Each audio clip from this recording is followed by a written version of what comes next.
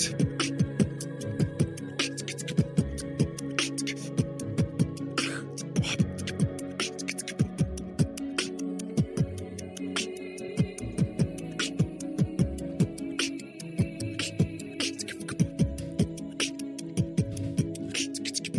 Welcome to Warcraft Reloaded, a podcast brought to you by Mash Those Buttons, covering World of Warcraft Classic and its community. I'm Bobby, also known as Blazin' Bob, and we have no Mel this week. She's out of town, but we have a packed house, and we have a good cast of crew here. I'm going to just start at the top and go down. We have Classic Go. How you doing, sir?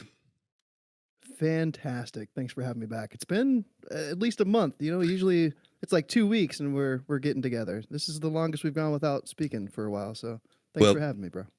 In my defense, I've asked a few times. You've just been very busy. Yeah, I was out of town for Sod. Well, yeah. That, yeah. Yep. Then we have the man himself, Scotty J. That was terrible. Try again. Scotty J. But I can't be bothered, mate. It didn't change. Thank you. Yeah, I'm really excited to be here. Probably actually most excited I've ever been. The last time I was this excited, I ended up with a second child. Perfect. If he tries to do an Australian accent, I'm fucking leaving.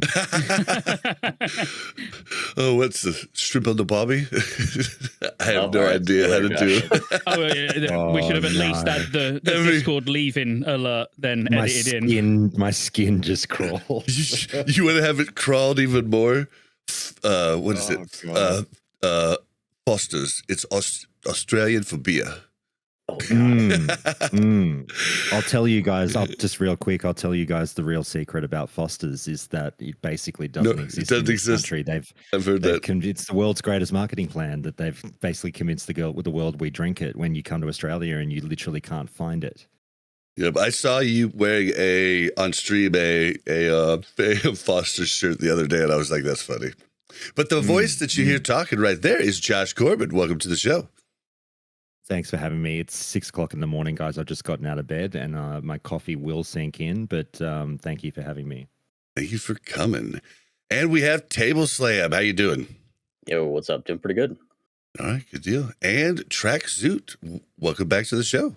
Just on 2 weeks ago. Yeah, I know.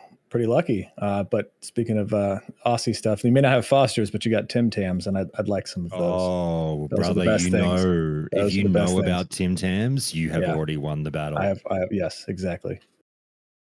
Looks like I need to learn about Tim Tams. Note taken. All right. Immediately.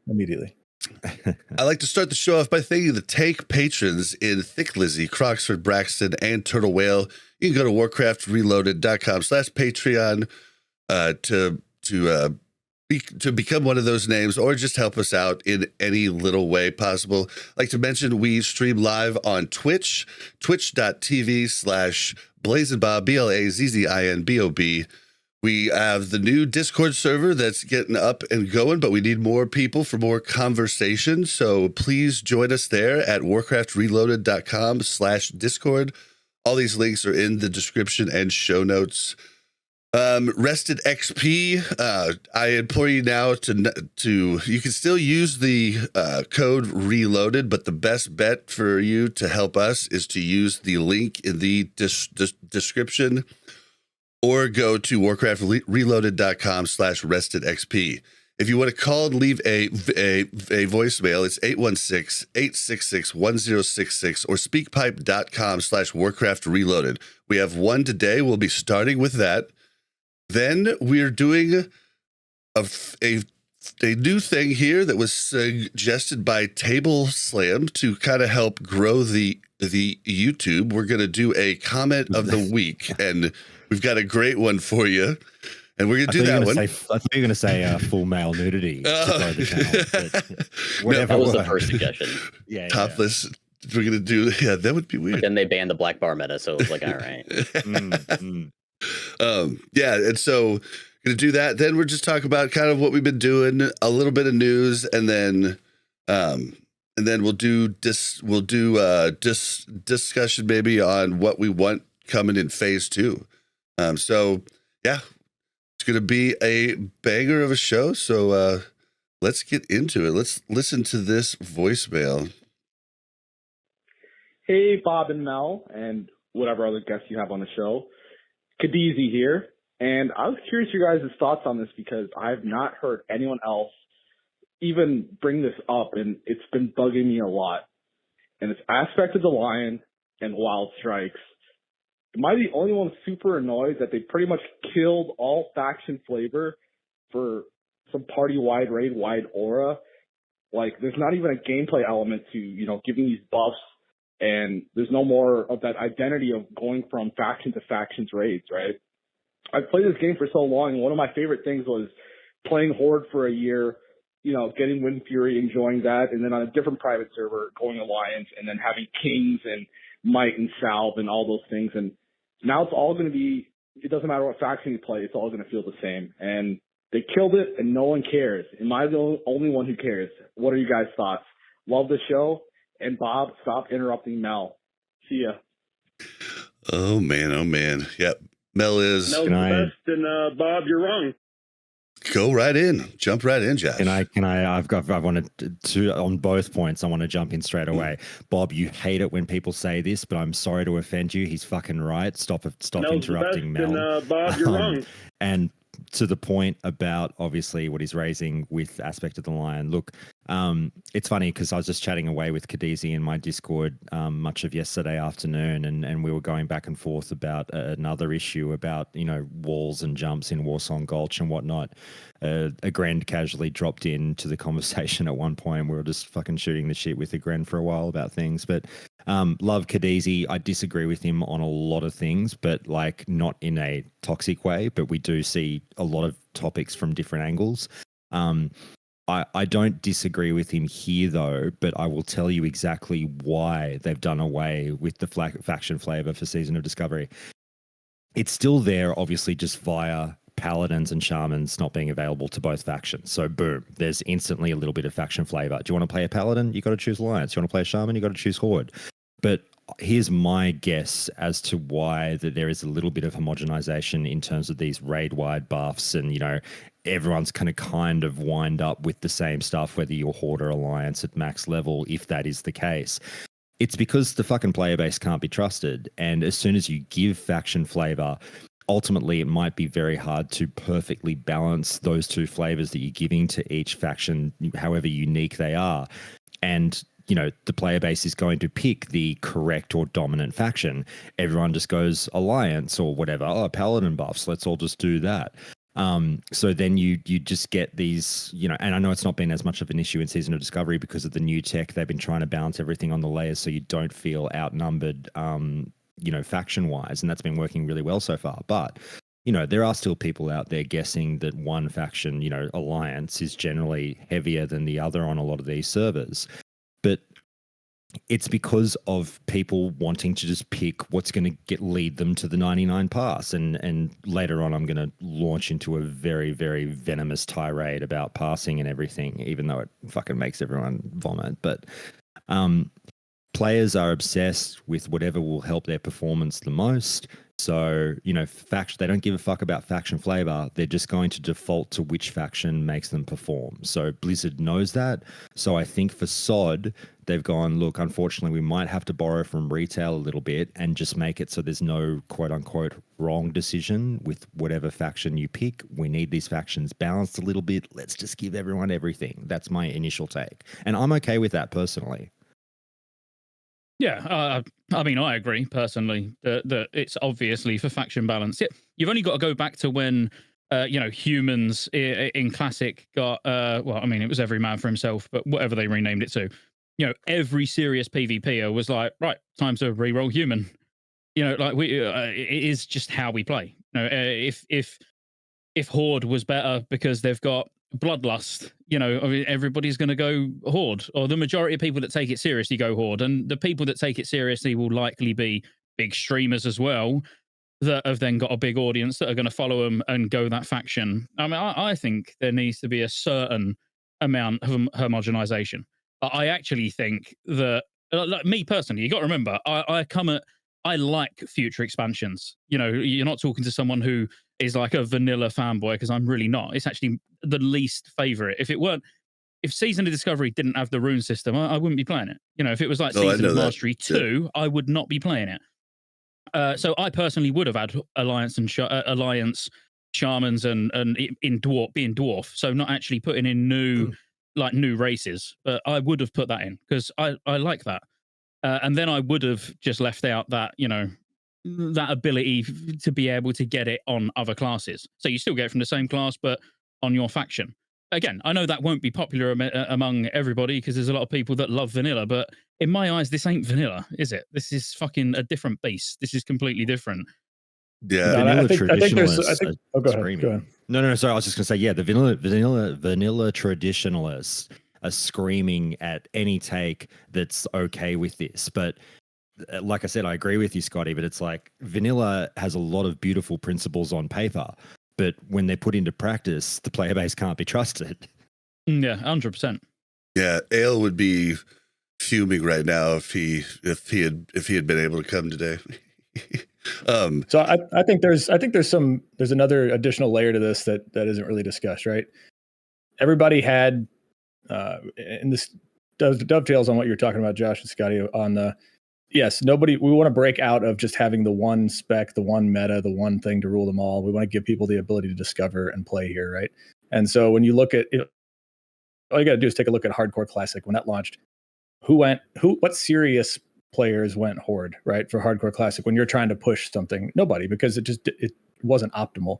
So they took the lessons from that and they're looking at it this way. I think deeper than that, though, they're taking some of these specs that were pigeonholed in doing certain things. Let's take Ret Paladin and Classic, right? Ret Paladin was a meme spec in Classic, Boomkin meme spec in Classic, and they're trying to make some of these things more viable to be played. And so when you look at not having to spec down into Kings for a Ret Paladin because you're the Paladin in the raid, well, now you can actually play your Ret Paladin class without having to go down to Kings because the Hunter's got it on a rune. So you can actually explore your class and get some good DPS out of it. And where we see that actually playing out a lot is in PvP. We see some classes that are out there just stomping folks in PvP that you didn't expect at all at level 25.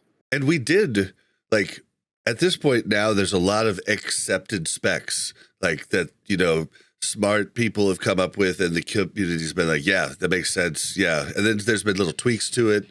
The first specs Simon Eyes came up with for rogues was tweaked a little bit and changed. But like that was discovered. Like these are all new specs, rune situations. Like it's been really neat to see these different things coming out. Like that's the part I've loved.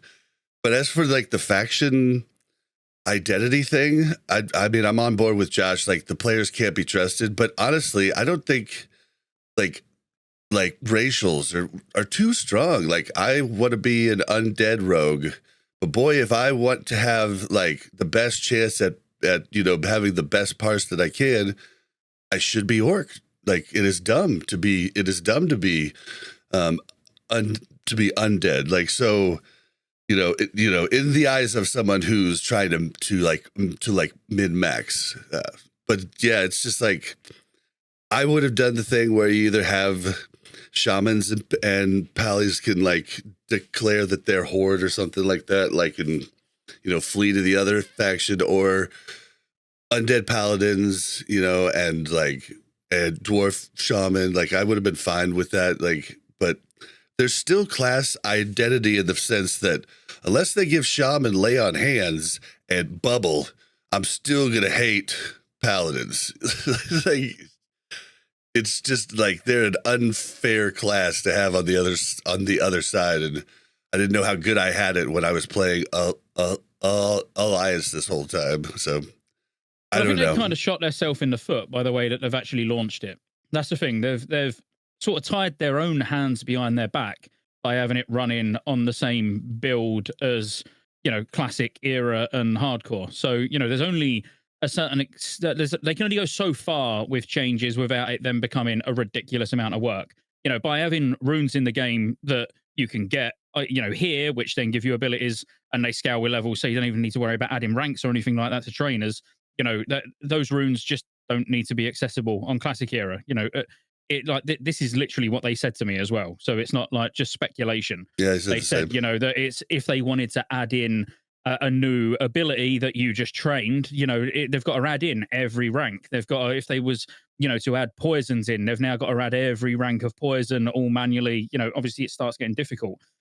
But like that's the first, my first point is more that they could have made life easier for themselves and had it running like completely independently. Now, what that would have meant, obviously, I don't know. I'm not a game developer, so it could be a lot more difficult than I'm saying. But they then would have had the option to bring forward things like, so you said Undead Paladin, but Tauren Paladin would make sense.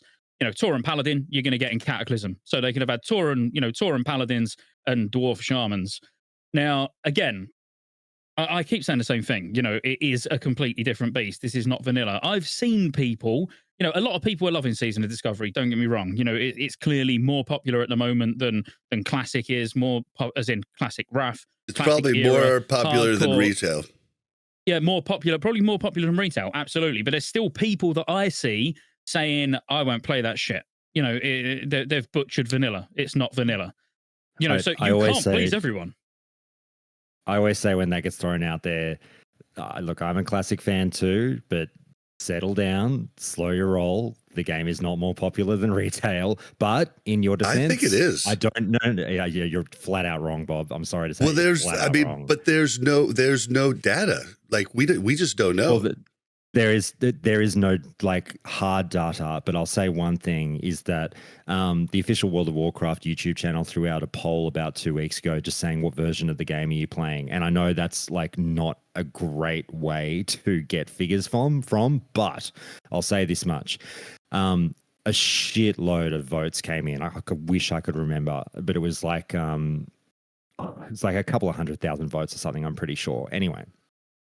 The breakdown was something like 55% retail, 45% some version of Classic, right? So like I have no, like Classic players love to do this, and I'm not like having a go at you guys because we all love the Classic game, but they love to get involved in this dream world where like our game's better and we've totally got like more than the 2 to 3 million people that are playing retail. We just don't. But our game is objectively better. Like it is better regardless of popularity. I brought it up, Josh. So I brought it up, Josh, and it was 100 out of 120,000 people. Okay. It was 46% was Dragonflight, 40% was Classic Season of Discovery, 11% was Classic, as in Wrath. That's fucking scary. Yeah, Wrath. All right, well there you go. Okay, so I'm off in that. Yes, it seems maybe the Classic franchise as a whole has slightly edged retail, so maybe I'm wrong there. But I'll just say, like, I just don't think there's more people in SoD than retail. And I've had a chat with the devs behind the scenes, and without going into fucking detail and sort of telling stories out of school, from what they've said, the intimation I've got is they haven't edged retail, but they're doing very, very fucking well. Yeah, I don't think that poll, like, I genuinely don't think you're wrong. I don't think that poll truly reflects it. I would, if I had to put money on it, I would put money on there being more active players logging on every day on Dragonflight than all of Classic. That's Wrath, Season of Discovery. We're talking accounts, not characters, actual physical accounts. I would say retail's still ahead. And I would actually say it's ahead by a decent margin. And I think when the war within Alpha starts, it will be even a bigger margin. See, it'll smash it 100%. The one thing, I just don't know. I'm completely speculating, but there is one thing I do know for sure, and was told by multiple people when it happened, because I was like, I'm not going to say who, but like I was tight with people at Blizzard because of my previous podcast, Overwatch, and they could have been lying to me, but I heard it from multiple people that when Classic launched in 2019, it tripled the sub numbers. Now it was at a downtime. No, tripled. But there was an article about it. I'll have to look it up. There was probably a ton of people that fell off shortly after that. Like it was one of the biggest releases ever, right? Like I think it still holds the record for like Twitch on the day it launched or whatever. But Yeah, that's no surprise, though, is it? But I have no clue about now and since then. Like, and so yeah, that's the only thing I don't know. You can see the trends. That's the thing. Like, we've got access to certain amounts of data. Looking at Ironforge Pro. I know that only pulls it from PvP leaderboards and Warcraft Logs, but it's still, you can look at it and get a good idea on how we play the game. And how we play the game, or not we, I know many of us on here play it more or less religiously, but there'll be a lot of people that will play for the first, I don't know, week, 2 weeks maybe of a new content patch. Yep. And then they'll go and do whatever else they do, go and play whatever else they're playing. And then they'll come back for the next phase. So when Classic 2019 launched, that was fucking huge. It got me back. Yep. It got me back to playing this version of WoW, and I hate vanilla. It was also at a weird time for retail too. I have to say that it was one of the worst, from retail players saying it was one of the worst expansions, and it was at a time where people probably had unsubbed waiting for the next tier. So you got to take all of this with a grain of salt too. Oh, and Josh, you're right, Bob. It did triple. You're right. I just looked it up, but I'm with Scotty. Like that's the hype. Classic surpassing retail at that time was a hype train. It wouldn't have lasted that long after the launch. I don't think it lasted long. No, I don't think so. Yeah, I definitely agree with that. There would have been that sudden shock when people actually was like, I'm gonna play Classic. Like, I'm gonna play WoW again. This is gonna be amazing. And then they realised that it took a very, very long time to be able to get to 60. I've told the story so many times that I quit. Yeah, I had a ton of local friends that came back, and Overwatch friends that came, and they were gone in the first month and a half. Yeah, and it'll be because it was a long slog. I had a week off work and was absolutely no life in it. And I don't know, I stopped playing when I was I'm sure I was 50, 51. And I was like, oh, I'm done. And it was only because my brother carried on without me and got to 60 that I ever even got to 60. Because he was like, just do it. He helped me get to 60 because I was like, man, this is just fucking so boring. I could be playing retail. I could be playing whatever I was playing at the time. And I think that people realized that quite quickly. Again, I think 2019 Classic was booming. It was great. But it did see a really big drop off, like every expansion since as well. Even since then, like TBC, that was absolutely booming for 2 weeks, and then Wrath again. Look at it. Look at the state of it now. It's horrible. Actually, looking at Wrath now. Yeah, what's crazy is I didn't even know that there was an article about that. I thought that was just something I knew. It makes me feel sad. It was on the investor call. I'm pretty sure I remember live hearing Bobby saying I thought he said double, but we've tripled our user base. Maybe I heard prior to that and then didn't pay attention to the investor call. Okay. Makes sense. Yeah, I don't know, man. I'm kind of over the faction balance thing. I'm kind of faction neutral. I don't really claim one or the other. I just like being alliance more because I like being a human because I like pretending that it's me. I know that sounds lame, but let's also feel like it's me when I'm running around as a human. This is the first level bracket at 25. So might it feel balanced now and feel imbalanced later? Sure. Might it be a completely different swing? We don't know. Could Horde get Lust and Alliance get something completely different that's not Lust? Nobody knows. Yeah, it comes up a lot. Yeah. That caveat of it's only level 25 kind of it almost has to go without saying before everything we do when we talk about Season of Discovery. Yeah, I feel like it's just a given. But yeah, and I think we all get that in here. I think it's just when you get people that chime in and say, this is a broad brush statement of they've ruined class balance. Yes, but for this several weeks that we're doing. They also forget that it was never balanced in vanilla anyway. They tried to balance it, not ruin. Sorry, ruin class identity. I'm not even sure if they try to actually balance. They've done some balancing changes, but I don't think their goal. I mean, I don't know this for sure or anything like that, but I don't think the goal is to have things perfectly balanced I think they've upset it on all three of our different interviews, me, Scotty, and Josh, when we interviewed they are the devs. trying. They don't want it to get crazy. That's not their goal, but they're clearly trying. You know, yeah, their goal's fun. Yeah, but what's interesting is yes, they're making changes.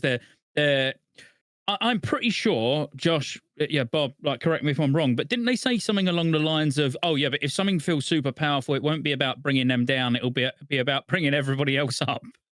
Well, it was that was from the get-go. So that was moving from the base vanilla model. They want to make everyone overpowered. So yeah, it wasn't about bringing warriors down. It was about bringing everyone up. But now that we're here at Season of Discovery with the data and the figures and the damage that we've got, now, I mean, you can see nerfs going out. They are happy to nerf classes. So they're just looking, I don't think, obviously they're not trying to achieve perfect balance. That would be, they've only got so much development time, but I think they're just looking out for the really stupid outliers, which is why something like the Hunter Wind Serpent or the Meta Warlock really stand out like the proverbial red dog's balls right now, because it's like, you know, people are happy generally with things being a bit wacky and, you know, balance being a little bit thrown out the window. But when you cross the threshold to like ridiculousness, for my mind, like, you know, how strong the Warlock is in PvP, the Meta Warlock, or, you know, these Wind Serpents just being absolutely out of control, that's where we've got to sort of, you know, go, oh, guys. People are using, like, this is how crazy the Wind Serpent is. People are over sitting halfway across the zone. They make a Eyes of the Beast macro with an exclamation point in front of the word eyes, and therefore they can keep casting it when it's about to run out, and they can take their pet all the way across the map, and they're just PvP with their pet. Soloing people, yeah. Well, they're I've in town. Unfortunately been soloed by multiple pets. Dude. 100%. Oh, my fucking warrior has, like, my warrior, I just feel like such a wet noodle. I'm like, just go ahead and kill me. Don't let me lose my train of thought. Don't let me lose my train of thought. While we were talking about, sort of balance, though, what is really good, so even with the nerfs, the buffs, you know, they're obviously trying to help casters out, which, again, I'd have waited till phase 2, but like, whatever. The class balance in phase 1 of Season of Discovery is already better than Classic Era was at the end of Nax. Like, or even, you're never going to get to retail numbers. Like, it was really interesting. I compared all 4. So I compared Classic Era, like the final couple of weeks of Nax. I compared, Season of Discovery phase 1, like the last one that WoW had put out, looking at the 95th percentile. It was around that time when they posted it, like 2 days ago. Then I looked at RAF, and then I looked at retail. And it's really interesting, you know, how actually, like, Classic Era is just fucking bonkers. You know, it's not, there's no balance. It's just warriors, rogues, mages, even in terms of the amount of passes that there are. And then Season of Discovery is, like, the bars are already looking closer, even though we know the casters are struggling. But then when you look at retail, like, how well balanced they've actually got retail, that's like, I know, obviously, if a Windwalker monk does like 1k DPS less than a Warlock, they'll be complaining, and then they get buffed, and, you know, there's a lot more changes that go on retail. But if they could get Season of Discovery even 70% of the way of how retail's balanced, like, that would be fucking amazing. Because I couldn't believe it. It's the first time I've looked at retail passes for, I don't know, probably a year.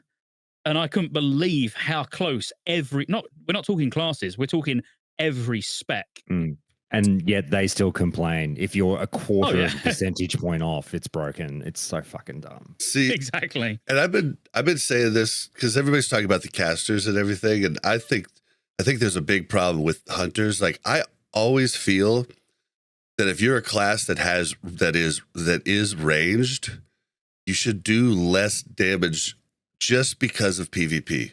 Like, and that's the thing, Bob. That's such a fucking good point. Yeah. Like, as in, how much can they buff Shadow Priests and Boomies more? Sorry, Go. Like, but, you know, Boomies as well, when they are absolutely fucking bonkers in world PvP already. They're already ridiculous. Like, they are. I don't like seeing Boomies or Shadow Priests. So when they're already that OP, like, how do you then buff them in PvE where it don't affect PvP? I went to a pre-made with no hit Jerome, and I get in there, and it's me. I'm one rogue, and there's And Jerome on 9 there's- mages, we have multi-box. two priests, Yeah. and then he filled the rest of the group with 7 boobies, and then he has a macro to where everybody like auto targets whoever his target is. He gives that macro to everybody, and then they literally just instantly drop Star Surge on one person. And but I mean, it's the same as it's teamwork multi-boxing, because that's what made multi-boxing so bad, is that the fact that they could instantly cast a ton of one spell at you at one time, and that's basically what we were trying to achieve in there. And it's just like, that's scary. All right, so here's That's how cool, you though. here's how you nerf the balance druid. You buff our dots, which can be dispelled in PvP, and you lower our Star Surge damage. They can't buff the dots though, because the dots are built into the game. They'd have to create new dots and then put them specifically in season To discovery. our rune, buff, yeah. buff Sunfire. That's a dot. Yeah, it's Sunfire, but like The dot part of you it, said yeah. dots, I'm thinking like Sunfire and Moonfire. You know, that's what I said right at the start about them tying their hands behind their back. There is, if you look at anything that they change, it's only rune based. There's been 0 changes to anything. I don't want to hang my hat on that just in case I'm wrong, but I feel like every change since Season of Discovery launch has been rune based. There's not been like, oh, we've increased the damage of Starfire. Because they can't increase the damage of Starfire, because that's going to increase the damage of Starfire on Classic Hero and Hardcore.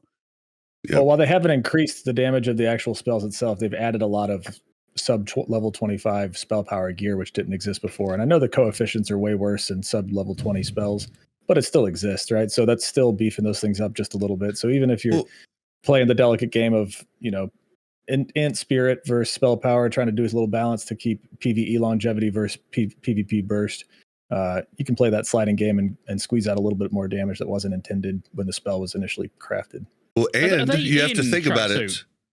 Hang on, Bob. Just again, I'll forget. You know what I'm like. The Invoker's mantle and belt that was added to Season of Discovery. Can you get those on Hardcore and Classic Hero as well? No, those are SoD okay. exclusive. It was okay. Obviously, I don't play either of them, so I've not checked. But Okay, well, so like, but they've put other items into the game. Like you were specifically talking about them changing moves that are already there, but we know that they can do that with runes, because on my rogue, when I use the 6% crit immune rune, it changes my my feint into taunt, into I forget what it's called, harass or something like that. Tease, yeah. And so they could have stuff that changes it the can move. modify abilities, yeah, because you can't get the rune on Classic Hero, so it's never going to modify the ability. Yeah, like the dots that's what doing I mean. more Most of it's is an idea. Oh yeah, but that's historic, isn't it? That's you know, like yous will know. You'd have looked at it and talked about it on podcasts and everything. You know, like dot classes in Classic Era have always been pretty shite. You know, and it's just because of the way they scale. And well, still right the only now, way that'll change is through runes. Dispelling right now is mana intensive, so right now they'd still be mean as hell. But yeah, I don't know. Yeah. I don't know. Well, I mean, I think we covered that pretty good. Was that just the fucking voicemail? That was just the voicemail. I forgot what it was even about at this point. Yep, we were going off on a little bit of tangent, but I want to do this real quick. Comment of the week on YouTube, and this one had me rolling. This is from D Flowers 6771. Not gonna lie, I thought Rugs and Pummel were the same guy for like a whole year. Keep them up. And I was just cracking up because I was like, they kind of look like brothers, I guess. Like, but they just literally thought it was the same person. And I think I've done that before too. But I wonder if there's other people that think the same thing.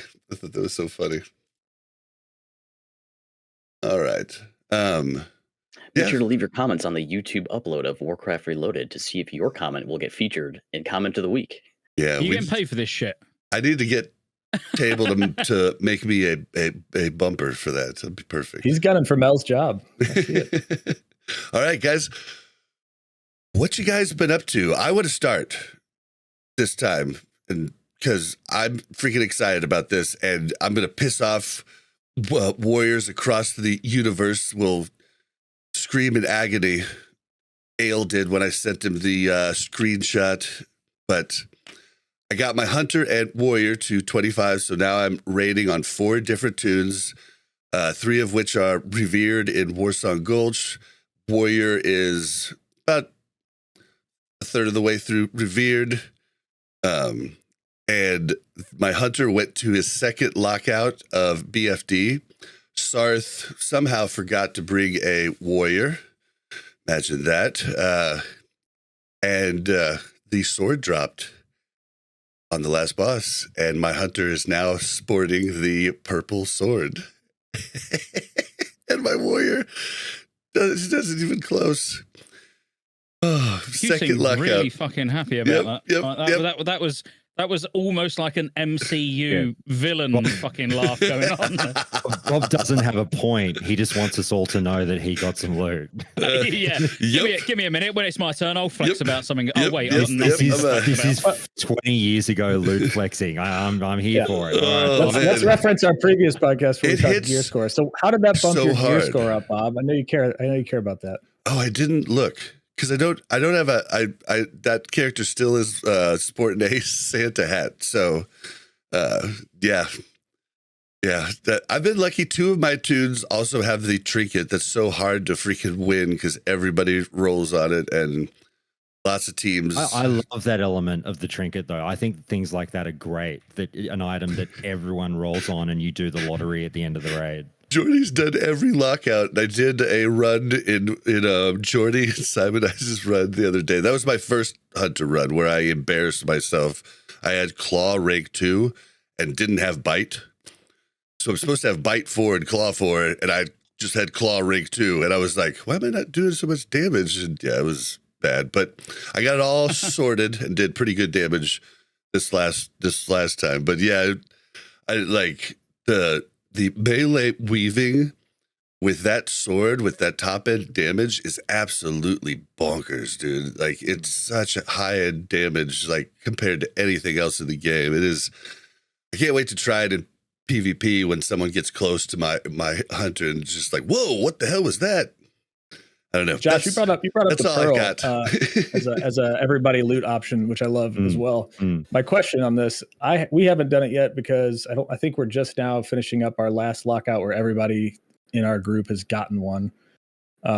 Can you do the quest a second time if you get the Pearl a second time for classes that have those dual specs, whether it's, Resto Shaman going to enhance / tank, getting the attack power one? I haven't tried. They're unique. It says unique equipped. Yeah, I don't think you can. But, I've heard no, and I've heard cries for being able to go to the quest giver, kind of similar to the ring in IACC and Wrath right now, and you say, I've changed my path, and you can trade in. People want that, but from my understanding, you cannot do it a second time. They won't change it. They won't, because they want to lean into wherever they can doing the, like, if there is a motto for Season of Discovery, even though it is Season of Discovery, it's not vanilla. It's 2 words plastered on the walls of the Classic office, the Classic team's office: vanilla friction. They love bringing in any little element of vanilla friction they can because it does help add to the flavor of SoD. Even though SoD is not vanilla, it has a bricks and mortar basis in vanilla, even though it can wildly deviate from that as it is much of the time. But I think that they'd be hesitant to make a change like that, which, it's just like it's an old school gaming tenet. Like, you've made a choice and that's it. You can't go back. It's not lost. So I think that they'll stick with it. I'm okay with it.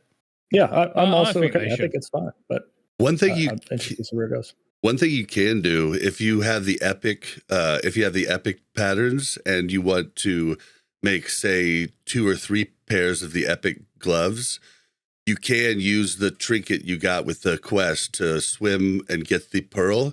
You can go from the box underneath in the in BFD. You can go get one of those a lockout. So you can go get one and then go back to Hillsbrad and make a second pair of gloves if you say want to rune swap quickly. They do share the same cooldown, though. I was so hoping that each pair of gloves would be a different cooldown. I was like, I'm going to have 5 of them, and I'm going to have them for every boss. But nope, that was not the case. What else you been up to, Bob? Oh no, that was all. That was all. Oh, just the sword. That was, purple sword. I mean, sword.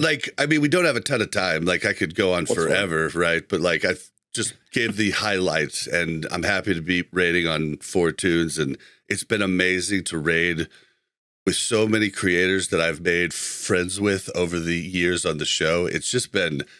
It's gonna sound lame, but it's been magical.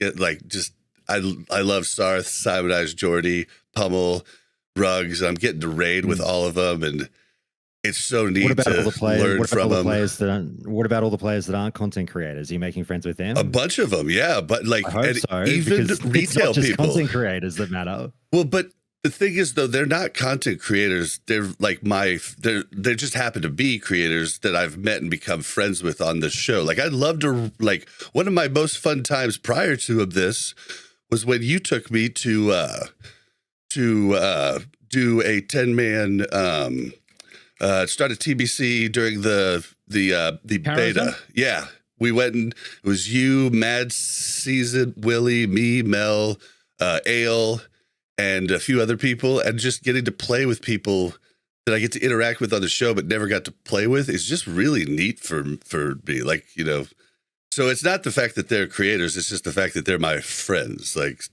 so it's been neat. Brother, did you just say the F word? They're my friends.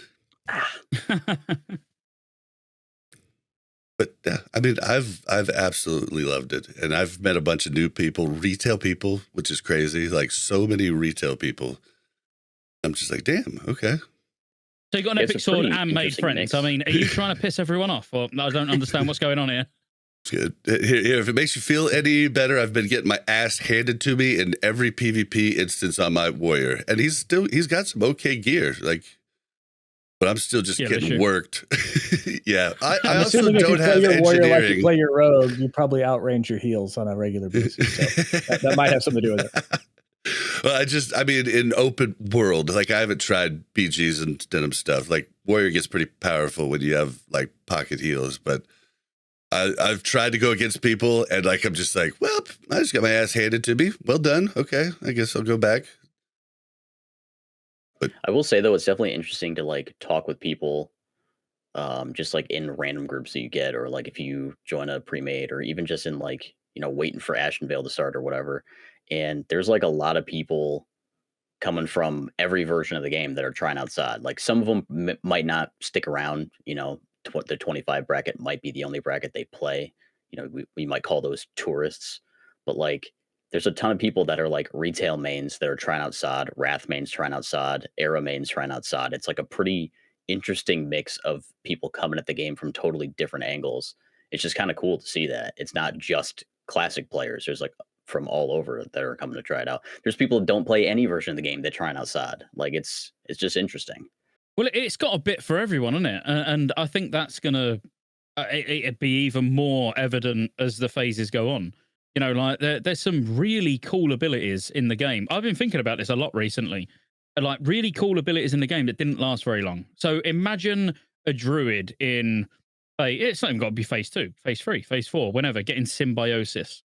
You know, that didn't really get enough time to really sort of gel and get used enough. But what is that? It was hard to use because there were so many different like available options to do. It was basically, you would use symbiosis on another player, and depending on what class they were, they would get an ability from you. You'd get an ability from them to use temporarily. And it was different for every class, and in some cases, it was different per spec too. And when? Yeah, exactly. What exactly expansion was this in? Warlords of Draenor. Oh, see, I quit in Canada and never came back. Mop, was it? It was Warlords of Draenor, if I remember right. I can't remember. It was too long ago. But whenever I think it was WOD. But when it came in, you know, as a druid, you could symbiosis a warlock and get soul swap and move your bleeds from one character to another. You know, so if in a phase like phase 3 or 4, you know, warlocks got soul swap as a rune, and as long as they had that rune and the druid symbiosis them, like use symbiosis on them, they would then get that soul swap, and then maybe they'd get moonfire, so they've got an extra dot. You know, like there's certain things that will attract if they don't just go, oh, we're just going to keep taking Wrath shit. You know, like we're going to get Divine Storm, we're going to get Savage Roar, we're going to get if they actually like keep going forward, there'll be people who played Legion that will be like, oh man, I loved using that ability in Legion, and then it's in as a rune. Like there's a lot of options that they can actually do.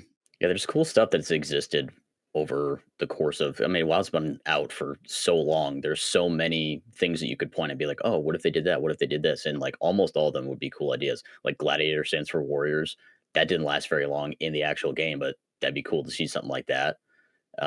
There's like in retail, druids have like what do they even call it? It's like you can sort of like sub specialize in a different thing, where like if you're a like that's how like owl weaving exists in retail. Well, is that not Heart of the Wild? Is that what Heart of the Wild got changed into? It might be. Retail? I don't know exactly what it is. I can't even remember the word that they used for like that sub specialization. But like if you're like a resto druid, you could sub into balance, and then you get like some balance stuff to go along with your resto stuff, and like you can do that as feral as well. Like you have a feral druid that subs into balance, and you can swap to moonkin form temporarily when you hit a cooldown and do some stuff, and then go back to cat, like that sort of thing. So what my main hope is that they don't like all of a sudden get stuck in this sort of tunnel where they feel like they need to keep adding abilities. Like there's some really good talents from future expansions where they could just be added as runes. Obviously for a mage, when you get 2 crits and you can instant pyroblast, fire starter, like something like that would be hot streak. For a druid, being able to ferocious bite and it refreshes rip if they're at less than 35%. There's a lot of like these passives that would not really massively change how you play, but like be really cool. I really do hope they start adding some passives that I like make the specs for me. Again, this is coming from someone who enjoys future expansions more than what we're playing. Didn't like Agron say something about how they at a certain point they had a bunch of new stuff and they were like, ooh, that's too many buttons. Agron says a lot of things.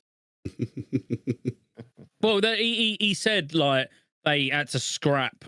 I don't know. He did say a percentage, but I can't remember. They had hundreds of runes and was like, no, we need to scale these back. They look at how many actives, how many passives, how many reactive abilities that you've got on each class, which I believe they do. But I think there's a lot of scope for runes where it's not like, oh my god, I just got time warp.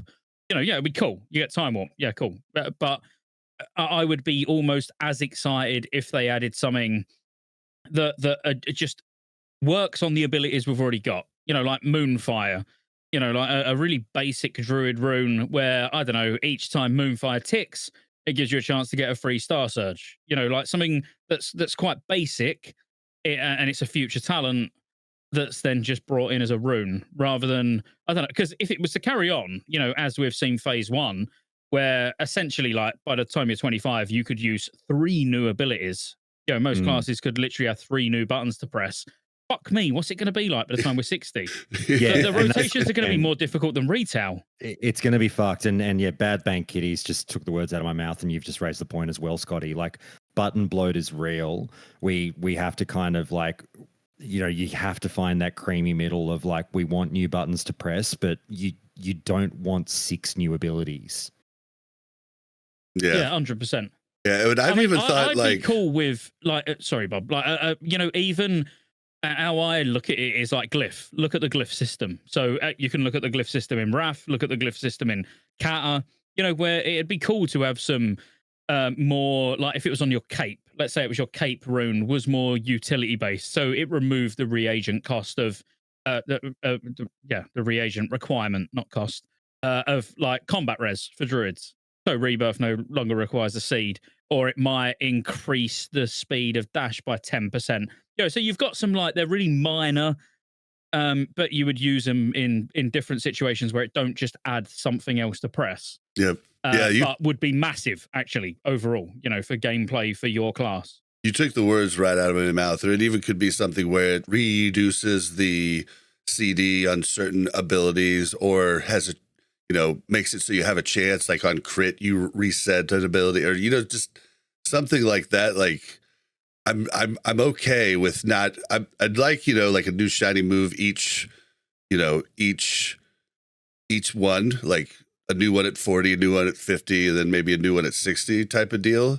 But I don't want 3 new ones each time. And if they're going to have a rune on almost every piece of gear, I feel like we need some of them to be more in the background and maybe modifiers. So you took the exact words out of my mouth. That's what I was thinking too.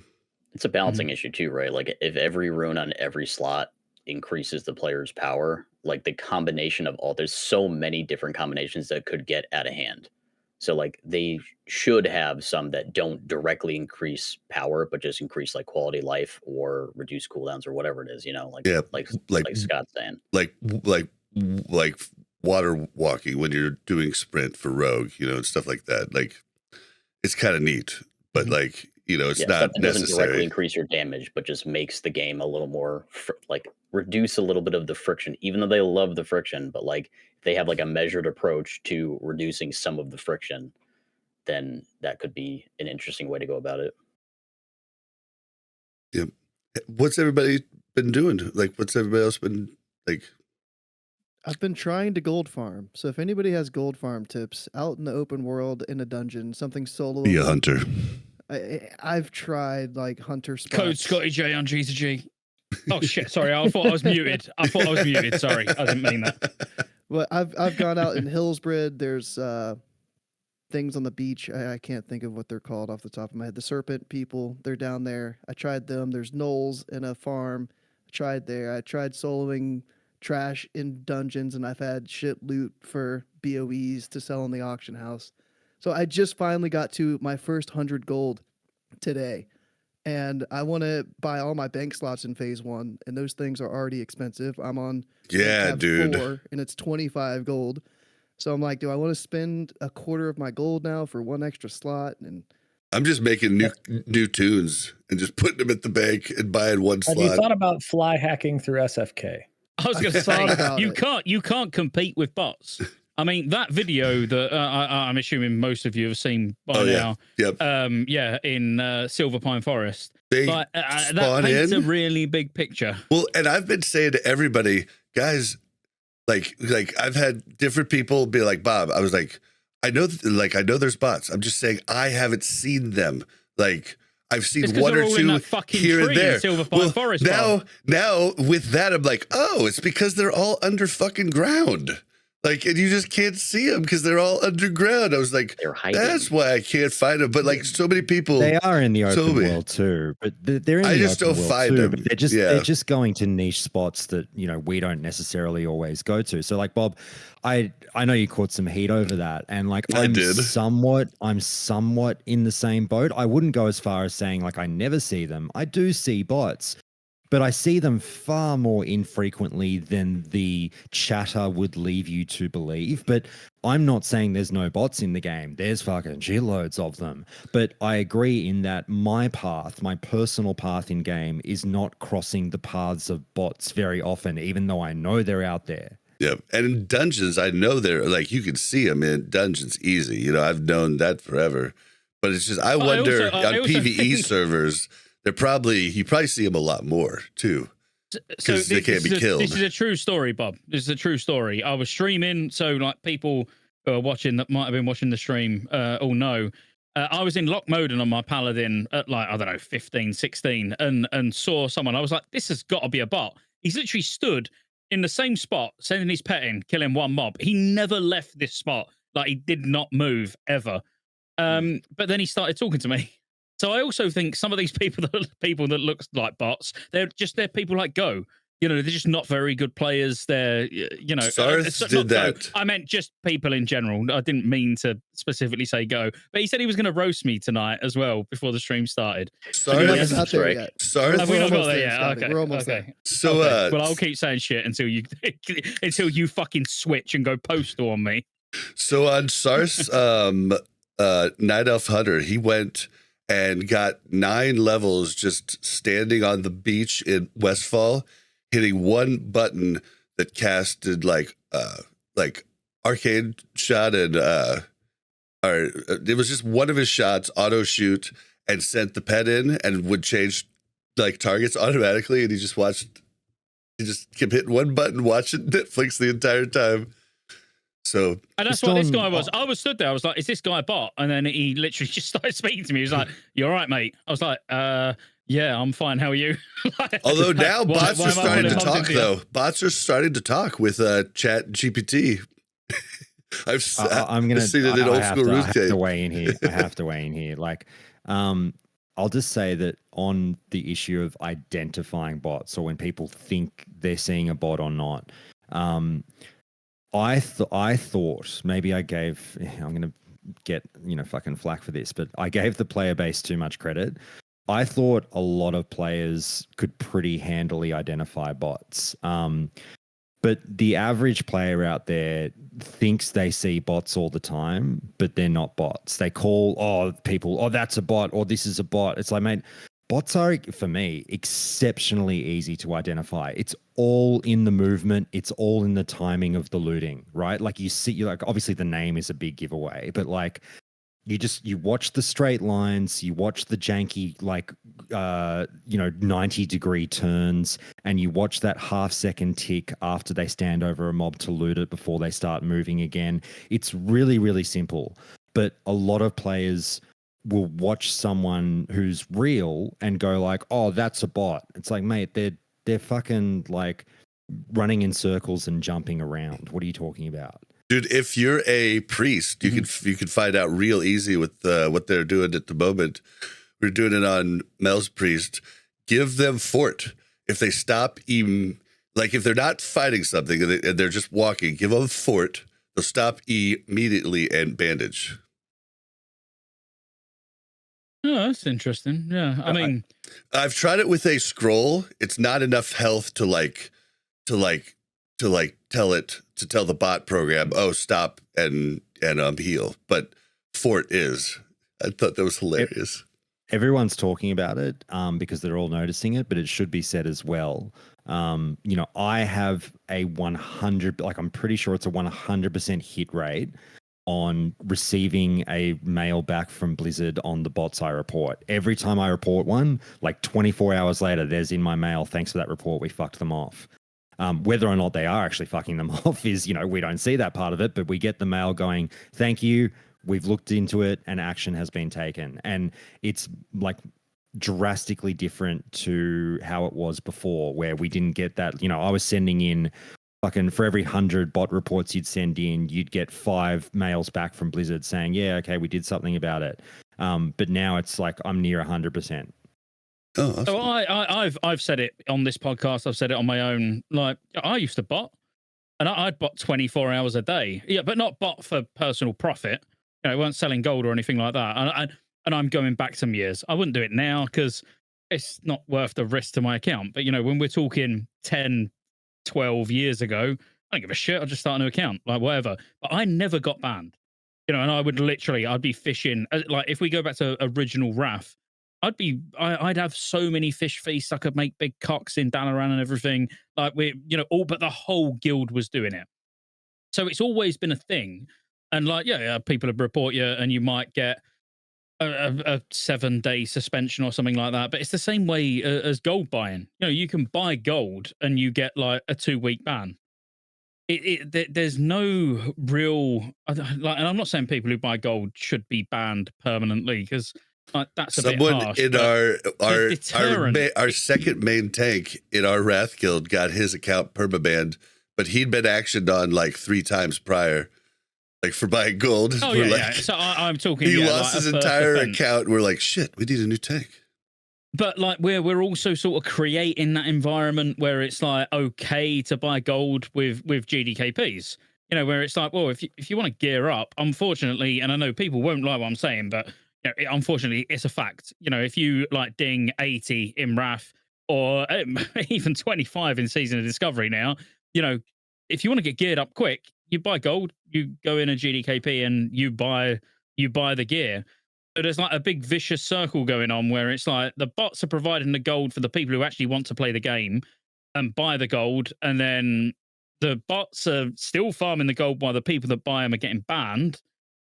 And then maybe they start a new account. I don't know. But, it's not new. We look at all this shit and think it's new. We look at GDKPs and think it's new. It's not new. We look at more popular and think it's new. It's not new. Yeah. It's just more in your face because you've got cunts like me putting YouTube videos out talking about it. But, and that weren't as much of the thing back in the day when we was playing it the first time around. But it's always happened. Two things seem to be different now, though. But like you say, Scotty, like without sort of, I know it's okay to talk about it, but without like glorifying gold buying or making it seem blasé, they are taking action. Like you're saying, it does seem like players are buying gold and not turning up to the raid because they got banned. It might not be a 100% strike rate on gold buyers, but you just need somewhat of a fear of God in the player base to make it seem not worth it. Then also number two, I have genuinely felt, I don't know if you guys have felt this, but I felt a sway in public opinion, even though like there's always going to be players that, like I say, blasé about it. It's fucking gold buying. Who cares? Just, as if you'd be a noob and not buy gold. There's always going to be those players, but the shift in attitude towards that has been notable for me. I think that GDKPs and, I always said GDKPs had the best PR in the industry because they convinced the world that they were fucking awesome and not at all bad and involved with gold buying. But you see now on the subreddit, you see now in game, at least on my server, when people say the word GDKP or gold buying, the clapback comes almost immediately from people calling them fuckwits. You're a fucking loser. Oh, you buy gold? You're a fucking twat. Like that didn't used to happen, and now the clapback is real, and it should be like. But half of those people buy gold. The ones that talk shit, calling them. Yeah, I agree that half the player base probably buys. Well, not half, but I agree that a lot of the player base buys gold. But I would stop short of saying the people that go out of their way to call people fuckwits for buying gold are also buying gold themselves. No, I said a lot. I didn't say I just think there's a lot of them that do buy gold and they're trying to they're over correcting, trying to be like, yeah, these assholes that buy gold. Hope nobody knows that buy gold. I completely disagree on that take, but that's another thing. It's just like I have noticed the shift. The needle has moved. It hasn't necessarily moved a lot, but at least now like guildies aren't as much openly talking about gold buying for me, because like I've had guildies bring it up in voice chat and Discord, and like it's not just me. Other people are like, "You're a fucking loser if you buy gold in this game," and that didn't used to happen. Yeah, So I agree 100%. And there's two people in this conversation at raid with me on NA who I hope will back me up. The first time I'd done a GDKP was when they introduced the gold token. Because I was like, well, I might as well start doing GDKPs and not have to pay for game time. I fucking despise GDKPs. But it's not. They are the perfect loot system. I want to put that out there now. So this is why I sound like a hypocrite. I hate GDKPs, and I do not want to ever go in a BFD GDKP or Gnome Rigon GDKP. Fuck that. That's not for me. But, when I'm getting personal gain out of it, as in, I turn up, I get my cut. Oh, great. Thank you. 3 months game time. That's cool. I'm not even bothered about buying gear. I just go and do it purely just to pay for game time because there's almost no reason not to. Well, then there's also... sorry. You weren't done. Yeah, but at the same time, I hate myself for going to them because I know the majority of people that are buying these items for, let's use RAF as an example because I've not done a GDKP on Season of Discovery. Why would I? There's no gold token. I'm not going to go and do that. But, in RAF where you're getting 20, 25K, and as I say, you're going to get a few months game time out of it. For me, it's worth doing it. But the people that are buying the items have bought gold. You know, Not for sure. A majority. Here, I'm going to say a majority, not even a minority. If you're about to make the point you're about to make, I'm preempting with a shut the fuck up, because you're about to say it's entirely possible to have a completely clean GDKP. How do we know that someone bought gold? Not even close. Not even close. Not even close. Okay. All Pretty right. good. So, what is legal in the he's rewriting everything he was about to say. Nope, I'm going to tell you straight up. I'm going to tell you the legal thing that could get you a ton of gold right now. I've even thinking about doing it myself because it is TOS. You can trade Wrath Gold for SoD Gold. Completely legal. Jordy of course you can. just got 1,000 gold trading. God, I think it was a couple 100,000 Wrath Gold. So there's that too. So yeah, so there is still a benefit. Yeah, there is still a benefit. I don't know if that's a benefit, like, because you're getting that from probably gold buyers or gold sellers.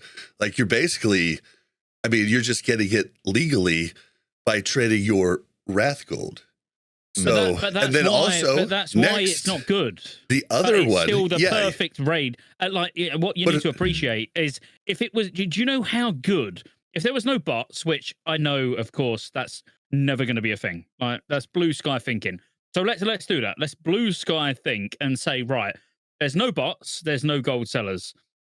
GDKP is actually the perfect raid system. Yeah, like, I agree with that. If no one buys during gold, the week, yeah, you're going out, you're farming, you're using professions, you're trying to scrape together as much gold as you can. You go in a raid, and then you invest that all that time that you've put in throughout the week into an item. You know, it's beautiful. But then when there's gold sellers and bots, and Simon the amount of bots has had like an idea of some sort of currency system that you could only earn by doing stuff in the game, and it's soulbound type of thing. That was I was there. That was me, you, and Simon. I was talking about. That's a thought. But like, hold on, I've still got more that people could get a ton of gold without breaking TOS. So there's a scam going on that I know personally, a person who's made 1,000 gold doing it. You just opened with scam. You just said it was a scam. Legally. Not I can do this TOS, legally, so there's this scam that I can do. No, but I know a person who has made 1,000 gold just putting stuff on the auction house with that low bid price, but the huge. You should see the mail that this person's gotten. People are mad, but like, fuck that guy. I know, fuck them. Like, but lost all these gold. It's freaking. Damn it! Like, I could never do it because as soon as somebody sent me an email, I'd be like, all right, I'm sorry, I'm sending it back. I feel bad. Like, it feels horrible. But like, that's another way to get gold legally and a ton of it fast. Yeah, but ultimately what you're saying is there's ways to make a lot of gold in this game without buying it. Like, that goes without saying. Yeah, but that doesn't necessarily. Cool. But that doesn't necessarily lead, because like you're sort of trying to insinuate, because there's ways to make bank in this game the quote unquote, you know, right way without buying it, that you can confidently walk into a GDKP without there being bought gold or money laundering going on. And I'm rejecting that theory outright. And I feel like they should make it so that that's not legal. Like, trading across the two games, I don't think that's fair, because they've already gotten this over here, and then they're just instantly jumping in front over here. And I could do it. I have hundreds of thousands of gold in Wrath from doing GDKPs since the beginning of Old Noir. But like, it's not fair for me to bring that over and just be like, here's my epic mount, and I'm only level 25. Like, that gold still has to exist in Classic first before it can be traded. Number one. Number two, why would Blizzard ever put a restriction on that? Because if they funnel you to, hey, we're going to allow you to transfer gold from Wrath Classic. Well, guess what exists on Wrath Classic? For those who don't want to violate TOS and purchase gold, you can buy a WoW token on Wrath Classic. You can buy as many as you want, and then do that system and shuffle it over to trade for it. So I don't think it's a good thing. There's no problem for them for that. I mean, the gold still has to exist in Classic at that quantity that you're going to trade for, right? And that's what's how does that exist at that quantity at this level of the game already, which is where the botting comes in. Yeah. I'm going to say the first of probably a couple of points that is going to infuriate and trigger everyone on this call and all the listeners. So I'm glad we're here at Goldmine because this is something I wanted to say. I half made this point on my show, but as you say, Bob, I'll get even spicier with it on your show. So on the point, piggybacking off of your thing, Bob, that like everything that you're saying, you know, it's not wrong, but what you're doing is the start of the mental gymnastics that many players take on board themselves when they start to excuse their own behavior for why they attend GDKPs. Oh, no, it's okay because, you know, and this is not every player in a GDKP. I would almost argue it's a minority, but people go, oh, it's okay that I go to the GDKP because I earned my money. I got mine the proper way. So I can go without any form of moral culpability and feel good about myself. But I'm just going to make this flat out statement, and this is the part where you can all scream at me, and I don't really give a fuck. In Season of Discovery, with everything we know about how botting and GDKPs work, if you attend a GDKP at any fucking stage of this game, I don't care how you got your gold, but if you're there and you're bidding and you're buying and you're actively participating in a GDKP, you are helping kill the game. You are actively hurting this game and you're going to do all the mental gymnastics to excuse it. And you're part of the problem, you piece of shit. There, I said it. I 100% agree with you. You said this was going to infuriate people on the call. Yeah, I definitely agree with you. 100% true. Everyone on this call except for me, and I'm like having you're not bad people. I'm not like, this is not like an IRL thing stretch, but like everyone on this call will go to a GDKP except for me. I fucking guarantee you. Yep, I am doing one. I've got an ICC 12 of 12 one going here in 3.5 hours. And you're right, Josh. It's not cool, and I feel dirty when I do it. But at the same time, I'm one of the richest people in the game, and it's horrible, despicable, and gross. But also at the same time, I'm super blessed with the people and connections I've made on the show. I was able to get in at the ground floor without having a big purse, and able to like just kind of glide in, get payouts, and then all of a sudden now I'm buying, and like now it just keeps growing. But like regular people can't get that without. I mean, like when I first started, I had mental gymnastics that he was just talking about. I feel bad for other people. Yeah, I feel bad. You are doing exactly what he just said. Whereas I know, and I agree. I will not do it in BFD. I will not do it in Season Discovery. I have not done it in SoD. It was only the point that Blizzard added personal benefit is why I do it. Scotty, I need to get you, like, we need to make promise bracelets, and like, will you take the pledge with me in SoD? Will you stay pure? I'll stay pure. There's no WoW token. As I say, you know, I'm being 100% honest. The only reason I do it is because it means I don't have to pay for game time. But I've done enough. Like the last GDKP I'd done on RAF was, I don't know, 3 months ago. It's like, well, I'd done maybe 10 weeks worth and then paid for like 2 years of game time. So I don't need to do another one. I don't do it for any other reason. It's like Blizzard are literally allowing a way for me to not have to pay for the game. Well, GDKP allows me to play with players at that are at a much higher level, learn a lot more about the game. You can find them without GDKPs. Come on, you can go get social and go, I am looking for an elite crack team of commandos that want a 99 pass and play this game with me. But then I have to do PTR. I have to do all this extra, like if I go join Fusion, say, or something, that's a lot of extra work, a lot of expectations.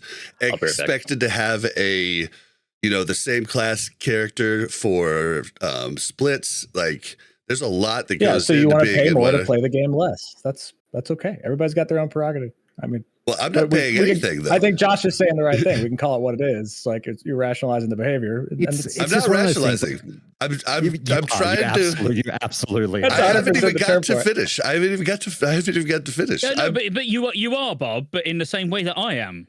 You know, like I'm rationalizing the behavior. I'm doing the mental gymnastics. Mine is saying it's for personal benefit. Yours is for personal benefit, but mine's financially. Yours is in a different way. Well, hold on. We are both still trying to condone what we do. It's better when we know it's negative. Period. Like, so everybody and their mother has been dealing with what my guild is dealing with now. We raided ICC last week with 23 people. It's really hard to get people to come in and play when it's a loot council guild, like. And GDKPs, if somebody can't come, there's always someone to fill that knows how to play. And if, say, you go to an OS or an MS over OS run, I guarantee you throughout that run, you're going to have people dropping after the certain boss didn't drop their stuff. You're going to spend forever trying to fill a half-run raid. It's a pain in the ass. In a GDKP, everybody's sticking around till the end, till the payout. Bob, you're literally doing the thing we're talking about. You're saying like GDKPs are okay because it's a superior I'm saying loot they're system. good. Yeah. I don't care that gold buying it's is not attached superior to it. loot system. It's okay because apparently only good players go to GDKPs. You're literally doing it's okay because I do it. You know what I mean? Like, it's awesome. So let me ask it's you awesome all a and question. fun. This is it's like fun to do. Hang on, Bob, hang on. You're still doing it. You keep doing it. You It's keep fun. digging dig up. I'm not rationalizing. I'm telling you, it's fun. I think you're you wrong. can have fun with other people. But look, let me just put this out here. So everybody knows, it's no secret. Even fucking Agron knows. I play a lot of private servers. As soon as this podcast ends, I'm going on Stormforge. I don't want to promote private servers here, but that's where I'll be. If you want to come and play MOP. But yeah, I play a lot. And one of the first things that private servers ban? GDKPs. Every single fucking one. And you know what? Their pugs are good. Their pugs are no different. I'm so glad you raised that. I'm so glad you raised that because all the private server players absolutely celebrate the death of the GDKP and they really lean into the fuck GDKPs. These things are stupid. Let's fuck them off our servers. Yet for some reason, when they play on official servers, all of that goes away and it's like, hooray, GDKPs.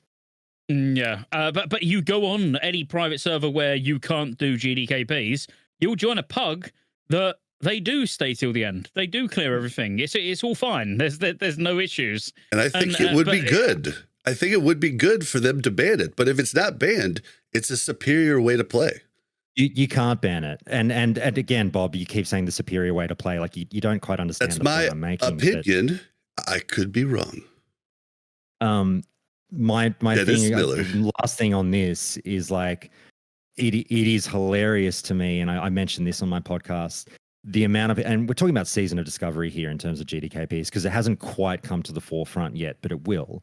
The amount of people that will attend to GDKP and then 3 seconds later jump on the subreddit to say, "What's with all these bots? This is stupid. Do something, Blizzard," is like comical. And they're buying the gold from the bot that they're trying to report. I hate to say it, but bots also make my life easier and you're so cringe. You're so cringe. You're killing me, Bob. You're cringe, dude. You're so on your high horse about this. You're excusing bots. You're saying bots. You're making the bots are good argument right now. You are putting words in my mouth. I'm saying they bring the price. They bring the price of consumes down. When they go through a bot, a bot ban every 3 months or whatever they do, all of a sudden consumes double every time. I'm just saying. Bob, listen to me for 1 second.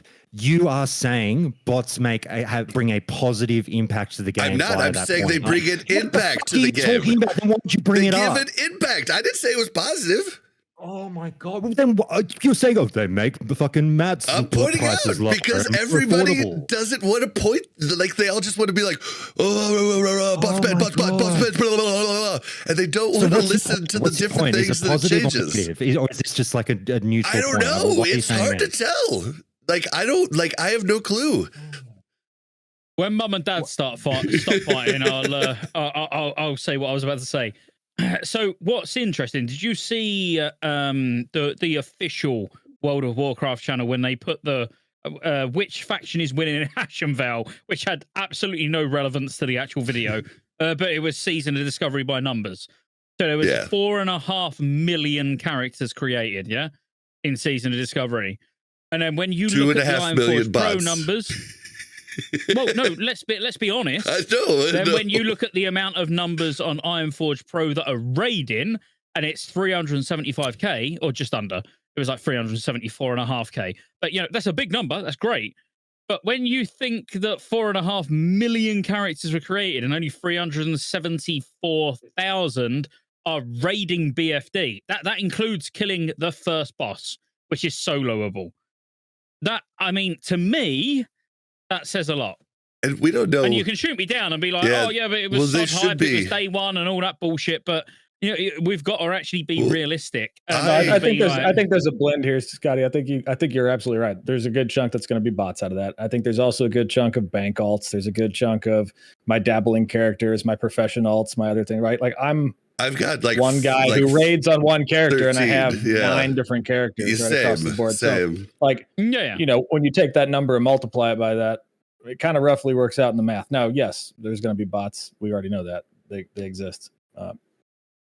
It's just an obscenely high number. I 100% I agree with you. By the way, as in, like me, I've got many characters. Well, I've got every class at 25. Have we even done what everyone's doing? I couldn't wait. I'm trying. I couldn't wait. What are you up to? What are you up to, Scotty? In the World of Warcraft, epic swords on one hunter. No, I didn't get to that. But in all seriousness, when Blizzard themselves are boasting that amount of characters created, 4.5 million, and then we're seeing 375,000 raid. Even if you said every one of those had 3 characters, there's still a big old disparity there. Yeah, and then they report only 270,000 accounts actioned in the month of December. Another 200,000 if you can't see them underground, how do you report them? And can you? Did they even change it yet to where you can report people? No, you can only report their name. Well, can you report people in dungeons now? Like, because I remember that was hard because you had to wait till they came out and you'd have to quickly do the report on them before they went back in the dungeon because you couldn't do it from a /who. Target them. Let's say something in chat. Like Josh was saying earlier about him saying things that'll upset everyone. Let me do it. Let's not fucking kid ourselves. Blizzard are making a lot of fucking money from bots. It is in their interest. And the banning is double dipping because they ban right at the beginning of a new pay term. So they get like 3 days of game time and then have to re-up. Exactly. And if you was a game developer and you saw all of these gold sellers giving you, I don't know, we'd all do it. 200,000. We would all do it. No, you wouldn't. We'd all do it. 100%. I've said this on the podcast before.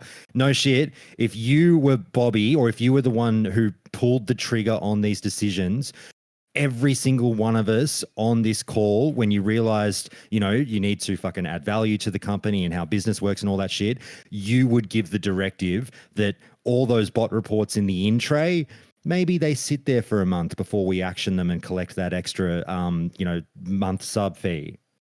And know that they're just going to resub and do it again. Let them do it again. And letting them go longer is what's letting them, actually make enough to make it worth it. If they banned them quick, it would not be worth it. We all like to live in a dream world where our MMO that we personally designed would have integrity. I look, it's uncomfortable to say, but my reality check is always watch how quickly that integrity gets thrown away when you start having money waved in front of you. Even on private servers, it happens there too. It happens on private servers, 100%. Mm-hmm. Yeah, it's unfortunate. Let's be honest, and again, this is going to be an unpopular opinion, but that money that they're getting from bots has then allowed Season of Discovery to be made. You remove all that revenue, how much money are they making? This is not me condoning bots. I want to be clear, but I want to be realistic. I'm Bobby, I'm sat there looking, and it's like, fucking hell, literally 20% of our revenue has come from bots. You need to be seen to be doing something. Obviously, that goes without saying. But you don't want to go all the way, do you? I mean, But we're the players. It's easy for us to say, for fuck's sake, Blizzard, have the integrity, stop collecting the cash and ban them. We can say that as players. When you're wearing the other hat, it becomes a more uncomfortable argument. So and if we want go, them... okay, we will, but your sub's going to go up to $20 a month instead of 15 or whatever, then it's like, what the fuck? Huh? Yeah, like that's pause for a split second. Or did I? Sorry. Or they say, okay, we're going to ban the bots, but here's the Blizzard store. Here's your mounts. Here's your this. Here's your that. Like, yeah, where's my celestial steed, Blizzard?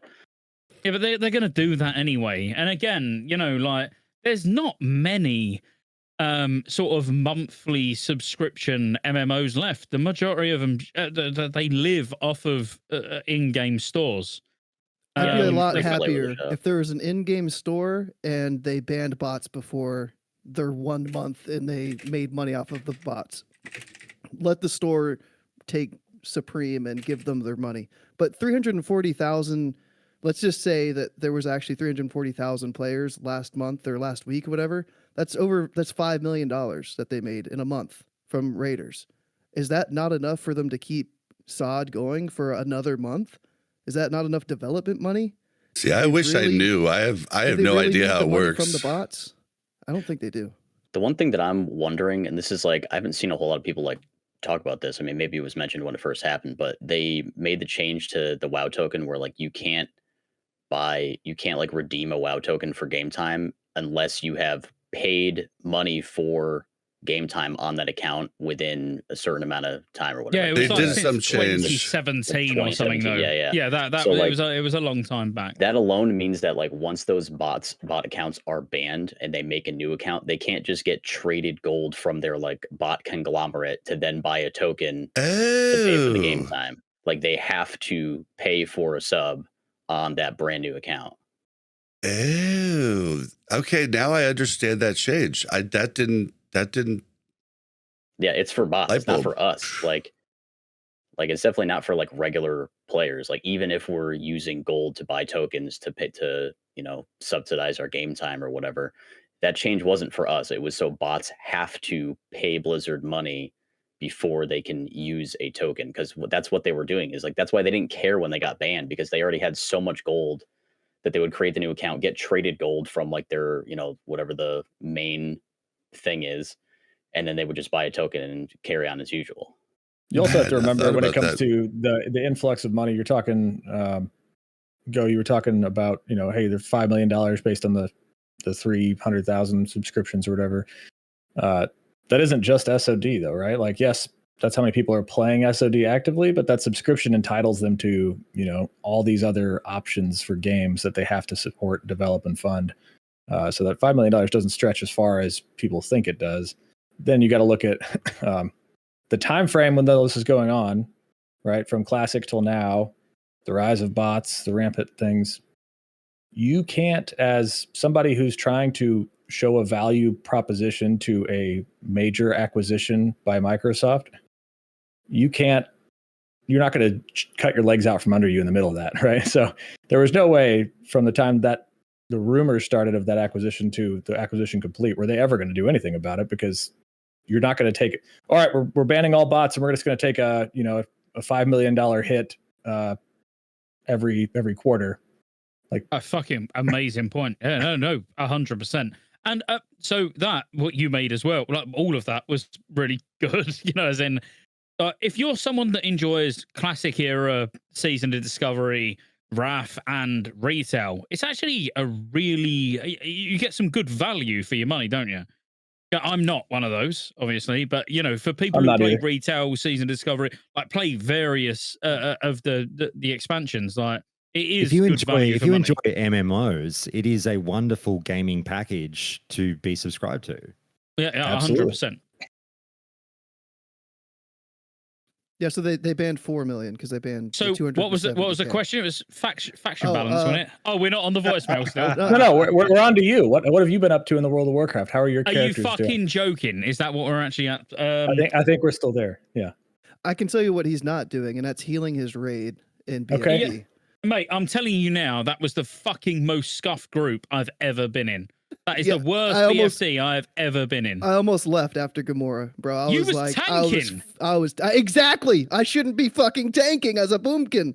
Well, yeah, and that was the first problem because I was like, look, you're low on health. You're not standing with the rest of the group when I'm trying to mass regen. Range. Yeah, you was in my range, but you weren't didn't with say the rest before of the boss. I used mass you didn't regen have a on your marker group. You're a little tiny character. I used You mass stand regen on me, your bro. group and hit 2 people out of 5. But anyway, forget that. Yeah, that last raid, mate, honestly, that last BFD made me want to stop playing. It made me want to join a GDKP because at least those have some good players in it. And yeah, it was pretty bad. But we had in some thread issues. And there was a lot of threat issues. But what have I been doing? I've leveled every character to 25 other than the warrior. That unfortunately the warrior's on the swamp server with you guys.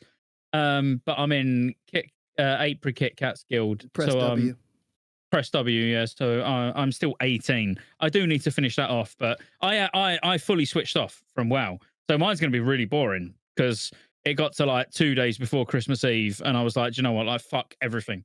No streams, no videos, no playing WoW. I just had a couple of weeks with a family. Yeah, and that was literally what I done. Good deal. And he came back and released 3 videos in one day. Yeah. So I came back and went fucking hard, obviously. But yeah, I for all over Christmas, New Year, I done nothing.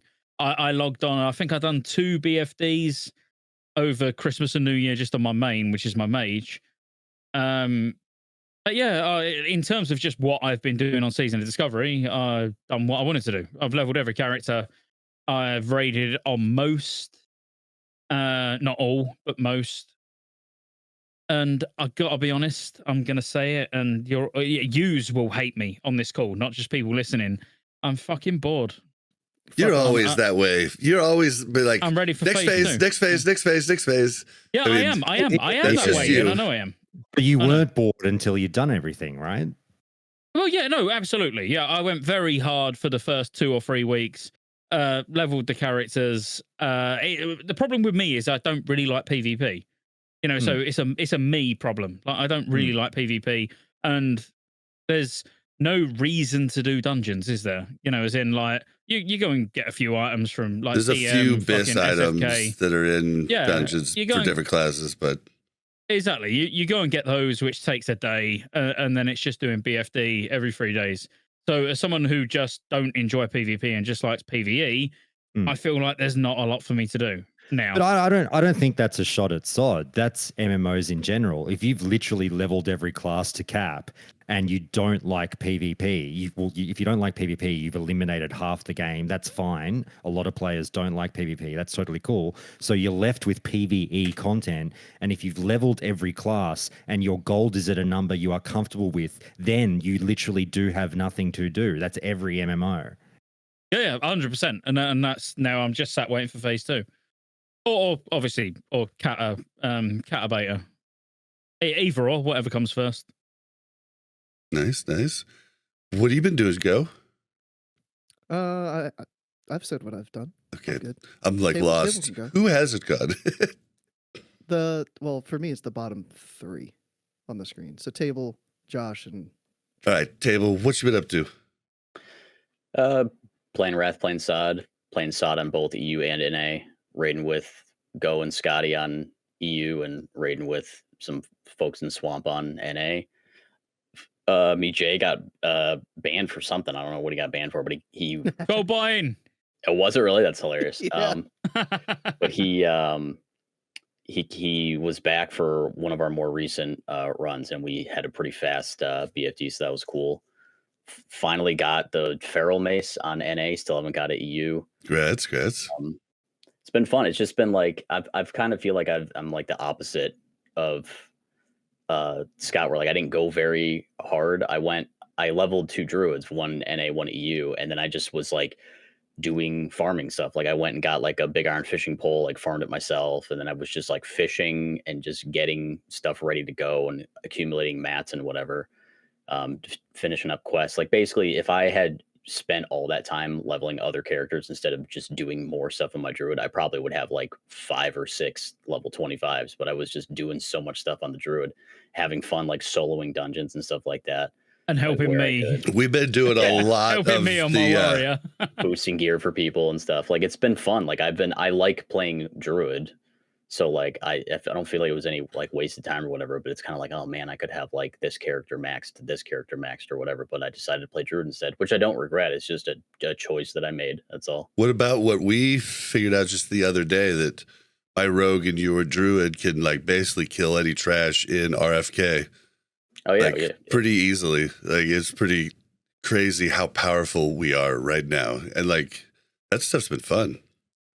I've also been out of game doing stuff like looking ahead to like mess around with potential talent builds for 40 and like speculating on like how things might look at 40 and stuff like that. So I've been kind of doing stuff like that, doing WoW related stuff, but just not in game as well. And then like Wrath side, we've been 15% buff just came out for ICC, so we've been doing like Heroic Lich King prog and all that stuff. Finally got a Heroic Deathbringer's Will like a few weeks ago on my Feral, so it's been fun. Congrats, dude! I don't have one on either of my rogues. It's been fun, just been like blasting on Wrath. He's gapping everybody else in the raid as a Feral Druid. It's Ferals are absolutely nuts. I tried to play one, but it was too hard for me to ever get the hang of and do properly. It's sad to say, but that's the hardest rotation I've ever tried to do in my life, and I failed it. It's fun, but it's like, it's one of those things where like, yes, it's a lot of damage, but it's also a lot of threat. So it's like, it doesn't matter if I can do a lot of damage if I'm ripping mobs. And like, normally it's fine, but there's, Go and Scott will know who I'm talking about. There's a particular tank that we run with that I can't go ham, because if I do, I'll just die. Right? No, it's not Riggs. Man, I got Riggs full 99s, terrible. almost full 99s. Because it's Go as a chicken. Yeah, right. Yeah, that's just in SoD. Riggs was feeding me Unholy Frenzy. He normally feeds it to me anyway, but like he specifically was trying to get all 99s, so he was feeding me Unholy Frenzy, and I think there's one fight where he doesn't have a 99 now, because he was just, and like he was saying like other DKs were like, oh, that's not fair, you have fucking table slam, the hell. But you do play with terrible DPS, because I took a break for a couple of weeks. we dude, if you the other ret that we have now, Octothought, we've started calling him Octo Scott, and it's gotten to the point where now you are other Scott. Oh dear, his name isn't even Scott, and now you're other Scott. What about you, Josh? Because I know you've been tanking on Warrior, and I feel like that's one of the harder ones to tank on at the moment. At least it's the one that I generally pull off of and have to like scale back DPS and stuff. It depends what kind of tanking we're talking about. Are we talking about raid tanking or dungeon tanking? Raid. Yeah, well, raid tanking's a different issue, because raid tanking is rough for anyone that's not a shaman right now. That's so true. Much it. So true. Shamans do really well, and some people are sort of wondering whether or not shamans are too powerful. I think they're fine. Like, I don't really care. I'm trying out all the tanks, and like shaman just feels really nice. So let them do their thing, whatever. I don't care. But like, and it should be said, and this is part of a conversation I got in about rogue tanking. Like, I completely accept that, generally speaking, raid tanking is not a huge deal. Like, particularly with these level up raids that we're doing, like, it doesn't matter in a raid when there's 10 people there, or, maybe you guys have to tell me how you feel about it at 60 in a 40-man raid. If threat goes everywhere, whatever, it's not a big deal. A lot of classes can take a few hits from these mobs. It just doesn't matter. But like, eventually, it's, to me, not going to be a great thing if your tanks really are struggling to hold not group threat, but like threat on a majority of mobs in a pack pool, whether it's a single target tank or an AoE tank. So like warriors and rogues, and I'm not sure how it is with warlocks because I haven't tried one yet, might be struggling in BFD. But they're fine in dungeons, and that's a whole nother. I got in a really big conversation, and I was surprised by it when I brought up rogue tanking, because I was talking about dungeon tanking for rogue, saying It's very clunky at the moment. It doesn't feel intuitive. It feels like the rogue's energy and build spend system, the very core class design of the rogue, is in direct combat with tanking. Like they don't mesh well together, because if you're a single target tank, which they might want the rogue to be, you know, if you're like a warrior, you need to tab sunder.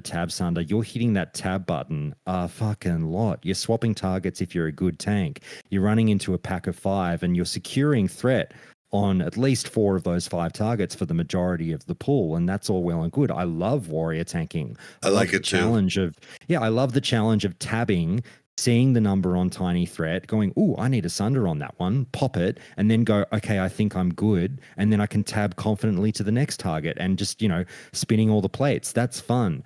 Rogues can't do that right now because they're punished for swapping targets if you're building combo points on one. And even when DPSing. Yeah, obviously. But like, people lost their fucking minds when I suggested that the brand new shiny toy that is Rogue Tank should be able to tank a dungeon. They lost their minds. Like, no, Rogue should be a niche tank. If they can tank, and they can tank bosses, fine. As soon as you don't have to change targets, Rogue's a great tank. You want a raid boss tank? Do you want and a the highest DPS tank too. All good, all good. They're great single target tanks when you never have to hit tab.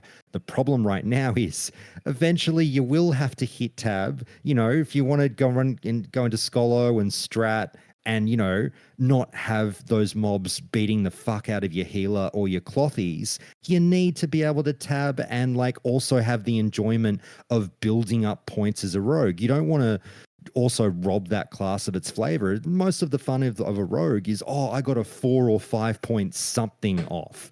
That needs to be maintained. Now, I've no doubt there are runes coming down the track that hopefully will solve all these issues, but right now they're not there. And it's a bit of a shame that phase 1 for rogue tanks fell flat.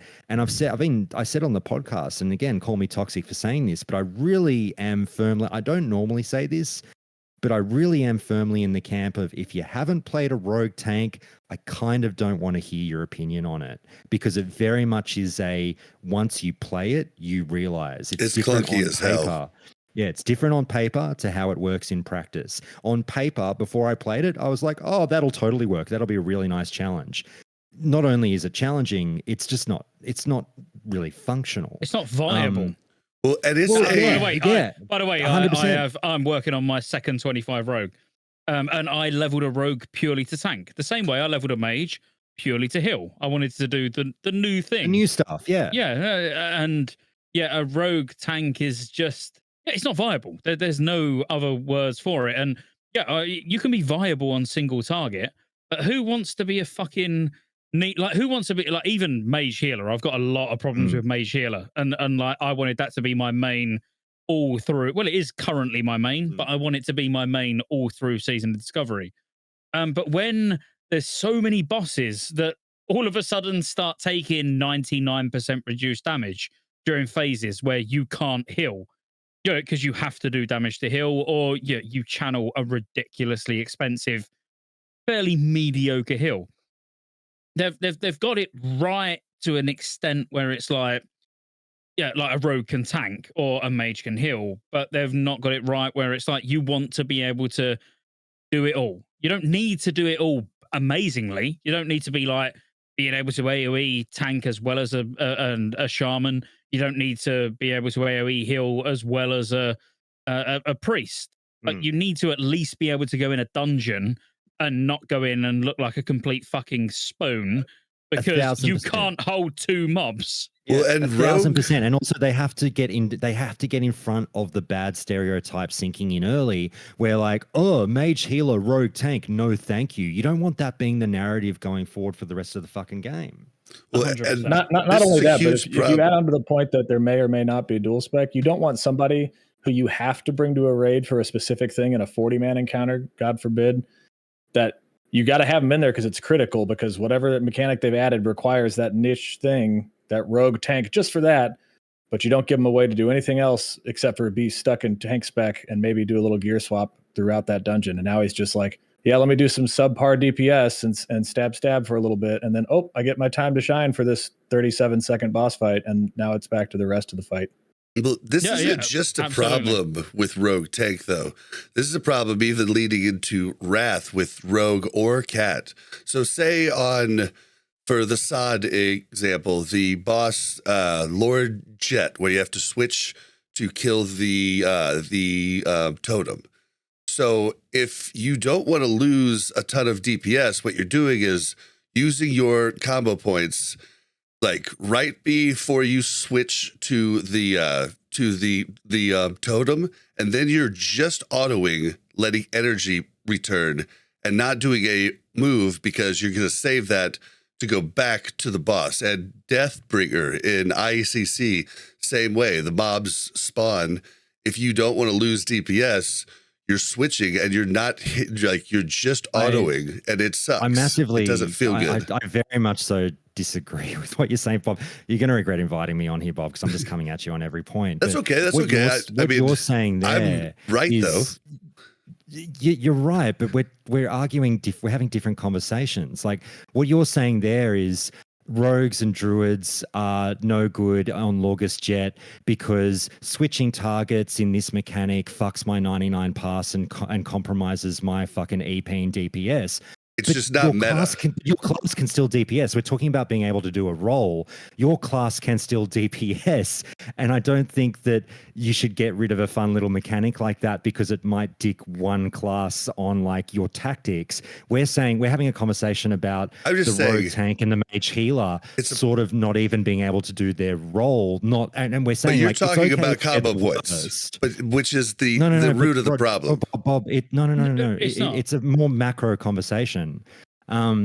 So we're saying that they should be able to confidently do their role, perform their role in a dungeon, even if they're the quote unquote worst one. I don't care if the rogue tank is the worst tank, so to say, but it still needs to be a tank. You're talking about like DPS numbers and inconveniences. No, I'm talking about a legit problem with the class and something they fixed in retail by making the points stick to the rogue rather than the target. So what Josh is saying, I don't need to speak for Josh. He can speak for himself. But no, please do it. So Josh is saying more like that. That is now affecting a DPS rogue. Like we're specifically talking about a tank rogue. You know how as a rogue you feel suboptimal compared to other tanks, where you can be the worst tank, but you still need to be able to tank. So if we was to take what you're saying, Bob, and then meld it, well, this is the best I can do off the top of my head.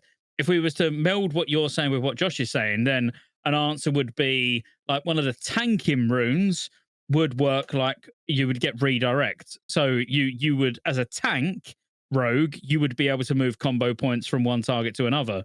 But as a DPS rogue, you don't need to be able to do that. You don't need to, but it's clunky. You're already doing enough. It's just clunky, like it just feels weird. But you seem to have an issue, and that's fine if, each to their own. You seem to have an issue with the way combo points work in general in vanilla. I do not. I think it's a really charming tactical system that you have to think before switching targets as a DPS rogue. I think that's cool. I'm not asking for sticky combo points to be brought to SoD.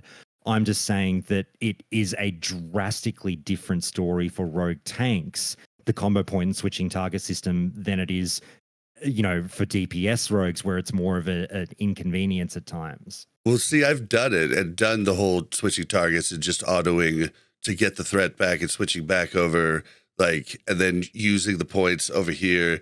But it's extremely hard. And if you're not someone who plays rogue a ton, it's absurd, what you have to do. What I want is Blade Fury. People are defending it. People are defending it because they're like, it's doable, Josh. You're just doing it wrong. And I'm like, no. You're kind of throwing the archetype and the play style of the class out the window, where Rogue Tank at the moment, all they're doing is spending 1 point on shit. 1 point Blade Dance, 1 point fucking Eviscerate, 1 point Slice and Dice, if you will. There is no building and spending like the traditional way that the rogue should play. And people are like, well, maybe that's the way they envisioned the rogue tank. Well, it fucking shouldn't be, because it's not fun. It goes against the whole thing. Yeah, that you we've took been you used took the to all entire this. flavor out of the class just to say it is a tank now.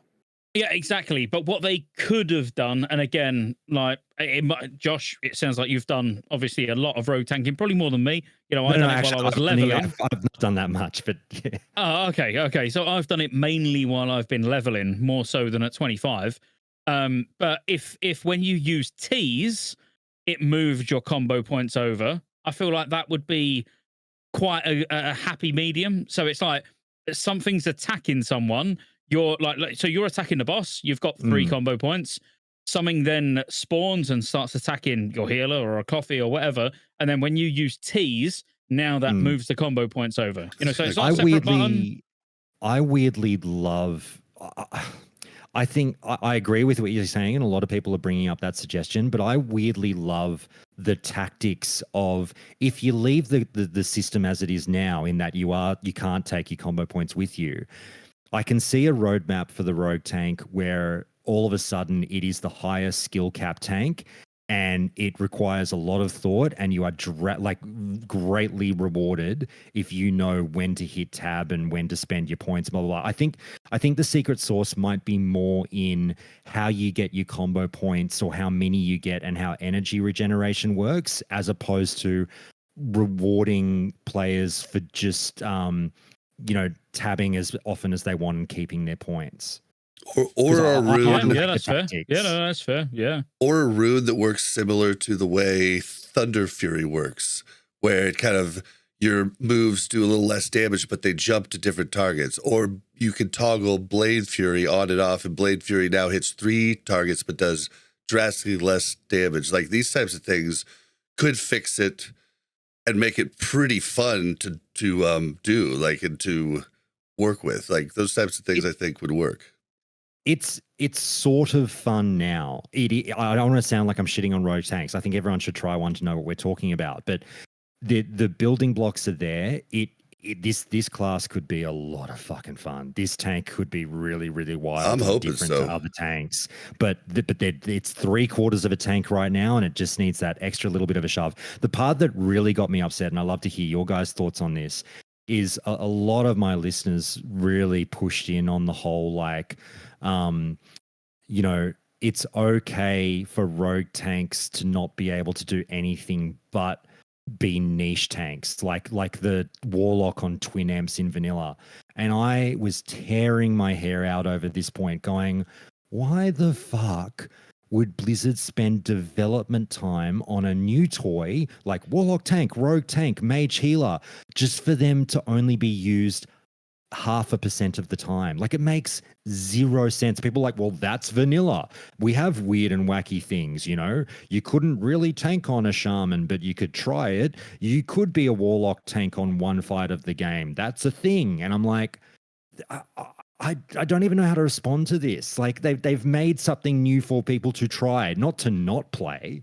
I think that's bullshit. Like 100% bullshit, because Gotta agree.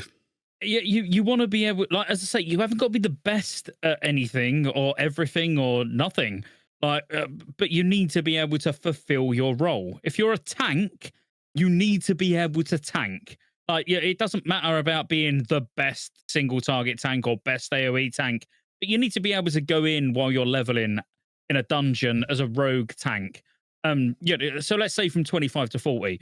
Like, let's say we're level 35. You're going in and doing, I don't know, back end of library, maybe you're going into armory. Like, you don't want to be like, I'm not taking a fucking rogue tank, like, because that's now, but like, completely fucking ruining what they're trying to do. Because now it's like, well, no, I'll sit here and wait. Like 5 rogue tanks have messaged me and said they want to join, but like, fuck that, we know they're terrible. Like, we'll take a shaman. But someone everybody should be able to do that role. But someone like Simon gets to do it, right? Like, he gets to do it all the time because people will let him. They're better. But, like, I want to put that out there as well before the conversation continues on. Like, it's fine that on certain fights, certain classes are just better. I agree. Like, on certain fights where it takes increased damage, a mage healer might be better. That's fine. Unique tank flavor is good. Yeah, 100%. 100%. Yes. Like, so I'm with you 100%. So that tank flavor is important, right? Like patchwork, you might not want to have a rogue tank on. Okay, that's fine. You might need somebody with a bigger EHP or some more mitigation. That's cool. And maybe the leather wearing dodgy guy isn't that. That's perfectly fine. But they should be able to tank every single dungeon, because dungeons are progression and they're integral parts of community building, and they're 5-man instances. And so you need the plethora of people out there. There's always consistently been a shortage of tanks and healers for dungeons. People always complain about it.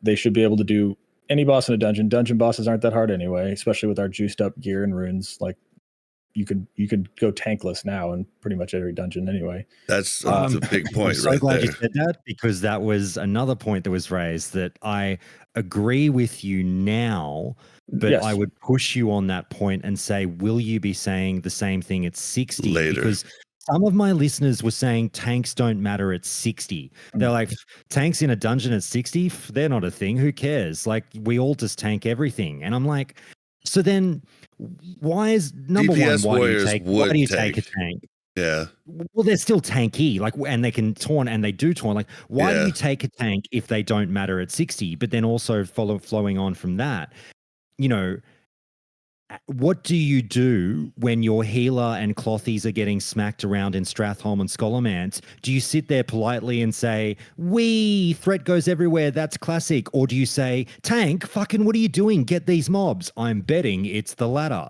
That's why I'm hoping that they have a plan for it later and they just didn't worry about it right now. Because, I mean, like, even in classic, like regular classic, I tanked everything through Zol Thrak without a sword and board, just 2-hand arms tanking.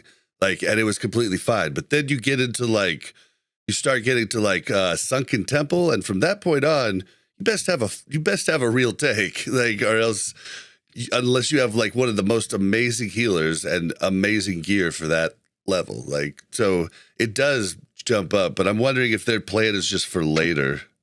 I don't know. Josh, to answer your question from my point of view, what's kind of truncated it right now is the addition of some craftable gear that wasn't intended, and the addition of runes that have completely changed the power dynamic to the normal trash in dungeons that have been untouched. Now, post 25, if they decide to implement some changes to not the flow or not the design dungeons, but maybe just bump health up, bump attack up, kind of the, almost, I don't want to say heroic dungeons, but you know what I mean? Like just a little bit harder skill level, harder challenge. Then that forces you to have that, because you can't just brute force it with what you have, which is what we're doing now, right? You send a pet, a turtle or a wind serpent in there to tank, and then everybody just blows the mobs up, and then you move on to the next one, because you don't have to have it right now, because we can brute force it. I think, in Scholomance, if they tune it or they don't make us too broken, we should always have a tank. I love having a tank. They control, they set pace. It's amazing. But without any changes, I think we're going to have some issues. I agree with what you're saying, and I totally hear you in that runes are problematic in terms of player power, and they have somewhat diminished, because we're DPSing things down so hard. We've diminished the role of a tank at this level. I get that, and that could continue on to 60. I completely can see a world. I know what you're saying, where even if they tune the mobs, they're not doing enough damage that this really matters.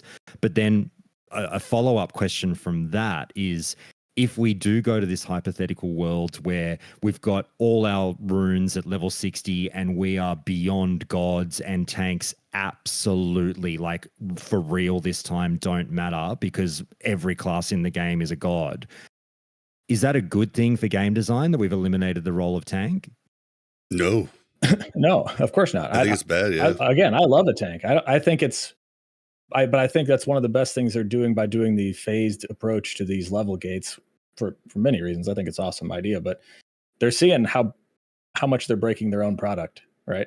They're getting all that data of what's the average tank going into this comp? How fast are people doing these dungeons? How fast are, how quick are they just killing the average mob compared to, classic stats when they're killing things? Okay, it's X, or Y% faster.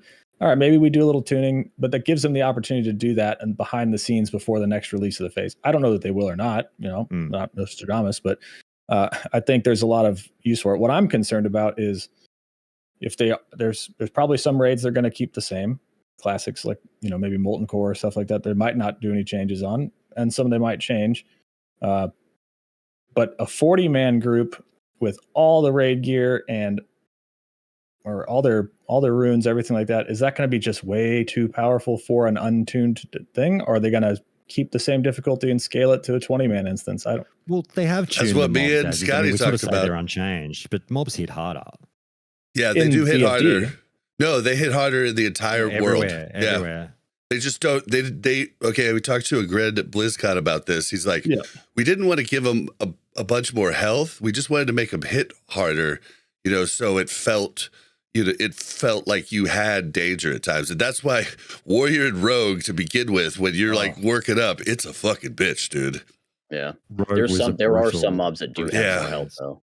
Like Rogue famously, Hogger has 666 HP, but in SoD he has like 700 something HP. So like, they said they bumped it a boosted some little, health, but they bumped the damage a lot. but they hit a lot harder. Yeah, which really screwed Rogues and Warriors like in the early parts. But what do we actually want? It's like we're getting runes, we're getting more powerful. Like, you expect the open world to still require some thought, otherwise we're playing retail. So I think it's a good thing.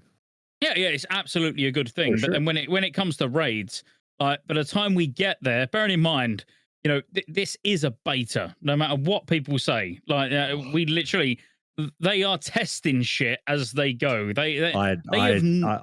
I'll go with Josh. you on. Oh, let's dance. No, you finish your point, and then let's dance on that one, Scotty. Well, they could have it planned out all the way till 60, but they've got no fucking idea what Molten Core is going to look like at 60. Because if they think they can launch Molten Core the way it is in Classic era, and we're just going to go in there with all these runes and all these new abilities, and it's going to be fun, it's not going to be fun. It will literally be the opposite of fun. What's that? Goes life. It will literally be. Oh, I'm sorry, mate. Do you know what I mean? It will be Poor bastards sitting there quietly the whole podcast. Just throw that haymaker. Yeah, but he knows I love him. But do you know what I mean? It's like it's going to have to go through substantial changes no matter what they think. Because you look at the power now. We've got people now doing, like, on logs, doing as much damage as in Classic era they was doing at level 60. Yep. It's going to be fucking impossible for them to not change Molten Core. No, leave Molten Core unchanged, and then let us go in there with 20 people, and then now that's what I said from the start. 3 pieces of loot going to 40 people. Let 3 pieces of loot go to 20 people. Well, I don't want 40 man. Like, again, like, that's a completely different discussion. You don't have to like bring 40 But... people. I don't want it tuned for 40 man. Yeah, a lot of people. I'll just say a lot of people do. I personally don't. I'm in camp. I don't care. But I have seen a lot of people get uppity when you suggest that 40-man rating could get taken away. I just find I don't know. I think you'd hate 40-man. Like, we've got 10-man now. Like, to have 10-man, let's say in phase 2, Gnome Ragon's 20-man. Like, they can slowly scale it up. But I like 40-man existed for one, or not even an expansion. It existed for the base game, and then it was never a thing again. There'll be those die-hard vanilla players that love 40-man. It is like it's not the majority. Lean 20. I absolutely lean 20, and I do get the impression that 99% of the people that say 40-man or nothing have never ever managed a 40-man raid, and it's all well and good to sit there and say you love 40-man raiding, and it's very selfish to put that but I'm not going to organize it, that's for some other fuckhead to do. Like, that's fucked. That's a fucked take, in my opinion. Yeah, it's a organize 40 grown-ass people's lives and get them all to come to one point in time in a specific, like, everything. That's what made vanilla raiding hard, is not the content, not the tuning. There's a reason it went away. Roster boss. It's the logistics of managing a 40-man raid, not just like getting people together and like to agree on something, but like also stuff like loot, scheduling, like all that stuff is what makes vanilla raiding hard. Every DPS bugging the raid lead, be like, dude, why am I not in a group with the hunter? I need the AP buff. Why am I not in a group with this? Why am I not in a group with that? Like, it's a bitch for people to run a guild, and that's why I always am super nice to my officers, because I'm like, thank you for doing something I do not want to do, did in the past, won't do again. Just before I forget, Scotty, I just want to bring up that point that you mentioned about Season of Discovery being a beta, because don't get me wrong, what you've said is a very, very popular opinion. You hear it around a lot. I hear it amongst my listeners. I see it on the subreddit, everything. Everyone's like, this is just the practice run for what's to come. This is a beta. This is a beta. This is a beta. My only point against that is I disagree just in the fact that you could almost call every MMO expansion that ever was a beta. They are just testing for what's next. They are seeing what works and what does not. They're fixing things on the fly, and then you get something else next. Like, people want to say, oh, this is the Classic Plus beta, we're getting the real Classic Plus next. And I always say this, motherfucker, if you don't think you're playing Classic Plus now, you're on fucking drugs.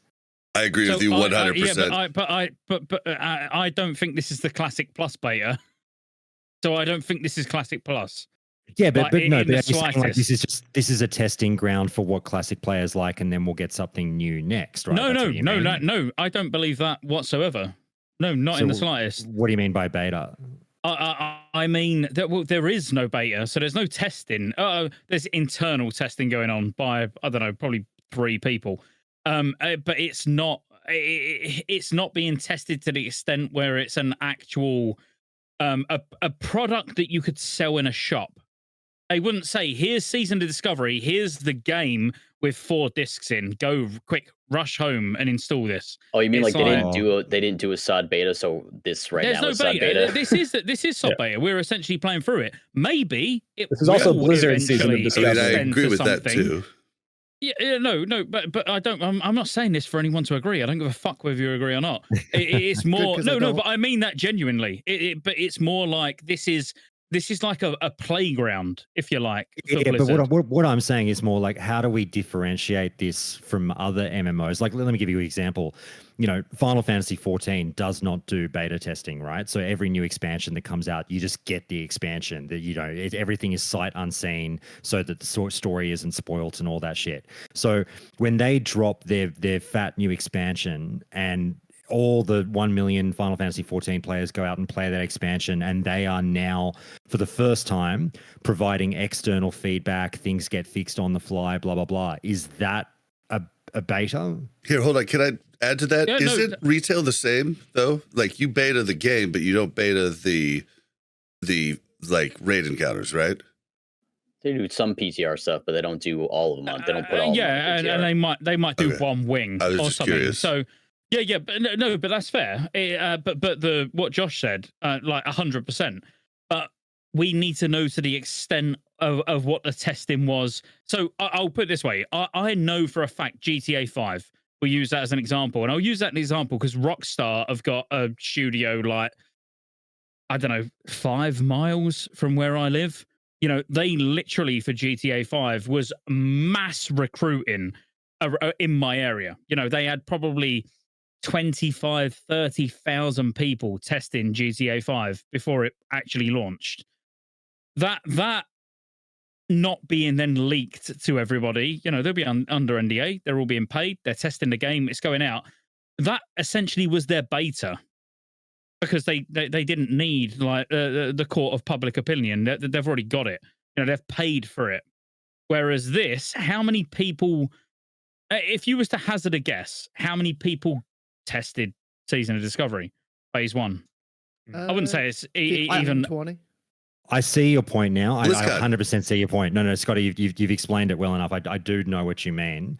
I guess it then boils down to concluding whether or not the final product is acceptable, really, because you're saying, I see what you're saying, like, this is where the bulk of the testing is now going on, where it only went through a small QA team prior to this, as opposed to, you know, to the masses. But if the final product is, I sort of disagree that you wouldn't find this on a game store shelf. I've seen some pretty shitty games on game store shelves in bad states. But like, I think this product is in more than a saleable condition. Like, I wouldn't be phoning up my local consumer authority and saying, you know, this is a fucking unsaleable. What's going on here? I don't think we've seen many complaints about SoD being, you know, absolutely terrorized by the fact that it didn't go through more testing. I know that we're going through some massive growing pains, and I'm complaining about hunter pets, and I'm complaining about meta warlocks, and there is some whack shit in this game, but I don't think it's to the point that people are grossly unhappy with it. Oh no, it's not the day before. I mean, for anyone who knows the story of the day before, like if you look at any other games that have launched recently, that wasn't a game. That wasn't a game, to be fair. No, that was a cash grab. So, like, but you know, it's not that. It's not to that extent. I just, I know, I agree with you. Like, I can't disagree because I do agree. Like, it's a fucking amazing game. But I also think that the majority of the testing is being done like as we go. But I don't like it. I agree with that. I agree with that. I don't like it being called Classic plus Beta, but because I don't really feel like that's what it is. But that's more a personal feeling. I kind of have to stop you guys though here at this point, because you just made me realize that there was a beta that thousands and thousands of people did over 2 days, and that was for a raid. Yeah, first few bosses of BFD. Yeah, the first 3, but that was a beta. Want this to be, I didn't even think about that. Taken out of proportion, by the way. Like, I think it's fantastic, or I wouldn't have sunk so many hours into it. You know, I've got no problem with Season of Discovery, but I also don't feel like it's Classic Plus. If it was Classic Plus, it would be on its own client. Oh, you don't? So you don't term this, and this is fine because this is subjective and everyone's got their own definitions of Classic Plus. But you're saying this doesn't fit your bill for Classic Plus right now. I just don't feel like that is the direction that it's actually going in. You know, as in, this is not us testing for something that's going to come in the future. They'll take learnings from it, of course they will. But a real Classic Plus, I think, would come with a separate subscription or a box cost, like one or the other, because that's going to take real development time. Yeah, I disagree. I just back to the sort of the root point where I'm like a very, very basic thing. I'm like, even though everyone defines Classic Plus differently, I get that. I still somewhat weirdly confidently say, reverting back to, if you don't think this is Classic Plus, I'll just say, I think you're on drugs. Scotty, get off the drugs. I can't get off the drugs because but that's like saying that Ascension is Classic Plus. Like, Ascension is not Classic Plus. You can mix things up, but that doesn't, like, a Classic Plus to me would need a redefinition of graphics. Like, graphically, it would need to, like, even if you went onto a future engine. Please no retail graphics. Please no. Please no. Please no. Please no. Please no. Unfortunately, it would. That's what we're talking. I would take the graphics that are coming from the Unreal 5. Like, have you seen that where they've used Unreal 5? Is on UE5. Yeah, like that looks cool, but I don't want retail graphics. I don't want bouncy cartoon dudes. When do you think Ashes of Creation is coming out? I mean, I know there's definitely going to be Alpha 2/Beta this year, but I would think like 2026. Yeah, would be my guess. I'm going with Neverwary of 2027. I feel really weird about Ashes now. No, it will 100% come out, and I am on that hype train where I hope that. Like it's time that look at Quimfall 3 years of development, like that's going to be dog shit. Ashes of Creation, it's going to be like 8 years ish, 8-9 years more development time than Star Wars: The Old Republic, more development time than World of Warcraft, vanilla 2004. I'd rather them take the time and it ends up good, but everybody who watches me knows that I'm a bit of a fucking shill for Ashes of Creation. Like, as long as I can bear weave in Ashes. See, for me, it's Classic Plus until they do something even better. This is the most fun I've had in WoW since year 1, 2005. Like, and I know it came out in 2004, but the majority of it was 2005. And I'm having too much freaking fun. Like, way more fun than coming back to Classic. Right. I'm so good. They've nailed it. But it's just me personally. And again, like Josh said, it really is a more of a, like, what do you think Classic Plus is? Like, this, and everybody thinks differently. Yep. Yeah, Everybody yeah. thinks And differently. for me, it's not. Yeah, it's 10 Yeah, and people. get I'm 10 doing the answers. unfair. I'm doing the unfair thing where I'm trying to have my cake and eat it too, and saying it's subjective, but you're still wrong. So I'm a fucking idiot. Well, it's all at the end of the day, it's all opinions, and it's good to have different ones. Like it's good, especially for a podcast. It's pretty boring if everybody's like, "Yep, that's right. Yep. Okay, move on." You know what I mean? So it's been great. Yeah, and I would say it's not even a beta. Like to me, a beta, you're looking for bugs. This is off of a client that has been beta tested. I haven't submitted a bug report. I haven't heard anybody say that they have submitted a bug report. So for me, like the tuning and all that stuff, to me is fine in a live game, like without it being called a beta. Yeah, there's been some bugs 100%, with like Saber Slash where it wasn't counted as a bleed. I could do it to like rock elementals and stuff, but then it also didn't get the bonuses from like things that make bleeds hurt more. And I think what Go's saying is bugs. like if that didn't get changed, it wouldn't be a bug, would it? It was only because it got fixed that we then consider it a bug. If it was like, well, no, that's fine. That's just how it works. Like then that's just how it works. It was a design change. Yeah, it was a design change. Exactly. Like they could Scotty, easily just go, I'm not changing that. I know you're not a huge PvP fan. However, I want to talk about a point of friction for me. I know Josh talked about Blizzard loving their friction with SoD. Friction. Sorry, did Agron just jump in? Sorry, Yes. I didn't realize you was here. That's all right. So my issue that I have right now is the PvP honor and ranking system, right? I love that there's no decay. I love that you can grind your ass off for a week or not and get a rank and move on. What I don't like is that you get all this honor, you rank up to 2 and 0%, 3 and 0%, no matter how much you have. The issue comes, and it happened already to me, unfortunately. Oh, it's so sad. Here. And that doesn't matter at this rank, like we're low, but I'm thinking the ramifications at 11, 12, 13. In a raid group, doing some Ashenvale, doing something, we're sitting around doing, getting ready to go do BFD or something. Allies come in down to Zoram Strand. We try to fight them off. They retreat. In the midst of the chaos, somebody tab dots the old civilian that's kneeling down there, kills him. Everybody in the raid D-ranks. Immediately down to 2 from 3, right? It's such bullshit. It not needs a to big be. deal. I love that friction. Not a big deal because getting 2 to 3 back, it didn't take a lot of time, just a couple Warsong Gulchers and you're good.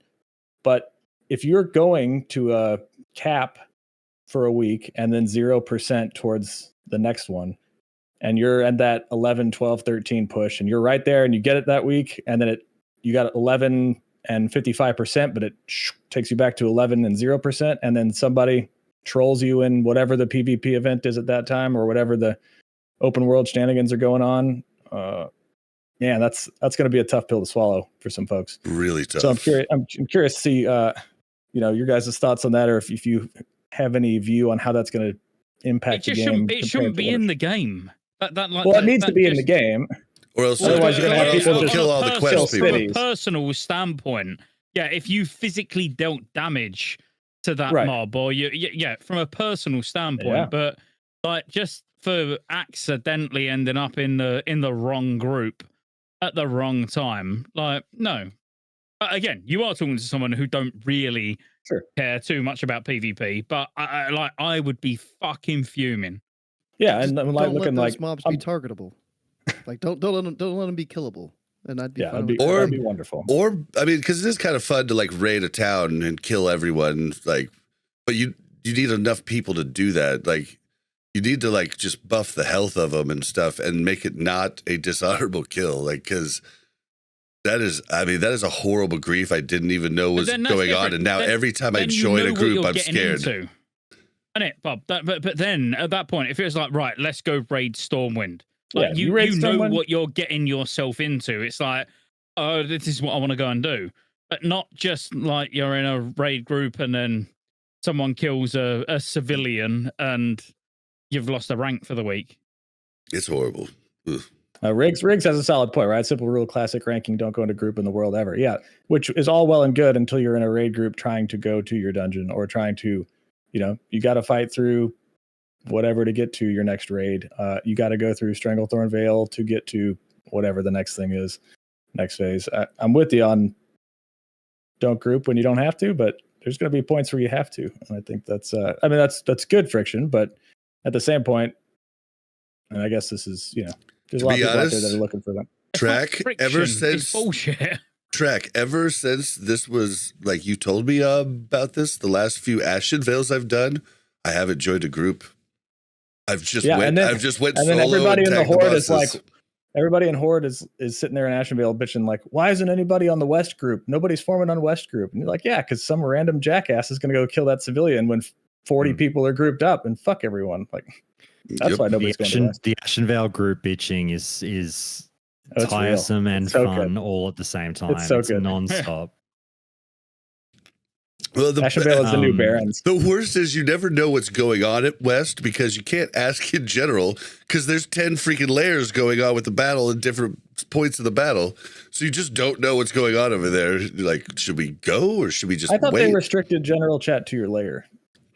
I don't because I love how I don't think they did. I love how everyone who goes to Zorm is a fucking idiot who can't get it done, and everyone who goes to Splinter Tree or whatever is just a basic bitch. Yeah, too lazy to go actually do the work. I would say the best ones I've ever played were late at night when there are few people on. They're about 45 minutes, but you're actually fighting back and forth, and like it was pretty cool. I've done 2 of them super late at different nights, and man, it's actually fun.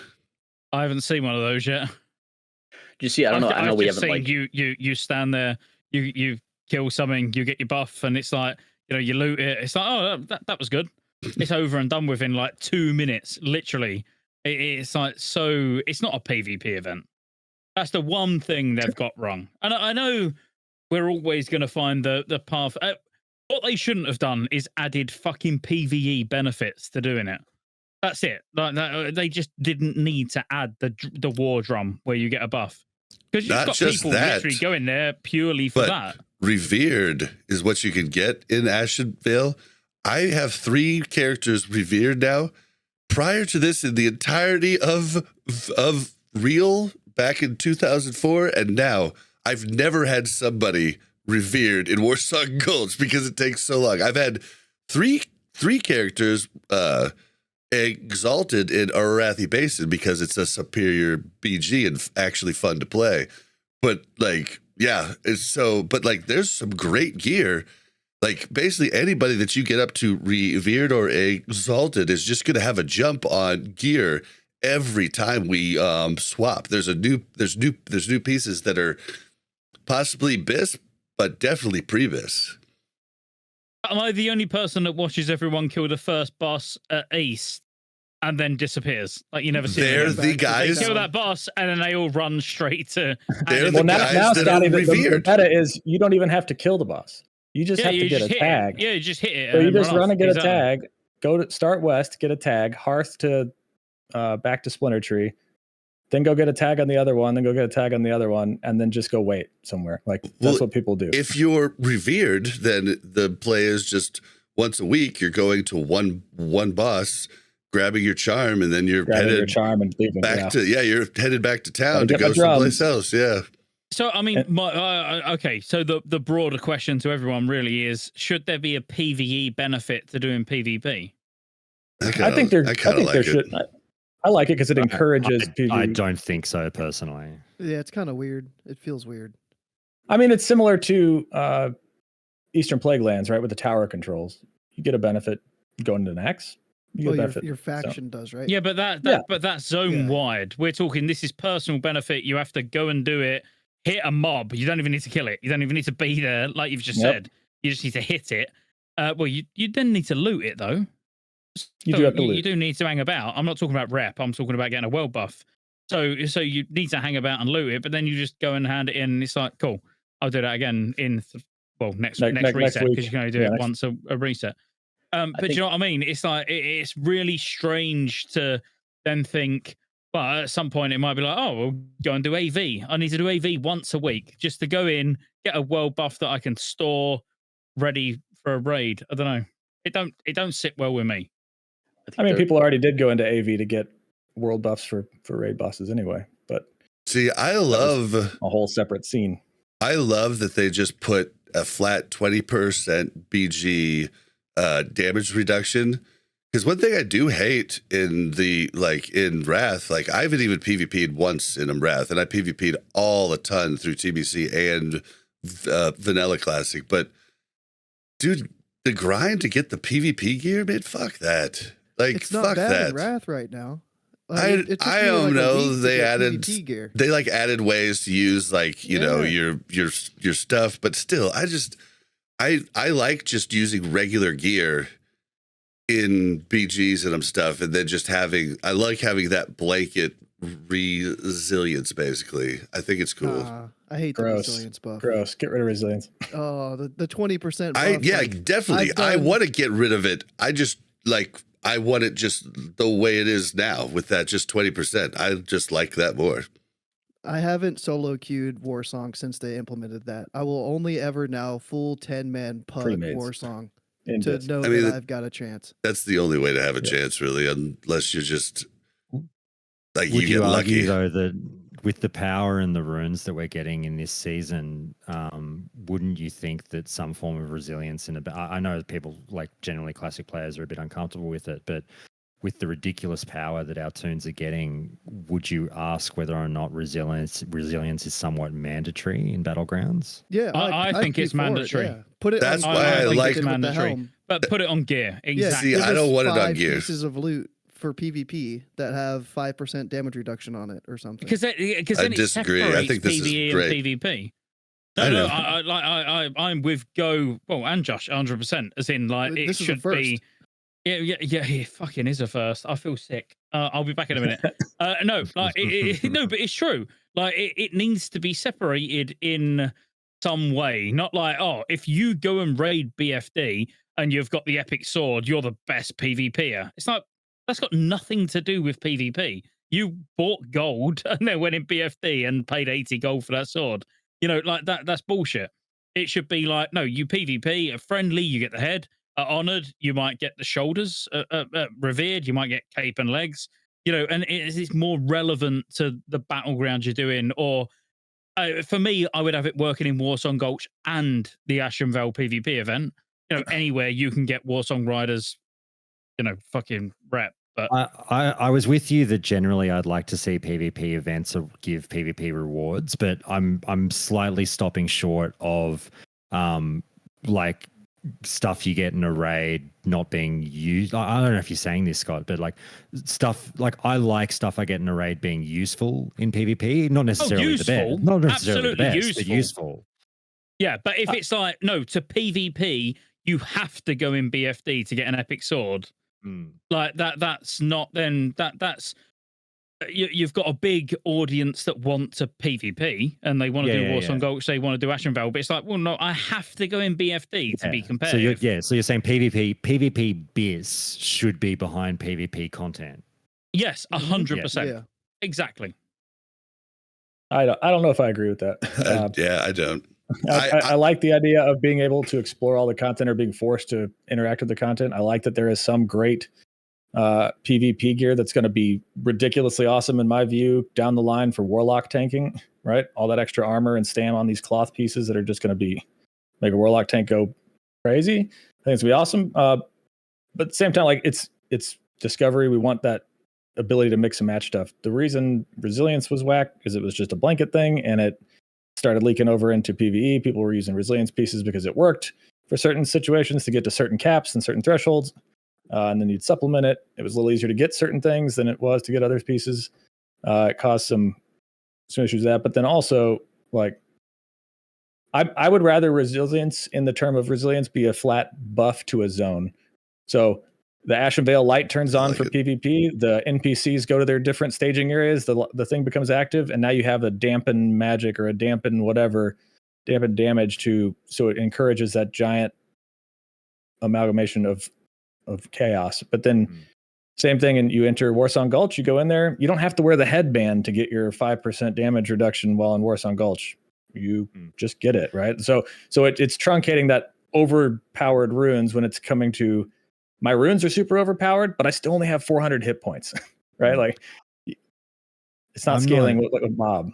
I'm not super fussed by it, but something that Scotty said is resonating with me a lot, which probably won't be surprising. But I am uncomfortable with people getting very powerful items in raids that and I know not everyone buys gold, and I know not everyone fucking does the dodgy shit, but I am uncomfortable with people effectively paying to win by buying gold, going to a GDKP, getting the bee's knees weapon that now they just roll their face on the keyboard and flog everyone else who's not paid to win. I don't like. I wouldn't like losing a one-on-one against someone that I knew bought that gold and obtained that weapon from a GDKP. Does that make sense? Well, Yeah, then there's against someone also you're in a 2v2 and you've got someone with Shadowmourne and Valanir.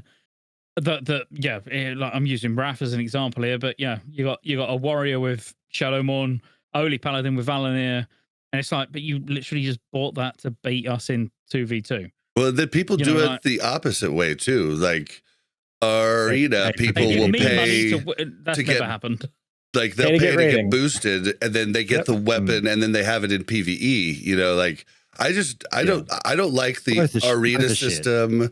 I especially don't like gear locked behind certain rating. Like I hate that. I hate it so much. But if you want to reduce damage taken by players, so what Track was saying with a druid would be a prime example, which table will appreciate. A druid can get uncrittable on something like Thorim, where it reduces defense rating by using PvP gear, because resilience raises that obviously.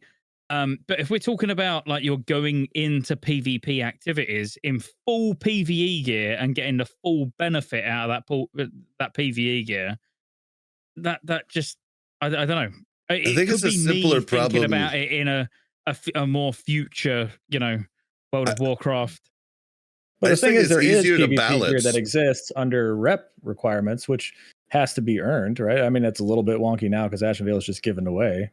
But which I love. That high stam, that high PvP gear has existed, right? Like you still have to rank to get a lot of the good stuff. You still have to, and a lot of that stuff that you rank for, the rank 14 weapons, which aren't supposed to be there for a long ass time, till AQ, are still like this for a while at certain phases. So like there is a good amount of crossover, and it still has to be earned. There's nothing that's given in that regard. I think, I agree with you wholeheartedly, Josh. Like anybody that just goes in and buys something and just walks in and like they have to look at themselves in the mirror and realize that they didn't really earn that PvP victory over. Like you're beating up on a. They don't care because they're not that kind of player. Because all they care about is their EP, and that's fine. Like, it's whatever. the same with and more is more the PvE to PvP rather than PvP to PvE.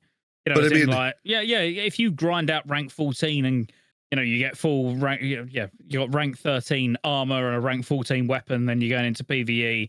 Like I feel like you deserve that. You've put the effort in. It's more the other way round, where it's like, well, no, actually, the best weapon you can get is from Blackfathom Deeps, and then you're going into PvP using that weapon and getting full benefit from it. Like the whole blanket 20% damage reduction.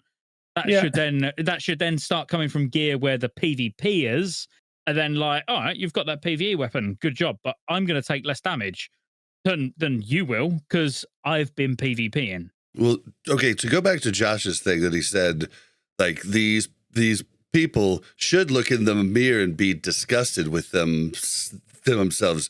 But I guarantee they don't. It's just like the same people that, like, say in Hillsbrad, the Alliance that go and hang out at the farm where all the mobs are green to them. They fight you. If they start to lose, they run in a house that has 3 green mobs to them, red to you, and then they beat you. I guarantee they think they're cool. And it's just like, dude, you should like really just like feel like a disgusting piece of shit. Like, There's it some is real smart. personal experiences coming out here. It is smart, but it's just gross. Like, it's just like, Hey, Charge you for this therapy, Bob. I'm sorry for doing that to you, Bob. Let's get. Oh, dude, I've fought Josh, so many go people first. He there. can try and help you out. it's just, but these people really think they're like, yeah, I'm good, but they're not. I mean, instead of a damage reduction, because I hate when I have gear, I see what my numbers are going to be, and then all of a sudden it's lower. Just add a fortitude buff in Warsong. I know you hate that, yeah. Alterac, or That is an option too. Just add Yeah, more it always health. feels worse to like take something away as Yeah. opposed to like giving something that counteracts instead. Like, yeah, it feels bad to have your damage reduced. Like, it feels good to like, oh, cool, I'm critting something for this amount in the open world, but when I go into Warsong Gulch, it's like 3/4 of that. Like, that doesn't feel very good. If it makes Yeah, you just feel give a better, 50 hunter stamina pets don't buff get it, in so we there. get to kill them easier. Yeah, that's a good way to look at it, Table. But like, if you instead, when you zone into, you get into Warsong Gulch, instead of having your damage reduced, if everybody's health is increased instead, you're still doing the same amount of damage, but they will still take longer to kill. If you like do the whatever, they would have to do to make it like equivalent to the same amount of time it takes to kill them, give them that amount % extra health or whatever, and then it's like you're not nerfing anybody damage wise, but it is harder. It is still harder to kill people. And yeah, then just call they it would- like a champion of the horde or champion of the alliance buff that you get when you go into a PvP event representing your faction, and just go to town. I would also say don't allow this fortitude buff to the flag carrier, because flag carriers are already tanky as shit. Dude, Priests are over fucking powered at healing. Making a don't even flag get me carrier started, dude. stronger. Warsong Gulch, guys, like, fix it. Like, it's a bad game. Like, after you've had flag for 2-3 minutes, you are seed on the fucking map. And every 3 minutes, you get a fucking, like, a stacking debuff. Like, it's so You can't move bullshit. past 100% movement speed. Ooh, I fucking hate it, dude. I hate it so much. I'll tell you a funny Warsong story from yesterday. So obviously, like, everyone's talking about pre-mades and whatnot at the moment, but for the first time probably ever, I got a few friends around in a group, and we said, let's go do Warsong. And I normally exclusively run Warsong alone. So I started out with 2 friends, and we had just a phenomenal time. It was beautiful. Then it expanded. More people started knocking on our door and saying, hey, can I come too? Can I come too? Turned to 4, 5, 6, 7, 8. I think around about the time we had 6 of us, we ran into a pre-made that were clearly a full-on pre-made. We're just stomping everyone. And don't get me wrong, this story doesn't end up with the fairy tale we wound up winning. We didn't. They beat us 3-0. But over the 40 minutes that the battleground took, like, we must have been so frustrating for these guys. They broke out like en masse the Greenches because they were getting so pissed off. They were like, these guys are fapping like You on made them waste their cooldown. Greench? They're fapping on cooldown. They're swiftness potting on cooldown. They're all wasting their Greenches. Like, we were in tears laughing at these guys. And like, hey man, look, if you're a sweaty PvP player, do whatever makes you have fun. But we were just giving it to these guys in voice, going, I have never seen a greater pack of sorry fucking losers than these cunts whacking out the Greenches in a battleground because they're frustrated. Well, dude, okay. So I'll tell you. Hold on. Let me add this real quick. Last night, and I had to use my Grinches against these turtle motherfuckers. They were just sat there, just guarding their flag. I was getting Grinches out. I was fapping on cooldown. These fucking sorry what do you guys? motherfuckers. Okay. That brings up man. That brings up a huge thing, though, because I've wanted this for a long time. I've wanted outside consumes banned from BGs forever. Faps, lips, everything. Like Swift pots, you can buy bandages and food. Arenas. And no, from Warsong Gulch, you can buy. Like, yeah, the rep vendors have You're stuff like describing special areas. food and yeah, whatever. but like, I mean, like engineering, I'm kind of on the fence with, but at the same time, kind of not. Like, I just rather it all not there. And like, we just use the tools that we have as a class. It would make things better, in my opinion. it's a massive just difference in attitudes. And as I say, there is an overarching theme here of each to their own, do what you find fun. And if you're the kind of person that loves getting in, and Scotty, obviously this probably attaches to you, if you're the kind of person that likes to pre-made, likes to buy all the consumes and use them on cooldown and use your Greenches and win at all costs kind of thing. Scotty, don't PvP. That's how you've defined fun, and that's fine. But you sort of also do that, I'm sure, somewhat in the realization that a lot of other people may be laughing at you. And like you can say, laugh all you want. I get the last laugh because we won the battleground. True. But I also, I run the analogy a little bit in my head of like, look, I play a lot of sports, guys. I'm not sure if anyone can fucking relate to this, but like, really is the equivalent of like the guy turning up to the pickup basketball game down at your local park with like, the headband on, the fucking the wrist guard on, the knee brace, like he's fucking got his mouth guard in. He's like, let's fucking go. Let's rock these cunts. And you're just like, dude, it's a pickup basketball game. Like, what is going on? Yeah, that's definitely table slam. Literally, when you said, these sports games, he started, I know people who are listening can't see what he was physically doing, but he started cricking his neck and shit. Like, he's talking to me. Finally, Josh he's admired me. Let's go. Finally, someone who recognizes true greatness. Here, really quick, I need to cut in. Classic Go needs to leave, so I want him to let everybody know where we can find him before he goes. YouTube.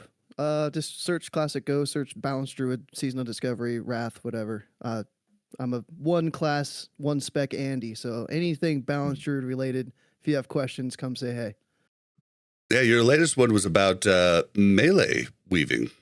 I put one out today, actually, Bob. Thanks for telling me that you are not subscribed with the notification bell on. But I'll hit that bell. Sorry. No, you're good. You're good. I put one out today about Star Surge scaling. So hot and damage Star Surge is going to be doing. Cool. It's looking good. So yeah. Well, Go. Thank you for coming, and we'll let you get out of here. Thanks for having me, man. See you, mate. Scotty, love you, Josh, Track, Table. Love you guys. See you guys. See you, mate. Have a good one. Let me just add one last thing. I just said, Scotty, please, I don't want you to hold back. Call me a fuckwit if you want to call me a fuckwit. I won't take it personally. Thank you. Oh, sorry. Did you want me to wait until after you've said it? Oh, no. Fuck no. Who has time for waiting? I should concede, and I actually mildly got into it. We didn't get into it, but there was a couple of quick snipes between me and another guildie, I think the last night. I realize it is equally obnoxious to the person on the other side of the coin, the person who does take battlegrounds incredibly seriously and wants to win at all costs and do the consumes and do the fucking Greenches and everything. The type of player that I am is equally obnoxious because we're the cunts trying to do the like, oh, it's so cool to not care, and how we're the ones fucking kicking back and smoking a cigarette and having a laugh through a battleground, and we don't care if we win or we lose. I do appreciate that is equally obnoxious to other people who are there to get honor and win.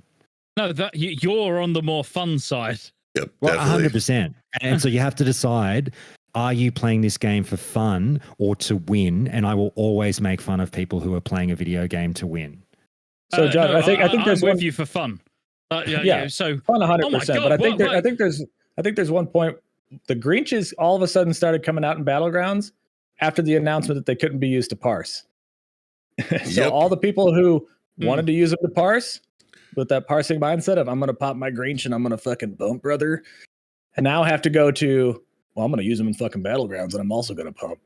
Well, you got it. You're going to use it. It's 10 days after you pop it. I want to give a tip to people. If you haven't opened it, then like you don't have to. You can open it whenever you want. And if you didn't do that, that's awesome. You can save it, and then you can level with it. 30 minutes of just killing everything in SFK solo, will be quite a bit of XP right to start off. So you got to be careful though. They only have 2,200 HP or something like that. It's 2,258 or whatever it actually is. Yeah. I mean, certain classes wouldn't. For 58. They can, but die, but lots of classes will have the ability to heal. You could also two-man it with two of them, you know, like you can get a lot of experience. They're mechanical though, so you can't heal them. Yeah, the engineering, I think it's the engineering device you have to heal them up. I can't remember what it's called and what level that is to use. Let me look that up.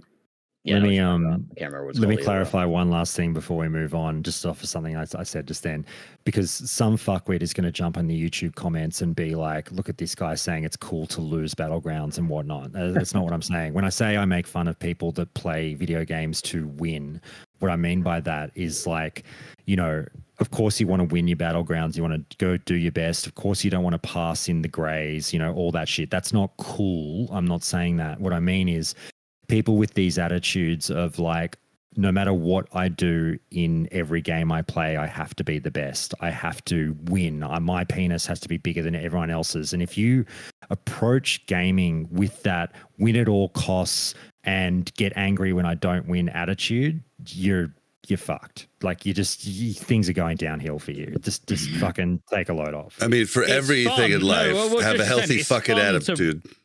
No. It's fun to ruin other people's fun. So like that, I find that incredibly fun. And you've got a guest of the podcast that used to do exactly that, and it was the most fun thing I would watch on Twitch.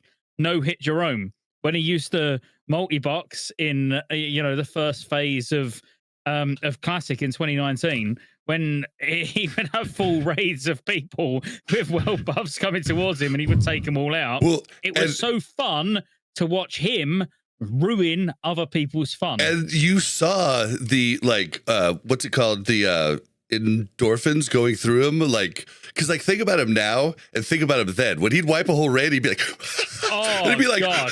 He's just like all over the place. Geezer, honestly, I was sure he was on cocaine. Dude, now he's just even keel. Even keel. We PvP'd with him last night, and it's so funny to see the two different Jeromes. I'm just gonna give it to someone in your chat, Jubs, because this retort always fucking comes up, and I'm so sick of it. I'm not saying you're not allowed to play that way, Jubs. You fucking are allowed. Like, I'm one guy sitting in Australia. I'm not physically stopping you from playing the game however the fuck you want to play the game. But I will make fun of you for playing that way, so fucking deal with it. I do like I do, and you'll shut the fuck up, Josh, and quit the game. You'll yeah, exactly. You'll make fun of me for this. Like, I don't do, like, for me, parses, if I beat my parse from the week before, that's winning for me. Like, I've got like 99s, high 90 parses on my rogue, but my druid inside, I fucking suck. Like, I'm like all 80s, and I'm trying to like learn and get better, and me getting better and improving each week.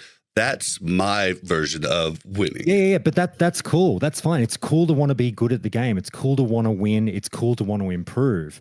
What's not cool is when you get toxic and start giving pushing shit on to other people who are like we had a guy who in our guild who joined the fucking BG late when we were having so much fun. We were winning some, we were losing some. We're all mates. We're laughing. We were having the best fucking time. And then we had a couple of people join from the guild that I don't really know that well, and they were sweaters. And like, look, it's nothing wrong with being sweaty, but like, you know, the worlds do collide when sweaters join with more casual people. And then we started getting the like, why didn't you fucking kill that guy? Focus that guy. What the fuck are you guys doing? Oh my God, I can't believe we lost that battleground. What? How the fuck did we lose that battleground? The conversation completely changed. You could feel Josh the tone. stopped speaking. And then we did. My good friends and I stopped speaking. You could feel the tone shift, and we all left. We'd been playing for hours together, and we all left as soon as we heard that shit. And everyone fucking knows why. And I'm just like, if you play the game that way, cool, go play with other fuckwits like you. Don't like bring that toxicity to the people having fun. You gotta know your audience. It's like with anything. You gotta know your audience. Like, you gotta have, that's part of the like 100%. Difficulty of WoW in general, is making sure that your goals are aligned with the group that you're in. If you're not aligned with what everybody else wants to do, you're not going to have a good time, and then they're not going to have a good time. Are you talking about the second M in MMO? Yeah, I will. Multiplayer. Okay, so I don't. Are you comfortable with talking about last night table? Yeah, like, whatever. Would you want to talk about what happened with you and like? Yeah, I'm not sore anymore. Was Raynor?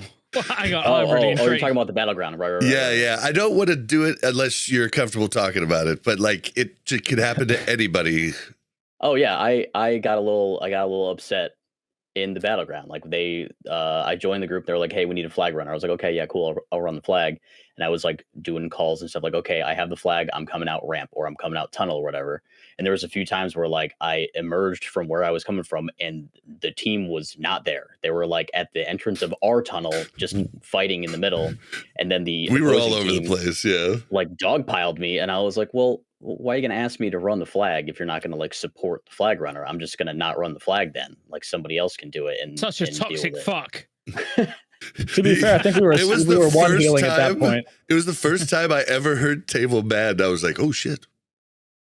Oh, I love it wasn't really Table bad. I was like Mad. It's one of my frustrated. I was favorite like, things. you're asking me to like you're going to ask somebody to do a task or whatever, and then give them that requires support.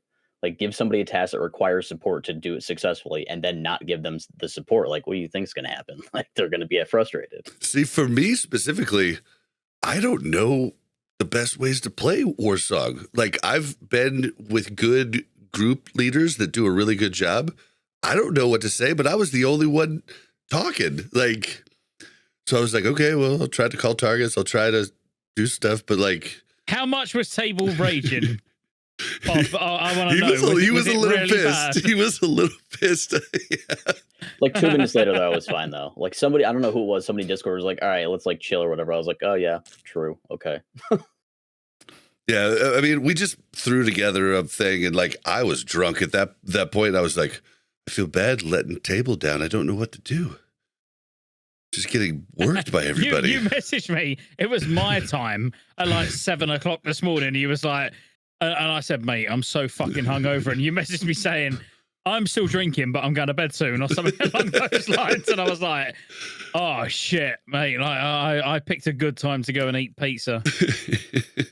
But yeah, it can happen to everybody. I think Table's right. You just have to know your group and like what they want to do, and Yeah, get like set up the it's the expectations ahead same of time. with Like have everybody guilds. agree on what they're after, Yeah. like that sort of thing. Like if you it requires that amount of communication. Like you have to communicate with your team to know what everybody is going for, like what the objective is of the group as a whole. And if your goals aren't aligned with the group's goals, that's not the right group for you.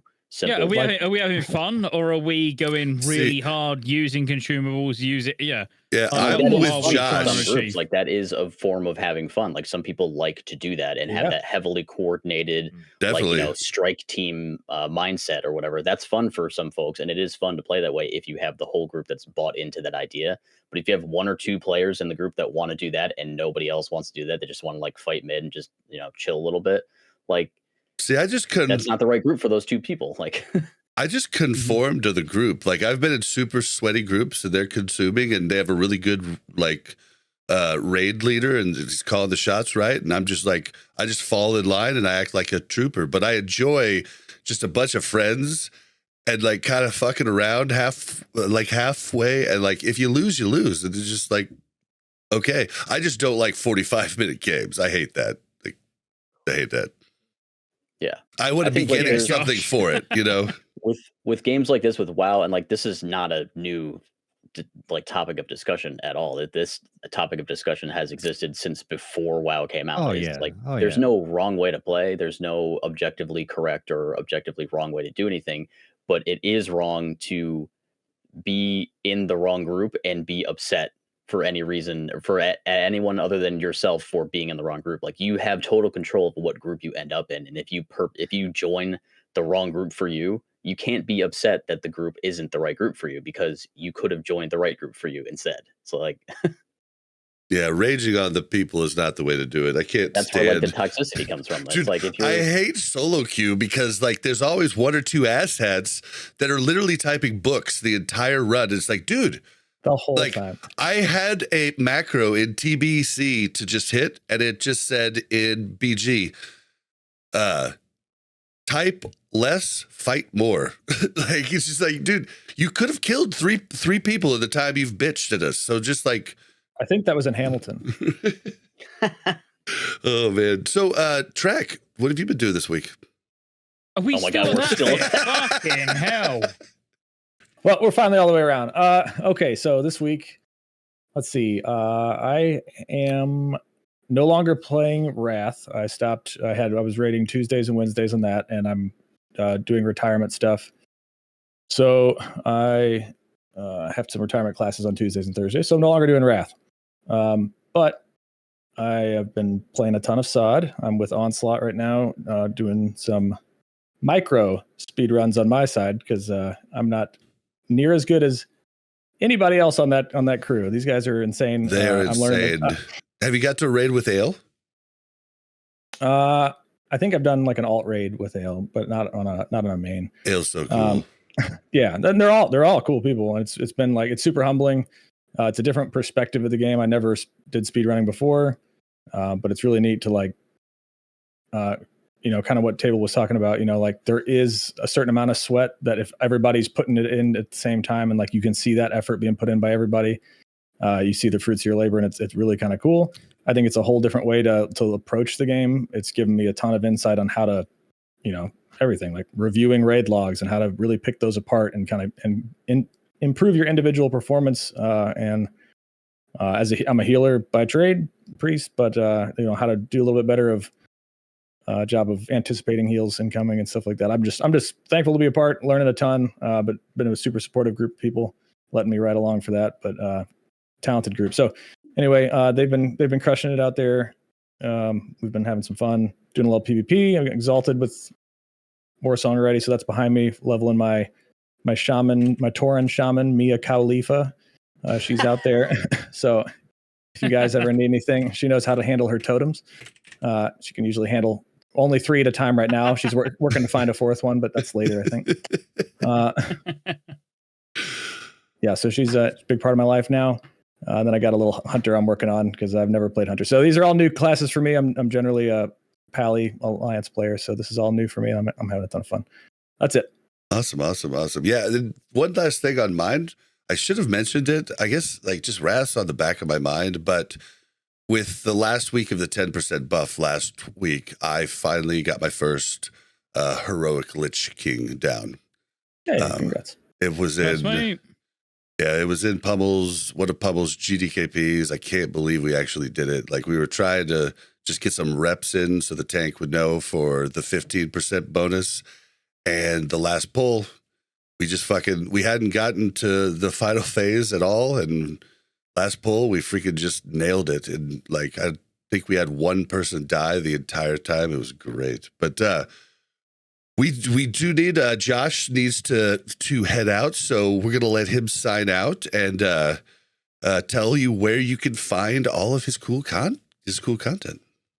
Yeah, thanks so much, guys. I feel bad because I joined late just before we started going live and everything, and I didn't really get to say good day to everyone and sort of do the thing, and I was still waking up. So I should just say now, like, it's been a pleasure. Like Track, Table, Go as well, obviously, and Scotty. I've not had the chance to be on a show with Scotty or anything before, and it's funny because like I've watched so very, very much of your content over the years, Scotty. And like, I like to get weird and get awkward with people and just say this to their face rather than, fucking speak out of school. I was not on board with the channel for the early years, Scotty. But you have come so far, and I'm really, really, like, I wanted to say, like, slap you on the back, even though I'm giving you sort of the weird vibe there. I'm saying, like, your content is fucking great now. You've really turned a corner in my mind, and you're fucking doing the S tier stuff. I really enjoy your channel, and you won me over, which is, I think, a big get when you can get people that weren't necessarily vibing with you early on, but then you grow as a creator and you get better at it, and you figure out a flow for your channel and your spot in is there the a way world. we can cuddle? I want to stop you. Is it like, can we do that? Like, so I can film. Honestly, that means a lot to me. And I've watched you for a very long time as well. And I listened to all your podcasts. Literally, like, I knew nothing about Classic. Literally, neither did I. I can't listen to my own content. Is what taught me about Classic. So, like, I've got so much respect for you as well. Like, thank you. I appreciate that. I appreciate you, mate. So it's been an absolute delight to be here. And we agreed on a lot of stuff, and I know we do generally fall sort of in simpatico on a lot of things recently. So it's been a delight. Bob, thank you so much for having me. Definitely. And I know you wanted to get Scotty and I together, and I think it worked out really well. So thanks so much. And yeah, you can just count down to Classic. Just Google it, Spotify, whatever, you'll find it. Awesome. And Josh, thank you always for saying your mind. Sometimes guests, or I said Scotty, Josh, sometimes guests come on and like they don't say what they think because they think I'm going to be upset. I fucking love it. Like I want you to disagree with me. Like I enjoy that. I don't like everybody agreeing. And I got over thinking my opinion was the best one a long time ago. Like, so thank you for coming on and you know, being you. All good. Thanks, guys. I'll catch you later. Bye. Take it easy, right. Josh. Later. All right. Well, this next part is the news. It should go pretty quick. But anything else you guys just want to throw in before I'm just trying to move the names around. So Scotty, what have you been up to in the world of Warcraft this week? How do you call Mel, see what she's been up to? What have I been up to? No, we've done me. I know. Who's Scotty first? I think. Oh man, it's so good. I'll tell you what I've been up to, right? So Josh always brings up the best stuff. Josh and Wiki are very similar, and they just completely take over and put us on tangents, and like I love it. So for anyone who was watching last night when I was streaming, I put a cowboy hat on. Yeah, like a black cowboy hat. You and Simon Isis? No, I bought one over Christmas just for a laugh because it was like everyone says about, you know, all I wear is flat caps. Used to wear caps, went into flat caps. Everyone's like, oh, like, you know, you're trying to set a trend. I did. I've done that. So then I bought a cowboy hat for a laugh. It is my birthday today. I don't need happy birthdays to remind me of how old I am. My own wife bought me 3 different cowboy hats and this shirt that I'm wearing tonight as well. Thanks for noticing. But I while we're sat doing nothing, he just had a cowboy hat on. Look how good this looks. Like, I mean, I should have had this on while Josh was here. You should have, cowboy is because then you could have asked him about his knife. Well, that's not a knife. This is a knife. That's not a knife. This is a knife. But this with the shirt, like. I should be in Australia, to be fair. I think that's an awesome hat, dude. Gonna have to get you on with Simon Eyes. We had Zim on, and Zim pulled out a big old hat. We'll have a serious fucking hat off. That's good. Is that what they're calling it nowadays? I don't really know what the point of that conversation was, to be honest with you. You just wanted to show right. the hat, I just wanted to put the hat on. All right. Hey, but happy awesome. birthday, Scotty. Happy birthday. Thank you. All right, let's move into time for the news. All right, we should kind of bust through these pretty quick. We don't have a ton of time left. I'm sure you guys have things to do, but just wanted to just get into this real quick. Ruby Sanctum launches January 11th at 3 p.m. PST. A lot of mixed opinions about the timing of Ruby Sanctum launch. Like a lot of mixed opinions. Like I know Scott, you were saying that you thought that it should have come out with ICC, right? Or am I wrong? Yeah, He thought it should have come out with TOGC and been nerfed a bit. It should have come. Yeah, but even with ICC, you know, would have been fine. But like, who the fuck gives any sort of shit about Ruby Sanctum? Like, I feel like it's going to be like how it was in Original Wrath, where like there's guilds that were struggling with Heroic Lich King, and then Ruby Sanctum came out. I'm talking Original Wrath. Guilds were struggling on Heroic Lich King. Ruby Sanctum comes out. They go kill Halion and use the Halion gear to help with Heroic Lich King. I feel like that's just going to happen again, basically. And I think that's why Blizzard decided to launch Ruby Sanctum at this stage, like literally halfway through ICC, because we got 15% buff now. The 11th is next week, and they've been doing the buffs every other week. So this is literally like 1 week after 15% buff is Ruby Sanctum, exactly halfway through ICC, or at least halfway through the buff progression. Yeah, and Season of Discovery has not helped much, is it? You know, as in, I just don't think anyone really cares about Classic Wrath I feel like too much. It seems like I don't know this for sure or whatever, but it kind of seems almost like Blizzard didn't realize how many people were gonna play SoD. Like they were hoping that it was going to be successful, but I'm not sure if they realized how much the player base has been split because of SoD. Yeah, and I think give it another week or two. You know, if we were still sat in phase one, you know, it's taken me this long to be, but I'm probably an exception because I've had 2 weeks of pretty much not playing SoD at all. But you know, I'm ready to go and raid on Wrath again. I'm looking forward to Monday's raid in the same guild as you, Table. You know, like Yeah, I'm looking forward to Monday's raid. But 2-3 weeks ago, like I didn't even want to log on. So maybe it's like one of those it's absence makes the heart grow fonder things. Could be one of those things. Like you were doing so because you've been playing both regions and also SoD and Wrath 2 regions. Like, you know, a little bit of a break was probably in order. Yeah, and honestly, it's been amazing. You know, I've really like sat and thought, where do I want to invest my time? What do I want to do? Especially when like Cata Beta's on the horizon.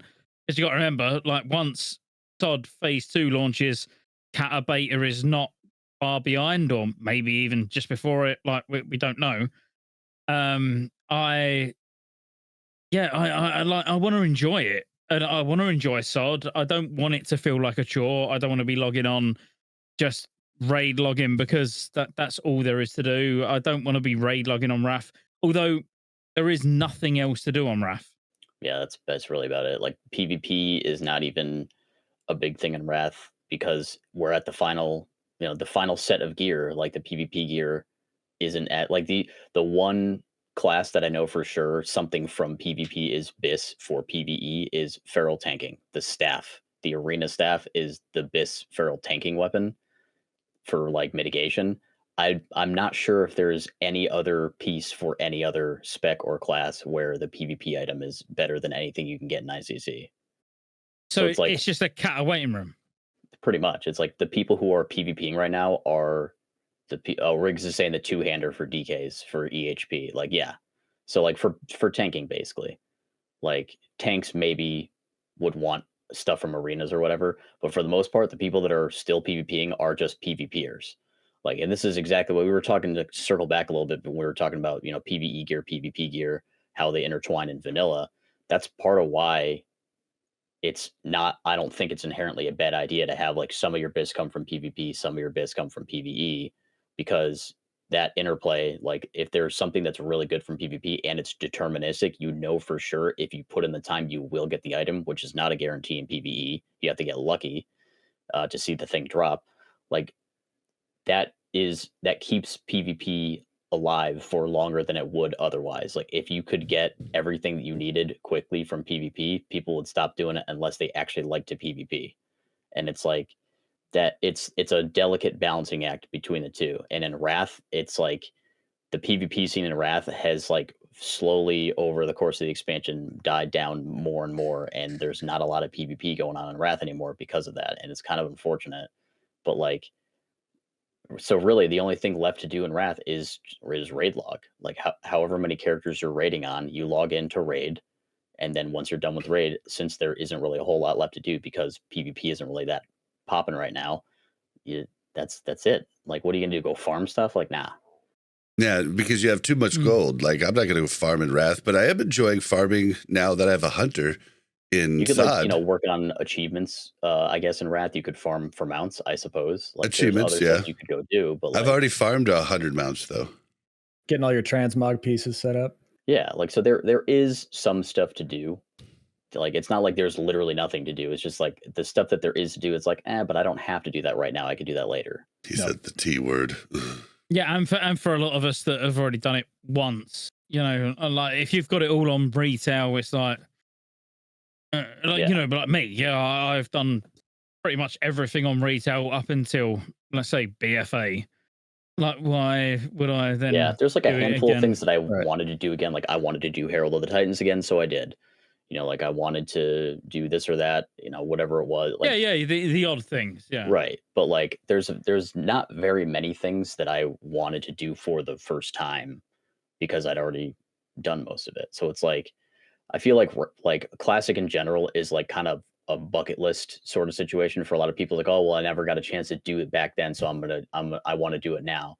Like, there's a lot of people that we raid with, Scott, who like never got Lich King kills back in the day, so they just wanted to get a Lich King kill, and they're happy now that they've gotten a Lich King kill only on even on just normal.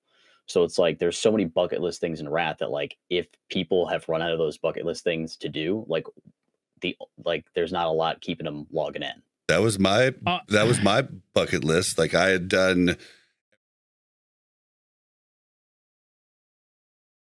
You muted Is he yourself. muted? You got muted, Bob. Oh, yeah. Okay, so that was on my bucket list. Like Muting yourself? no. That's on my bucket I list. quit. Weird bucket list. I quit in TOGC originally because I was just pissed that normal versions gave better gear than my gear I'd worked so hard for in hard modes all through Ulduar. And I was just like, we had heroic down in like the first 3 weeks. I was like, this is a joke. I'm done. So it's been cool to actually get all the kills at IACC. And like basically the last thing on my bucket list for Wrath was to kill heroic Lich King. And I've done it, but I need to kill it with my guild. And I'm not going to leave. Like I'll probably stop doing GDKPs like at some point here soon, but like not my guild. Like they've given me BIS. Like I have to stay for my own like code. I have to stay until they're done because like I'm not going to force them to find another combat rogue, and it sucks to play combat now because we're not awesome. Like, and so yeah, I'm gonna be there for them because like that's just my code, you know. It's honorable. You're doing it for the boys. But I'm basically done. There's gold to be made still. I'm basically done. But the thing that worries me about Kata is like Kata's great. I really enjoy the first tier of Kata. I like Firelands, but like I'd say even pre-Firelands, you know, like a couple of weeks before Firelands, I'm just in the mop waiting room. Like Mr. Pandaria, if we don't get mop classic, that's gonna be a fucking travesty. Well, I've heard that it's going to be I the fastest expansion we've done in Classic. Yeah, to date. Kata's going to be fast. Yeah, that Kata's gonna be timeline fast. seemed that was one of the things that people didn't like about Kata was the pacing. So they now that the content exists and is known already, like they don't like the part of the pacing problem was that it took them a long time to like develop the stuff. The stuff's already developed now, so they can release it pretty much whenever they want. So like the pacing is not going to be one of the problems for Kata. So like. And there's like a few other things that people don't like about Kata, like, you know, people talk about not liking how they changed the world and all that stuff. But I don't hear a ton of people talking about not liking the PvE content, like the raid content, the dungeons. The dungeons were more challenging. I hear Like, the PvP is raids were awesome. great. Yeah, like there is PvP is a really lot to like balanced. about the game. It's just like those things get overshadowed by the things that people perceive as huge negatives. So I like Kata. I don't love Kata. I like Kata. But you know, I want it to have enough time to breathe. You know, I want it to like not like rush through phase 1 before people have got like full BIS going into phase 2. I want it to last a decent amount of time. But Kata for me is very much like TBC. You know, TBC was a Wrath waiting room. You know, I was playing TBC, but all I really wanted was Wrath. Kata's the same, where like It's still I'm going to enjoyable enjoy enough to Kata. where you want to play it. Yeah, still play yeah. it, but I'm really looking forward to what's next. Like Like you're not going to take Classic. the expansion off or anything. You're still going to play it. It's just not, you know, it's not the reason you're playing is not the expansion itself. It's because you know that there's something else coming after it that you're more excited about. Yeah. Exactly. Which like Mop Classic would be fucking absolutely fire. I'll fist weave. I'll that's the thing. Is like I played. Can we talk about? Do we rate this podcast for fist weaving? I feel like Fist weave me, baby. Okay. So I'm gonna have to teach my shaman. I'm gonna have to teach my shaman that apparently. I really want to get to like the final segment, so I'm just gonna bust this past this. Yeah, we keep tangenting. So, two more spirit healers were added to the Battle of Ashenvale. It's only available during the battle. I don't know. I feel like They didn't say where they'll be. I feel like They the said the walk Northwest. back should just be the walk back because I can't stand killing a whole raid and them all like coming back within 28 seconds. Like that's kind of kind of annoying.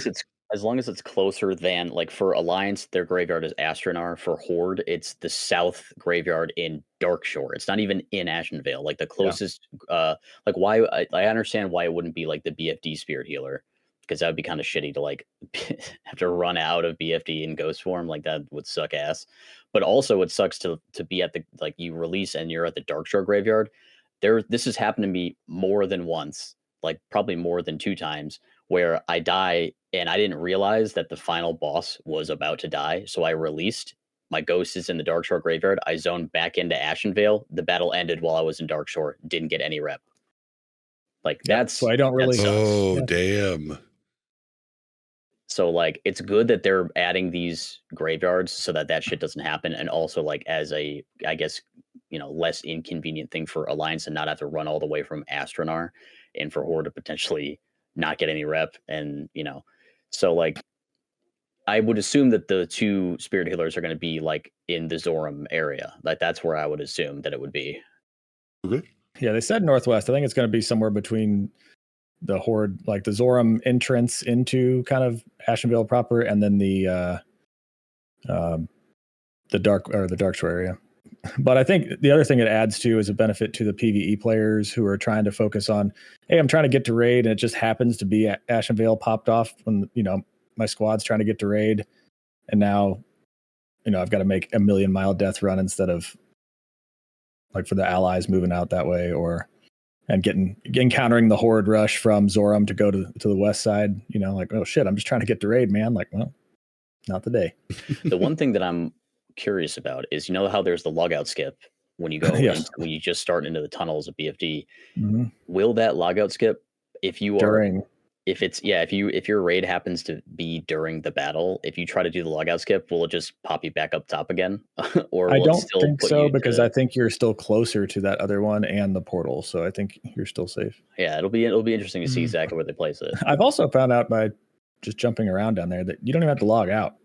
If you like approach it from a certain angle and just jump, it'll just disconnect you, and then you just reconnect. It's kind of nice. Oh, weird. It saves you a little bit of time, especially when the opposing faction's bearing down on you. You're just trying to get out of there. I want to know where that is. What, you can literally just jump? Yeah. That saves 30 seconds. If you stay in Discord after this, I'll hop on WoW and just run down there and show you.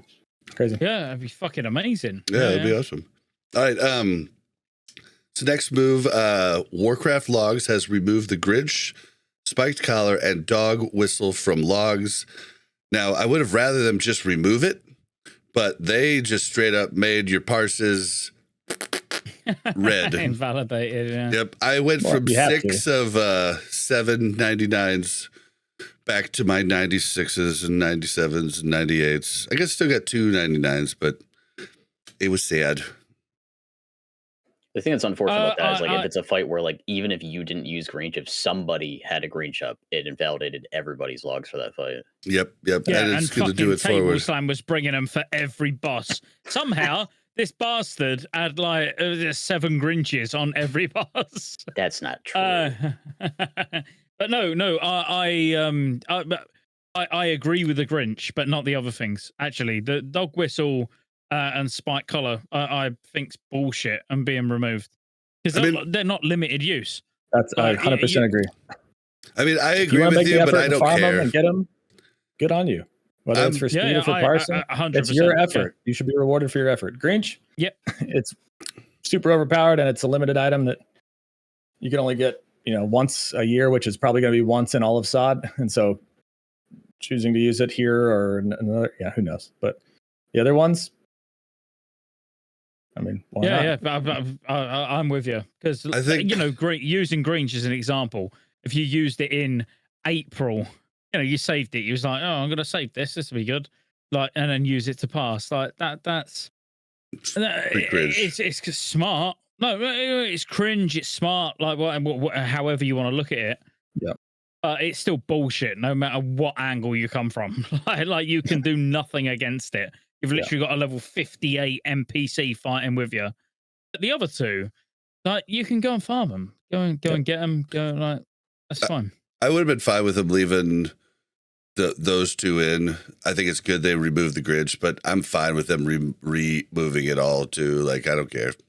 I feel like sometimes when they make decisions like that, it's to sort of like prevent certain things from becoming the new meta. Like if they had only removed Greench but not spiked collar and the other one, then like the optimal way to do speedruns would be for everybody in the raid to have both of those. It's just more extra bullshit you have to do. Then give you things. Yeah, That's but when the you whole say point, bullshit, though. It's competitive. But does that not then give you things to do? Well, I'm just thinking about later down the road. Like, look, if I want to pass, I need to go and get these. We already have that with buffs, though. Like, oh, we already have that with world buffs, and it's quite a bit. I mean, yeah, it's nice. It's going to get worse. Friction. It's friction. Mate. Yeah, not only is it friction, right? Like, yes, Bob. We have buffs that exist, and everybody can just go AFK and Thunder Bluff and get the buff, and then go to get their drum and get their DMF every other week now. And why can't we boon the drum? Damn it! Sorry, that is a good question. But like the content that you would have to go and get those spike collar and dog whistle at isn't walk over a piece of cake content. Like, yeah, it's hard. It requires coordination and effort and teamwork, and like most people can't go in there and solo and get a dog whistle. I don't think anybody can go in and solo the dog whistle yet, but like that's all part of the thing. Like your team that is speed running or doing whatever, or parse pushing or however you want to call it, is making a concerted effort to push content given the discovered runes and what they can. And if they're getting in there and getting something cool and using it, get on them. But I do agree that since they took them out, they did have to invalidate everything backwards, because otherwise the metrics would have been skewed one way, and everybody from then on would be parsing 50s, because you'd be like, well, you're not even close to that number. Yeah. I don't think it's like an objectively like correct or incorrect thing that they decided to do that, to remove the spike collar and the dog whistle. I mean, I don't really know how I feel about those two things getting removed, really. Like the Greench, I would agree that having the Greench removed is probably a good idea. Yeah. But the spike color and the dog whistle, like, I don't know. I don't really know how I feel about that. But like, I was just more like it was more conjecture of like, maybe this is why they decided to remove that, because then it would become the meta. You'd have to do that if you want to parse or whatever. But like, I don't necessarily think there's anything wrong with that. Like, if you want to be the best, you got to do a bunch of extra shit to be the best. Like that kind of makes sense. Like you get out what you put in. But also, look at the general population. Oh, go ahead, Sky. Go ahead. I looked at the top passes from each class, and even speed runs. Like none of the top speed runs had Greenches. Yeah, because they run off and kill everything. Yeah, they're more trouble than they're worth. We got a faster time without Greenches like this past week in Swamp. We got a faster time this week than we did the week that we were doing Greenches. We ran like a 19 something the week before we had Greenches, and then we ran Greenches and we ended up adding like 2 minutes to the time just because we couldn't control the Greenches. They kept pulling extra shit. And then this week, when I was looking at top by class as well table, looking at like literally top DPS by class. Okay, there are a couple of them. I think the top warrior might have had a Greench when I looked, but it weren't like every class had a Greench.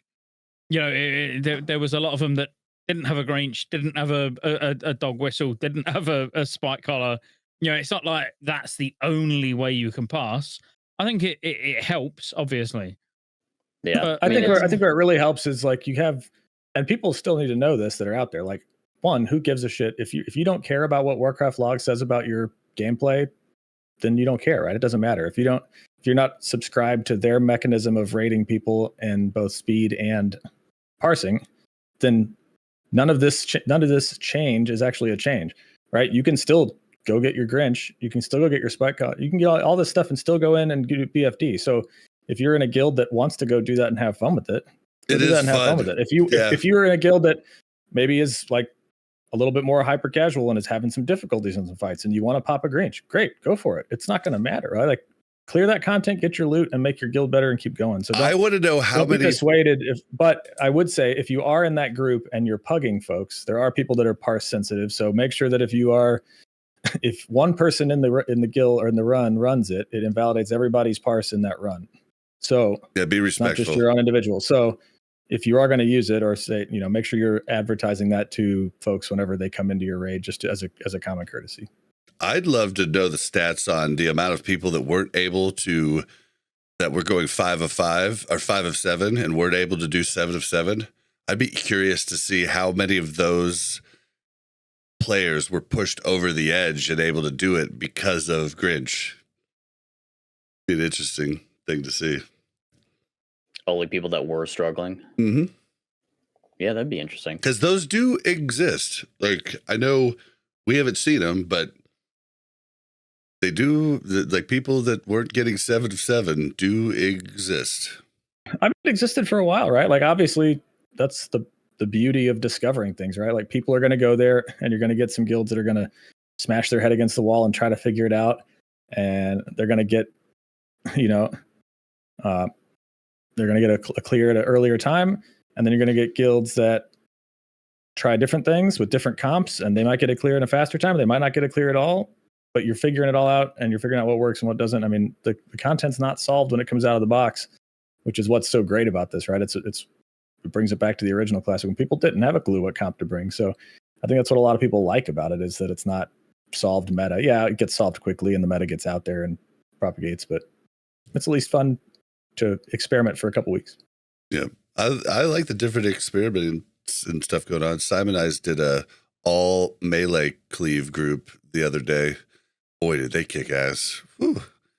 But they would have kicked ass even more if they had double feral. Like, they had a whole bunch of melee not getting Wind Fury, which I was like, oh. Does the Greench get Wind Fury? Asking for a friend. I don't think Wild so. Strikes? Probably not. I know. Probably not, but who knows? Regular pets don't, so I don't think some of No. them will. It won't.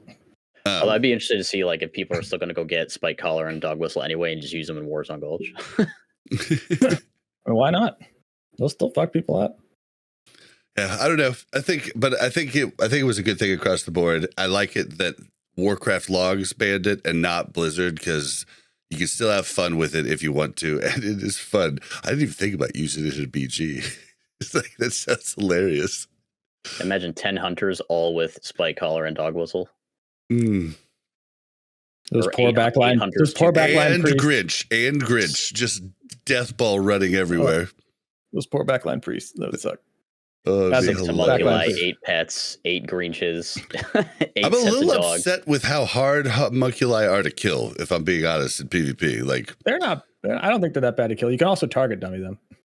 yeah, I've done that Yeah, a they're lot. dumb. But they are annoying as shit. But I would say, depending on your comp, like if you're running 3 priests, you can probably have one run homunculi.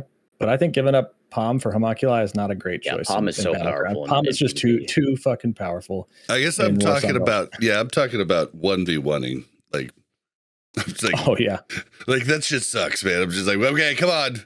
You're already hard enough to kill, and I have to kill these things first. Yeah, the Boon of Blackfathom, that's the buff that you get in either Darnassus or Thunder Bluff.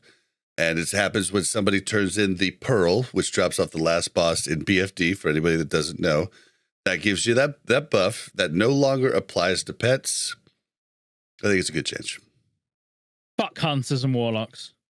So I think it's a good change, but are you going to go back and invalidate all logs that had, where does it end when we start talking about this kind of stuff? Scotty brought that up in one of his latest videos. But I think for PvE, it doesn't really matter, but I think it's a huge change for PvP because everybody's waiting at, Thunder Bluff, for example, to get their buff, then zone in for Warzone Gulch. And now if your pet is just that much more juice, which they're already fucking cracking, like, Wind Serpent 3-shotting me as a priest was just nutty for a minute. But like when they're double buffed like that, it's a problem for PvP. Yeah, you can stand a little bit of DPS lost on PvE, but does the Lightning Breath scale off of attack power or off of spell power? Because that's a question for the Boon of Blackfathom. But that is a good question. Either way, it does count as a spell, and Boon of Blackfathom also gives spell crit. So that was part of it too. Like, regardless of whether or not the spell power component of Boon of Blackfathom was increasing the damage of the Lightning Breath, the crit on Boon of Blackfathom was definitely affecting it. I thought they migrated spell to hit instead of crit to help the casters. Oh, was it? Oh, okay. Yeah.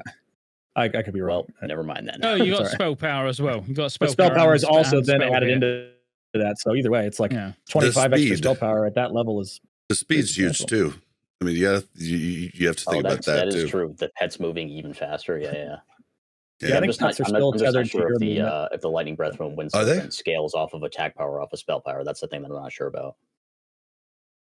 Yeah, because even any if the hunters in pets don't chat. have the Boon of Blackfathom buff, they're still going to move the same speed because it's if you have it, because it's based off yours, unless Is it you have okay? the talent, unless you're talented into the faster open, the outside speed. Yeah, If we're exactly. talking about Yeah, like, you know, environment. last week they could get buffed, this week they can get buffed, and then you're re-crawling, you know, Warcraft logs with, let's just say it was a spike collar. Let's say it was just the spike collar. That probably would give less damage than your pet as a hunter being able to gain, you know, the world buff. Oh yeah. Technically, they should be all invalidated as well.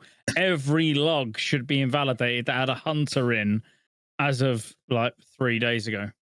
So basically, we would just have to start over. It'd be Like starting over. Which when would it stop? Right, every time there's a rune change, we do this. Like and this is the part where it's like I understand what Warcraft Logs is doing, and I think they have their parameters and they do what they do to try to give some guidelines, but it's entirely people driven. And I just keep telling people it doesn't matter. It's a new parse every week. Like, yes, you might not hit that high number that they hit earlier on, but you're still going to get a 99 or possible 100 for that section.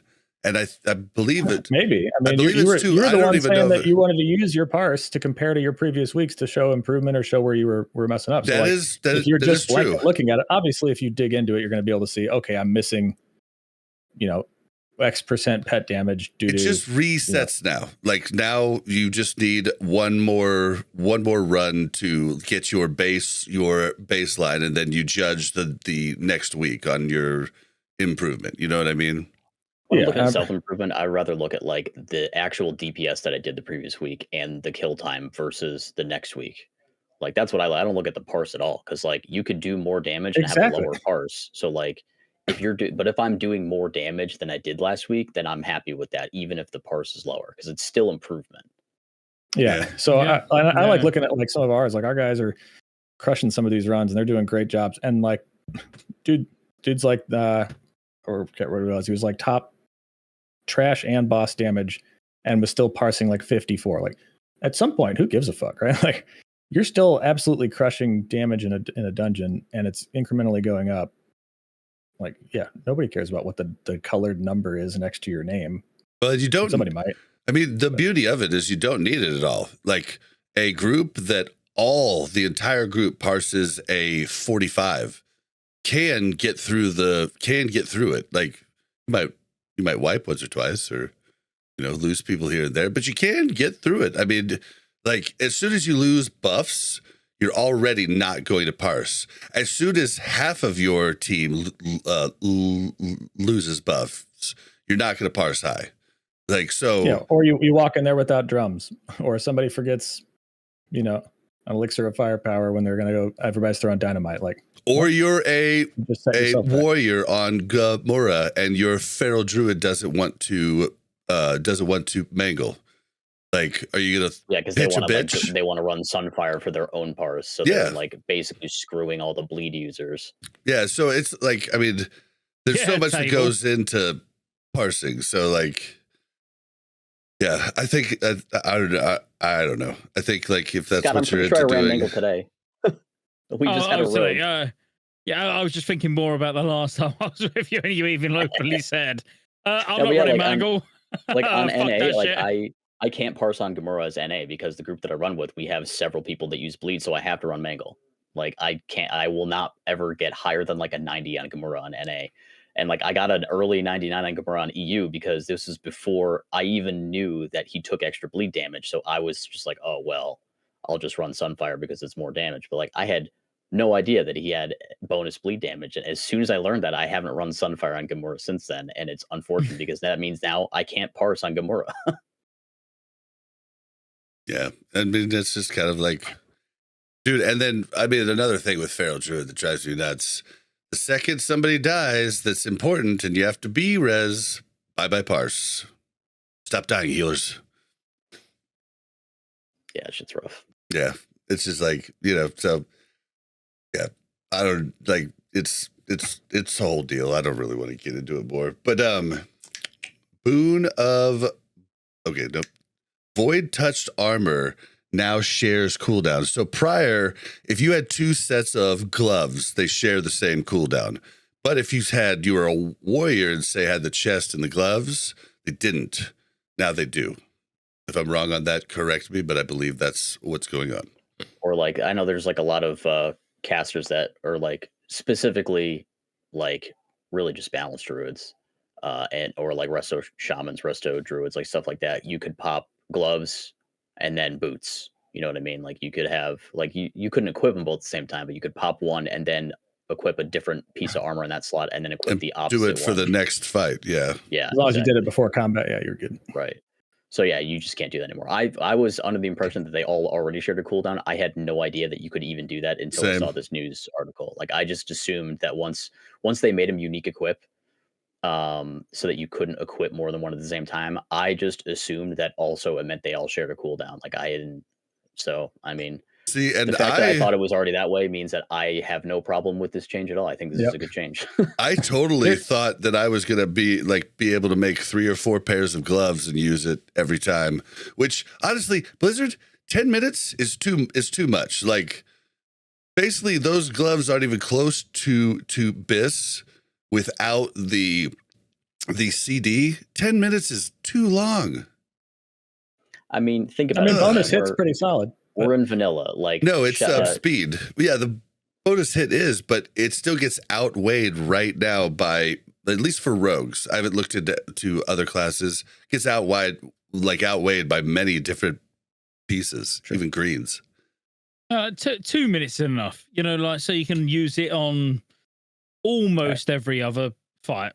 You know, like if you was doing a speed run, you're not going to use it on everyone, but like this content wasn't designed to be cruise through as fast as we're cruising through it. Yeah, but and also like think about it. This is the vanilla base game. Shield Wall and Recklessness and Retail all share a cooldown, and it's a 30-minute cooldown still. You know, Last Stand's a 10-minute cooldown. Like all these Lay on Hands is an hour, right? Yeah, this is all like the long. Thank God Battle Res is a 30-minute cooldown, because you get one from me this raid. And I like that. Yeah, like keep it like that. Please do not reset cooldowns after every fight. Do not do that, please. This is like the base game being vanilla means that this is like the long cooldown era. So it, to me, like from the start, it made sense that the gloves were a 10-minute cooldown, because it kind of tracks. It tracks with everything else. Like it makes kind of sold me on that. You kind of sold me on that now. So here's like, I don't know how many you guys all probably use your own add-on of choice for this, but I'm an item rack guy still for swapping gear between sites.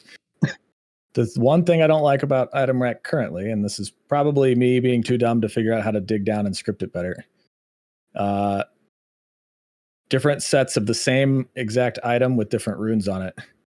When you go to equip it, like if I go to, let's say I go to hot swap from my disc set to my shadow set to do an AoE pull, and I'm going to Mind Seer, and I got my shadow gloves on. One set of shadow gloves has one rune, and one set of shadow gloves has another rune on it. Well, depending on where they're at in my bag is how they're going to get equipped. And if for some reason I moved some stuff around for consumes or auto sorted or something, and like, it's going to slot the first one, and that's going to replace my skill on my bar and do all this other stuff like that. So I could be, and then by the time I've done it, I'm in combat now. Like I have that split second to queue it up and get out. If you only have one extra pair, it'll work just fine. Like to swap between the two. Like if that's specifically what you want to do. No, it's not. I have 2 pairs. So I've got like 1 disc gloves and I have 2 shadow gloves. Okay, for different, then it won't work. Yeah. Nope. It's so bad. Or for shamanistic rage, right? I got 2 cross daggers of healing and 2 cross daggers of strength to pop and proc sham rage. So if I do that, if I like hot swap that, it puts them both into. That was always an issue with dual wield shamans, but I know there's like deep ways to fix it, but anyway, just more annoying than it needs to be. So in Wrath, I've dealt with this a ton on my rogue. Item rack still doesn't work, but you can turn on the built-in Blizzard item rack, and that actually knows the difference between like 3 of the same item. Like if you put it in there in that one, it for sure. Is that available in the knows it. current in SoD? No, It's no. not- it's Yeah, not I Wrath. didn't think so. That's what I was Yeah, like. yeah, I use it. but I like- use that in Wrath. I don't use item Wrath in Wrath. I use Yeah, that it works one fine in Wrath. It'd Yeah, be it's cool nice, if I don't know if they changed The something same about the way client, that should be like easy, item right? information is like given to the game or whatever Dude. in Wrath to make it work that way. But like I have 3 sets of the tier helm, the tier 10 helm. One's for with frost res on it for Synergosa, one's for Yep. tanking normal, and one's for DPSing. And the in-game equipment manager works just fine to swap between Yeah, the 3. same thing. I'm Holy Pal. I got all the same stuff going Yeah. on for like Well, Dreamwalker healing and other stuff. So, but like, yeah, and that works fine on the in-game one. I just don't. It's the same client, right? It's all built on the same. Now it's all migrated to that same Dragonflight client across the board, but with different games. Yeah, there's got to be something Mm. hidden or whatever, like because add-ons can only use what the API lets them use. Yeah. So there's got to be like something hidden that add-ons can't access that allows you to do specific items. Item Rack still has the stupid problem with if you try to change weapons with Item Rack, it queues it. Like instead of changing them. So you just always you have use to make a specific macros that are to swap weapons. equip slot Yeah. 16 and 17s for the offhand. So Yep. yeah, so it still has that problem too. But Yeah, it's just. I mean, it's little things to figure out to min max. It's kind of fun, but again, like that's just a different style of play for me than I'm used to, and I'm enjoying learning that. all right, we got about maybe 15, 20 minutes tops, but let's move into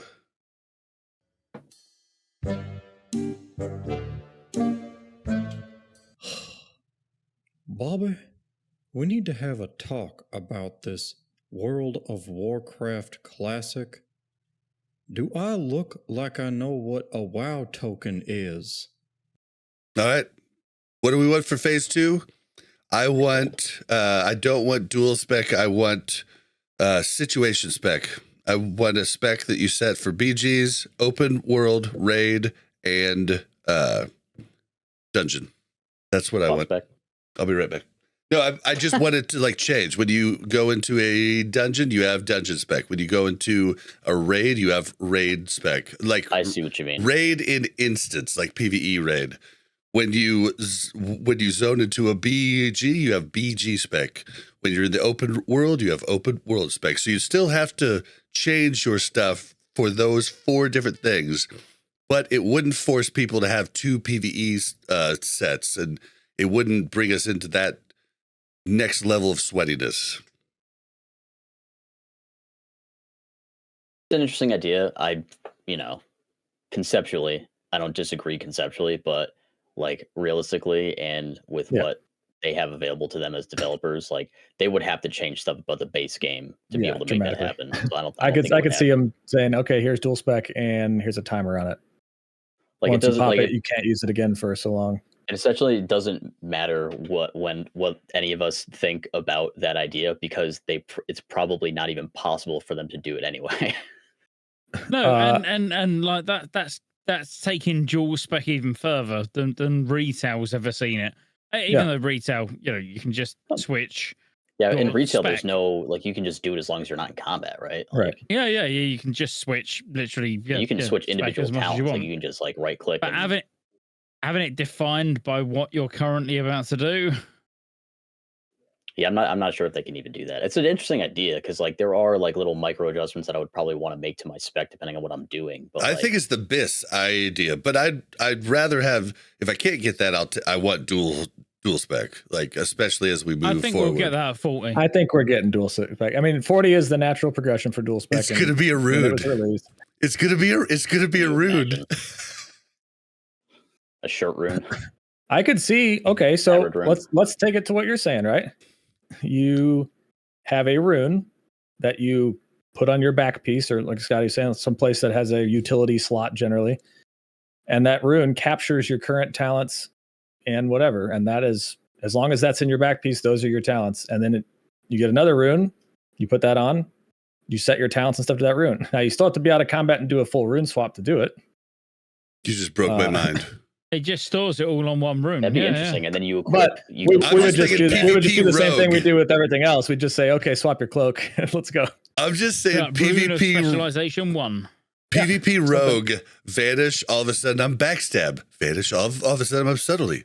Vanish, all of a sudden, like, Yeah, as long as you get out of combat. Or, I don't know. Maybe there's a timer on I think that's too much, but you broke. broke my brain with that really quick. You do like shirt slot, and then just like tailors all of a sudden would start selling all of the different colors of shirts because people would be color coding their rune sets. All right, I got my wow. my lavender for ganking in open world. I got my orange mage weave for rage.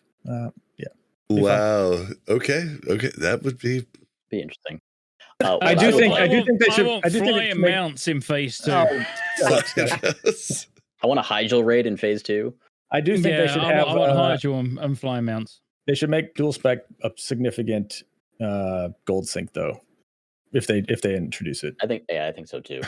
I think it should be like 5 I'm not saying million on par with par yeah, at level with something like a like a mount, fast mount would be yeah. I mean, I would tend to agree with that. The problem is with that rune thing, it would still. I don't like changing spec mid raid. I want you to go in with a team. And like that's your team. And if you want to get super sweaty, I'm fine with the speedrunners that do swaps at different bosses. Like I think that's fine. But I don't want it to be like you can't swap at different bosses. I think the problem is stuff like the timing thing. Say there's like of the raid requires 1 tank for every fight except for 1 or 2 fights, and then you need 2 tanks for that fight. But the tank talent setup for the person who's going to fill in that second tank role, if it's a totally different talent setup than what they would be running for DPS, kind of unfortunate for that player to like, what do? Do you just like run DPS talents anyway and just put on tank gear and runes and then just cross your fingers and hope it works out? Or probably gimp your DPS and like, it's the answer is never going to be gimp your DPS. Right, exactly. So it's like, but the fact that is a decision that has to be made is kind of a problem, I think. Well, the fact that one person has to have 2 PvE specs and has to suck ass on the way to the dungeon and not have a PvP spec sucks too. Yeah. So I don't know. There's not a whole lot of like correct answers in that situation. I suggested a time limit fucking back in vanilla, like before we ever had dual spec, like saying like maybe that would like help it. But there's other people have pointed out a whole bunch of can of worms problems there's all sorts of stuff with that too. Like someone just stupidly not realizing, raid was soon. And I know, they shouldn't be stupid, but people are stupid. And they like swap their spec, but don't realize, oh shit, I'm not going to be able to swap back till, 25 minutes into raid. So I don't know. Or you have to be able to do that on purpose. Be like, haha, now I don't have to tank. I don't like normal dual spec in PvE. I don't like it that people can swap roles mid raid. I mean, a lot of people do like that. What Season of Discovery is about, like so I could go from being a mage healer to mage DPS. Yeah, I think that's great. Obviously Blizzard make it sound as simple as you can just swap some runes, but and your PvE. You're like PvE minded, whereas I'm very much a lot of PvP minded. And I don't want people forced by their guilds or pressured by people to have 2 PvE specs and not get to have fun in the open world on the way to raid and everything else. You know what I mean? You're saying at level 40 when we're all running around Stranglethorn Vale, you don't want to have just 2 PvE specs? Yeah, exactly. Okay. And at the moment, you've got no choice. So surely then, when dual spec comes in, at least you have a choice. Well, and they did awesome in the fact that they've like made respecking cheap. Yeah, thank God for that. Which has made it just not as horrible as it was in 2019 Vanilla Classic. Like it was horrible then. Like, well, they're encouraging you to experiment, right? They're encouraging you to play with your runes, play with your talents, and figure it out and have some fun with it. And I think that's good. And it's still a minor gold sync to do so, but it's not insane. But it also gives you that ability. Dual spec of if we can't have like what I'm talking about, like with the 4 different specs that are just set for those things, then I want dual spec. I just think my idea is better.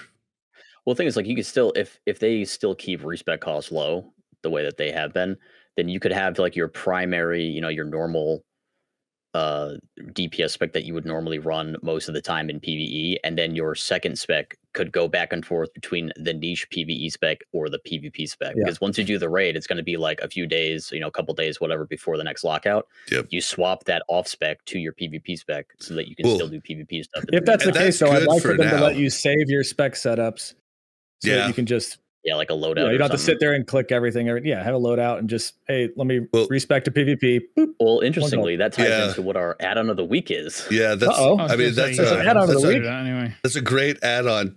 Talented. Wow. That's segue. That's been there forever. That's not actually the add-on of the week. I've just never. We already it was did the add-on Talented. of the week last time I was on the show. Add-on of the week all week. Yeah, that's been the add-on. We've dropped the add-on of the week segment for like probably a year now. But yeah, that was the last one we did say, Talented, and it is really nice. Like you can just save as many different like ones that you want, and you can instantly add them in.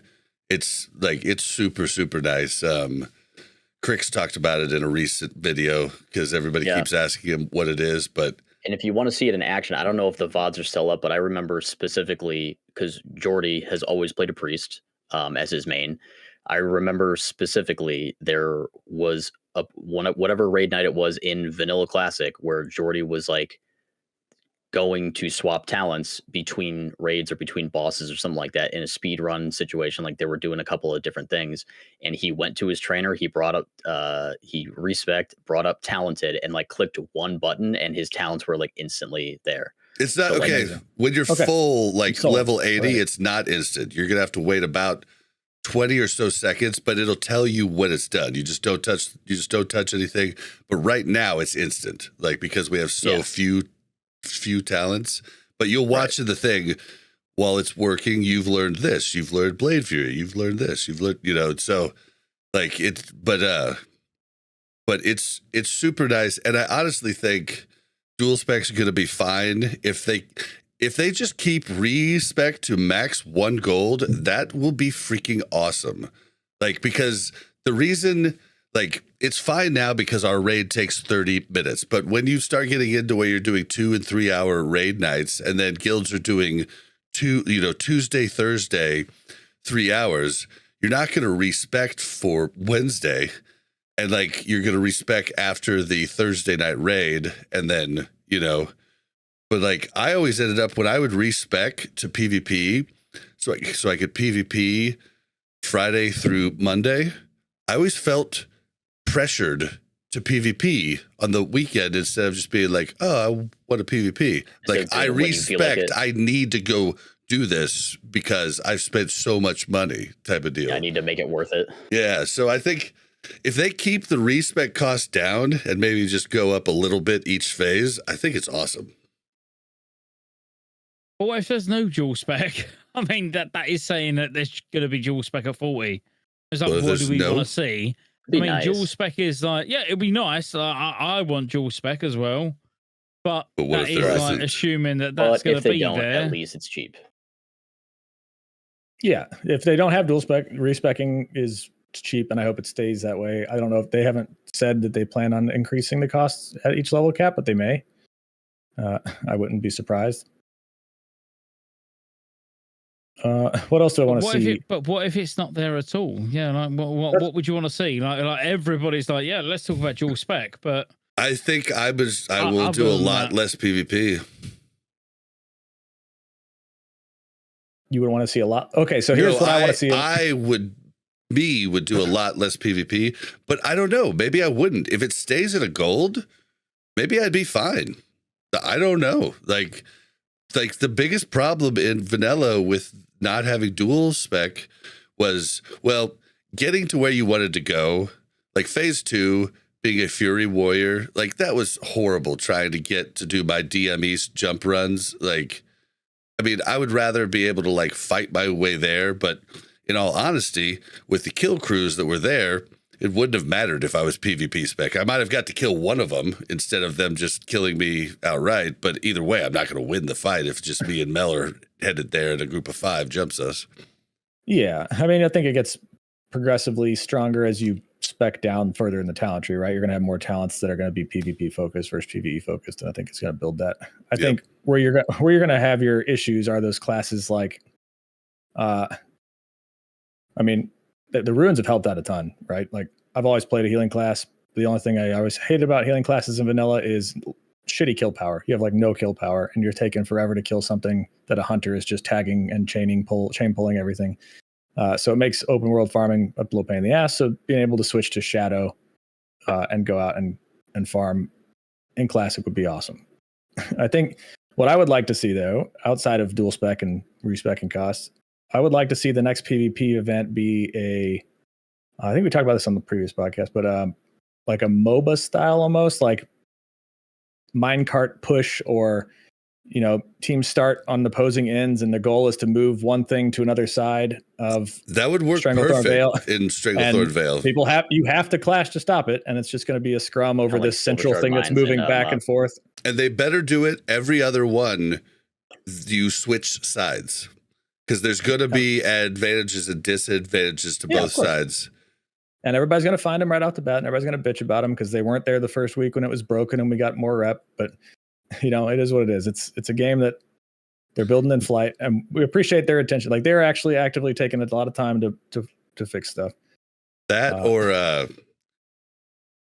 or actually do what you said and like separate the general chats so you can get word from what's going on in different places. But maybe having it like an Arathi Basin type of thing where you're holding down a fort and you're building up resources or whatever by holding that fort down.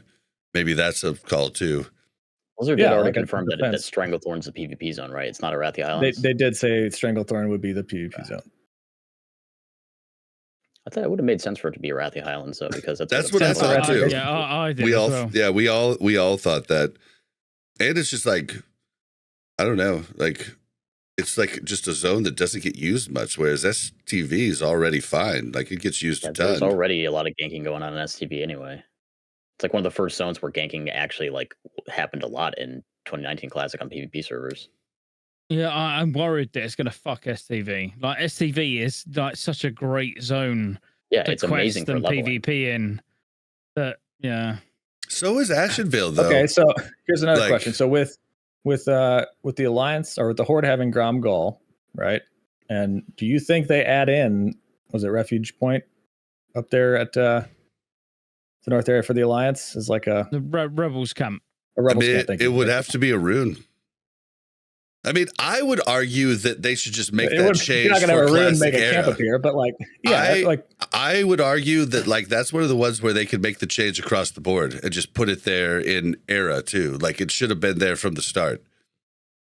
I think it depends on how they engineer the zone, but I think if they do something that's make it a PvP focused zone, the Horde definitely has, and I'm okay with it, a pretty significant advantage location wise. Because having Grom Gall there without having Rebel Camp. The Alliance should have always, from the beginning, in my opinion, had the flight path there at the north. Like Horde has a flight path there too. That seems like an easy addition to make in the current thing. Also, like, wouldn't take a ton, but I don't know how it affects flight paths. And I'm not a developer. I don't know. Fortunately, with the they've set a precedent now by adding these two spirit healers in Ashenvale. Those obviously aren't going to be added to Era or to Hardcore. So like. There's a precedent set. They can add stuff to just SoD. So like that opens the door of possibilities. They could put the thing there. I think adding a spirit healer makes it a little bit easier. I think adding a flight path makes it tougher just because of all the connecting flights to get from point to point. Right. But since it exists somewhere in the architecture of WoW already, I imagine plugging it in is probably not horrible. I mean, it just should have been. It just should have been there. They can always run from Westfall.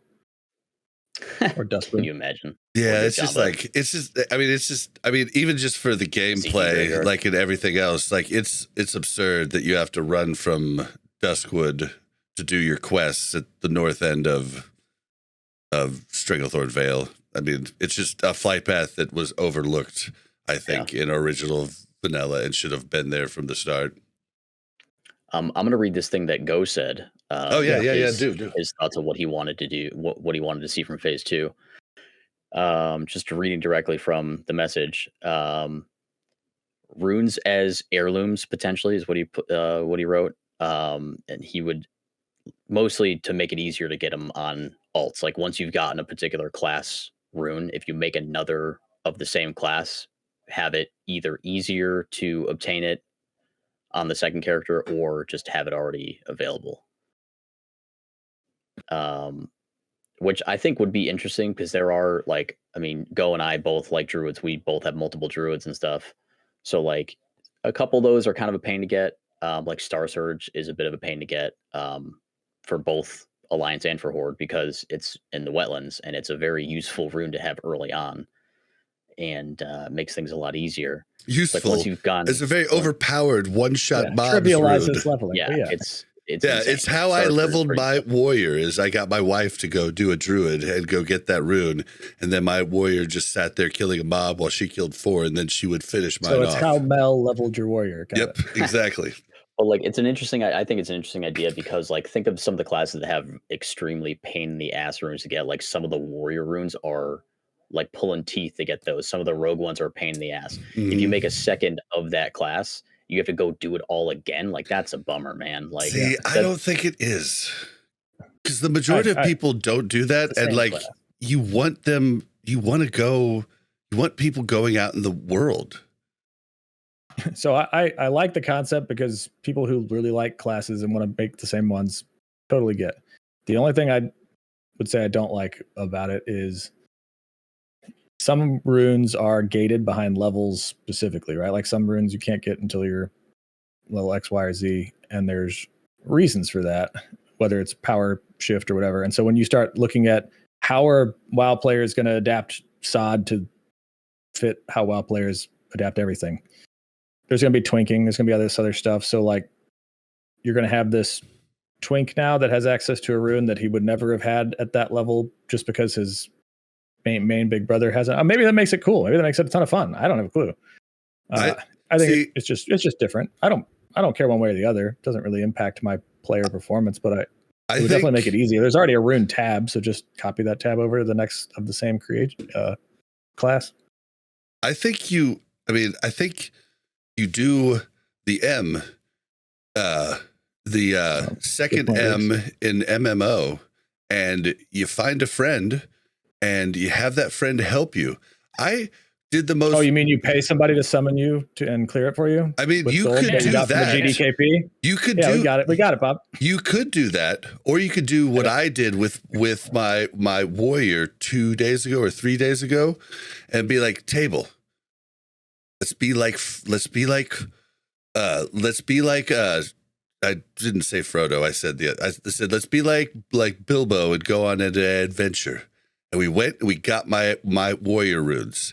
And we went and we figured out if we could kill the dark iron dwarves. And then we decided, okay, it's better just to death walk. But then we had fun finding where we could res, like that was not like Table loves to find reset spots. So we found one there.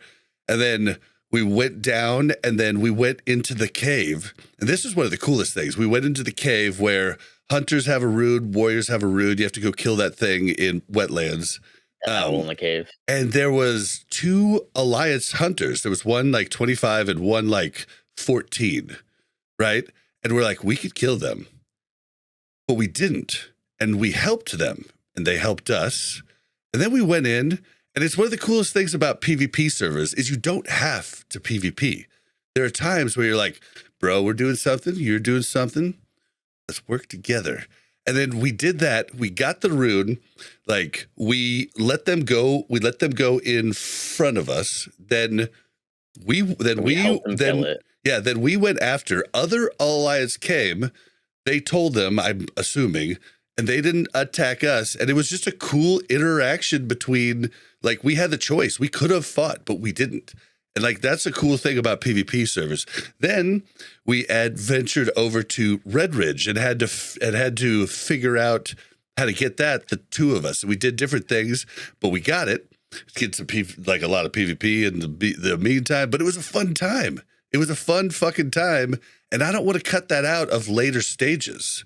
Like, so like, I don't really like, unless like you put it behind a huge, like, gold sink wall or something. Like, I would rather just, if you want to start something new, you'd be like, dude, you gotta come help me. Like, because I had a blast doing that, and it was like literally a waste of time, because I could have just paid.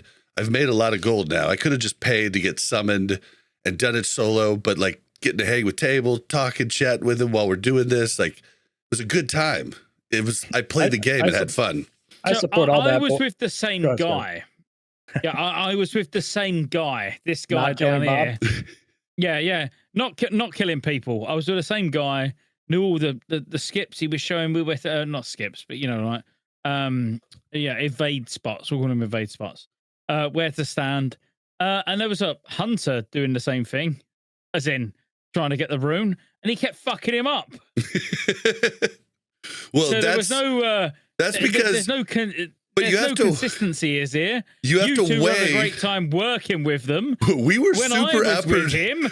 Well, okay. All he wanted to do was kill everything he saw. So we started out. We're like, we could kill him, and we talked about it. We're like, we probably shouldn't. Like, I mean, we could kill him super easy because he's such low level. But like, then maybe they call friends. Maybe they do this. Table tried talking to me, but he was like, he's either pissed or hungover. Like, he's going to be one of them. So there's no point talking to him anyway. What I'll do is attack everything I see. When we were leaving, there was 10. Like, by that time, there was 10 Alliance and us 2. And I was like, well, it's a good idea that we didn't decide to jump him, huh? We would have been so fucked. I'm just saying, when I ran you in there to get that rune for you, the hunter attacked me first. Just saying. The one thing you have going on right now, which makes your story heartwarming, Bob, as heartwarming as it can be, is every area you can go to right now to get these runes, you can be at the level appropriate for those runes, right? And that's it. Like, the only contest you're going to have there is other people level appropriate for those runes. Let's talk next phase, when you want to build your druid alt or you want to build your warrior alt. And now you're going out there to get those runes, and old Genki McGankerson, level 40 rogue, is just hanging out there just saying, I'm just going to deny runes. Because that's how I like to play the game, and I want to spend. I want to get my money out of my sub that way. I didn't even think about that. Oh my god, you're not griefing, right? You're not killing NPCs or quest givers. You're just PvPing in the world. Yeah, so that's where Go's idea is. I think where it shines is it'll be a way to get your runes without getting fucking griefed for 3 hours while you're trying to get them. All right, then put it behind a huge gold sink. Like, sink some of this gold out of the game. So they can swipe their credit card and get their rune. Yeah, if you're Horde, let me know. I'll make one with you. Oh man. Yeah, I don't know, man. I'm so in awe and waiting of what they're gonna do. Like, I don't even want to like ask for anything. Like, I want more rune quests like the rogue one. The rogue one is literally the best thing I've seen rune-wise in SoD. It's fucking amazing. Is it Deadly Brew or is it? Yeah, it's Deadly Brew, because you get to eviscerate like over at Hillsbrad. But Deadly Brew, going in there, mission impossible, having to pickpocket 2 different mobs in the dungeon, then unlock a crate. Like, it is so rogue. It is so that's good. A lot of depth to the class. And you have to. The mobs aren't even in there unless you zone in solo.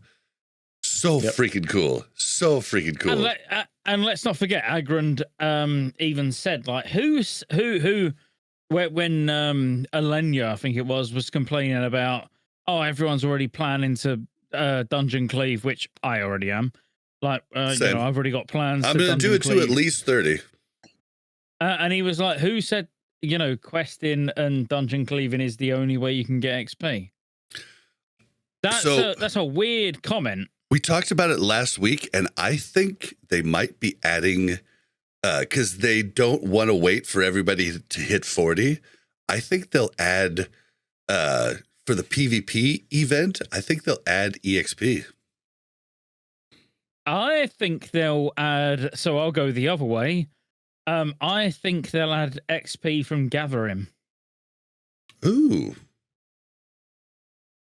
The bots get stronger. And those bots are going to be 40 before we are. I know they're gonna be. I'm gonna be getting my herb, and it's gonna disappear because dude's underneath the ground pulling it down. Like, what cartoon was that from? But you've seen that they're already like trying to XP in BGs. They're trying to put more. Well, no, they're trying to put more emphasis on professions, and like there's a reason to be tailoring. There's a reason to be level working as a rogue. There's a reason to be blacksmithing as a paladin.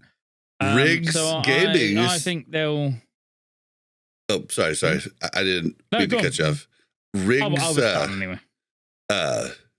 Rigs gaming in the chat gives a good point. Like XP for BGs would be something they could probably add in pretty easy. Yeah, and I mean that's a fairly obvious one. I want to say it doesn't encourage discovery. They're for sure right? going to increase. Yeah, they're for sure going to increase the supplies or whatever, the supply boxes EXP. Like, I think that's a given, but I feel like Gren's not going to give us that type of teaser for something so mundane and obvious. I think there's other stuff. Even crafting, XP from crafting. It's about time that WoW actually had where you could take professions seriously. Like, you've never been able to, ever. It's always been a secondary part of the game. It's always been... Who just disappeared? Oh, Josh is back. Oh, hi, mate. Oh, shit. He's like, I couldn't stand to watch this and not chime in. I got something to say. We got Josh. Yeah, I'm going to abuse my access to this channel and just quickly say from the crowd, experience in Battlegrounds. Hello, bots in your Battlegrounds. Okay, bye. True. God damn it. Yeah. Fuck my life. But crafting has always been a missed opportunity with WoW. There's MMOs that exist where you never need to fight anything, ever. You could be as pacifist powerful. Run. Yeah. But you could be as powerful or as rich as anybody else, but you've never gone out and grinded anything because you're an armor smith or you're a weaponsmith or whatever. And most people aren't to see some grinding. Of that in WoW. Yeah, they're like literally almost everybody that I know that worked up engineering did not do it with their own farmed mats. They did it they just bought the mats. So imagine being able to level. Imagine being able to level through professions, and obviously it'd get ridiculous to a point where it's not the same game. You wouldn't there's no way you could reduce someone's power level, as in how much damage they do, based on how they leveled. But it's along those lines. Like Star Wars Galaxies. It's a game I talk about a lot because I played it a lot. Yeah. One of the first Jedi here. Yeah, but you didn't need to ever kill anything. You could dance, entertain, be an artisan, be an armor smith, be a weaponsmith. Like the actual crafting side of the game mattered. I had a friend. Side of the game has never mattered in WoW. I had a friend who just did farms. That was the whole thing he did in SWG. He'd make a little farm area, then he'd make one over here. He'd have a house there, and he just farmed. He just had what were they called? When you place down something turbines or a mineral extractor or Yep. Yeah, and he just do that all over the galaxy. That was how he played the game. He literally never fought anything. Texas with around emptying them. Yep. He's just okay, I'm gonna do this one, and I'm gonna go over to this one. I mean, that's cool. Yeah. That's cool that you have that. That's something WoW has always lacked, is just being able to just play the game and not have it be combat based. But I don't think that's going to change ever. Speaking of profession stuff, I'd be interested to see what level they decide to cap professions at for 40. I would assume it's just 225 because this time around is 150 and the next one up is 225. So I would assume they're going to cap it at 225. That means there are specific pieces of gear that normally would be available at level 40 that will not be available in the 40 band because it requires higher than 225 of whatever that profession is to craft the item that you could then wear at level 40. The primary example is Wolf's Head Helm.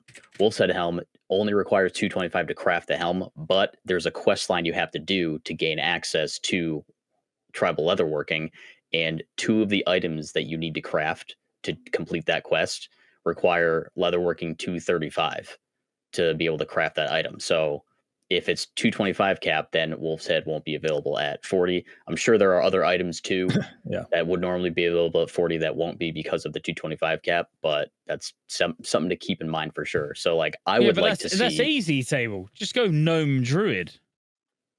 No, what? What? The tiniest little bear. Yeah, Gnome Druid. They can easily That would add be so cute. Have I blown your mind? Just a little itty bitty bear. Oh, that would be so good. I'm a bear. I'm a bear. I'm a bear. For Nomergon. I mean, it is the Nomergon band. But I don't know. I think it'd be interesting. Like as far as like what I would like to see, like speaking from a feral perspective, what I would like to see at 40 is like there was a lot of talk about like the fact that they're changing manual crowd pummeler into automatic crowd pummeler and giving it a 3-minute cooldown and raising the level requirement to equip it, but not changing anything else about it. They're just basically nerfing it essentially. Yeah. Like if they're changing you don't that, have to farm them all the time. True, but like it's weaker now. Like you can't just chain it like how you would. So like if they're going to change MCP, they're like they've opened the door to other things that they might change about the way that certain classes interact with abilities or items in the game to make their classic rotation work the way that it does in vanilla. One of those things is Wolf's Head. Like, what are they going to do about Wolf's Head? Are they going to keep Wolf's Head around? Are they adding in item sets? Are they adding in new tier sets? If so, what's the point of having an 8-piece for Feral if you're just going to wear Wolf's Head? So like, there's all these things that are like, what are they going to do about Wolf's Head? If they want Wolf's Head or that style to exist at 40 with the extra energy from shifting, they would need to add a rune or another item or something like that to replicate that, but then potentially leave it in for the 50 band. So then you have Fuhrer plus the new thing at 40 plus Wolf's Head. And then at 60, add like an idol or whatever that replicates Wolf's Head. So you still don't, and then you still get the extra thing, but now you don't need a Wolf's Head anymore. Like there's a bunch of weird little things that they could do to ping pong back and forth between different levels of power. Unless they make a better two-hander, like a lot better, good luck getting the pummeler on your druid over the warriors. Oh no, dude! No, the warriors aren't going to want a pummeler. It's 2.0 speed, a 2.0 speed two-hander. Nobody else is going to want that other than druids. We will see. I don't think so. Like if you're going to use a two-hander, you want the top end damage to be good, and top end damage of pummeler is not good because it's 2.0 speed. Well, I hope you're right. It's got no feral attack power either. Like, right, that so it's wouldn't like need changing.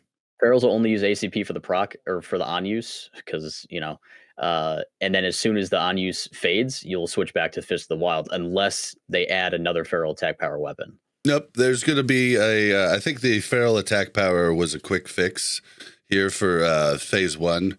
I think phase 2 is going to have a rune that turns every weapon into a feral attack power weapon, just like you have in Wrath.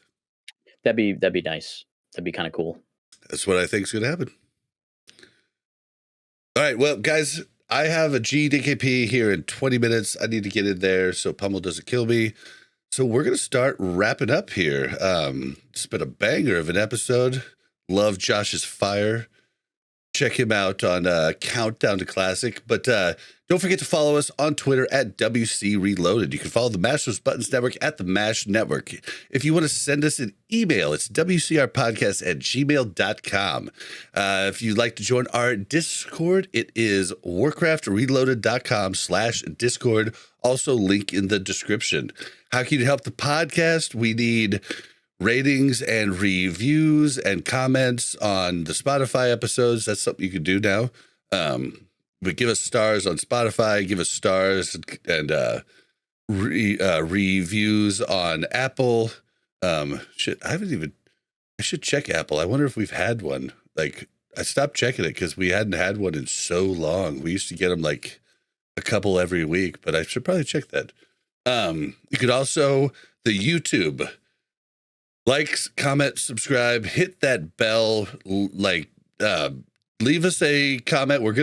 We are gonna feature a new comment every week just for fun. And so give a good one so that we put it up on the show. Because, yeah, the one about Pummel and Rugs just had me rolling. And I posted it to both of them, too, because it was just too funny.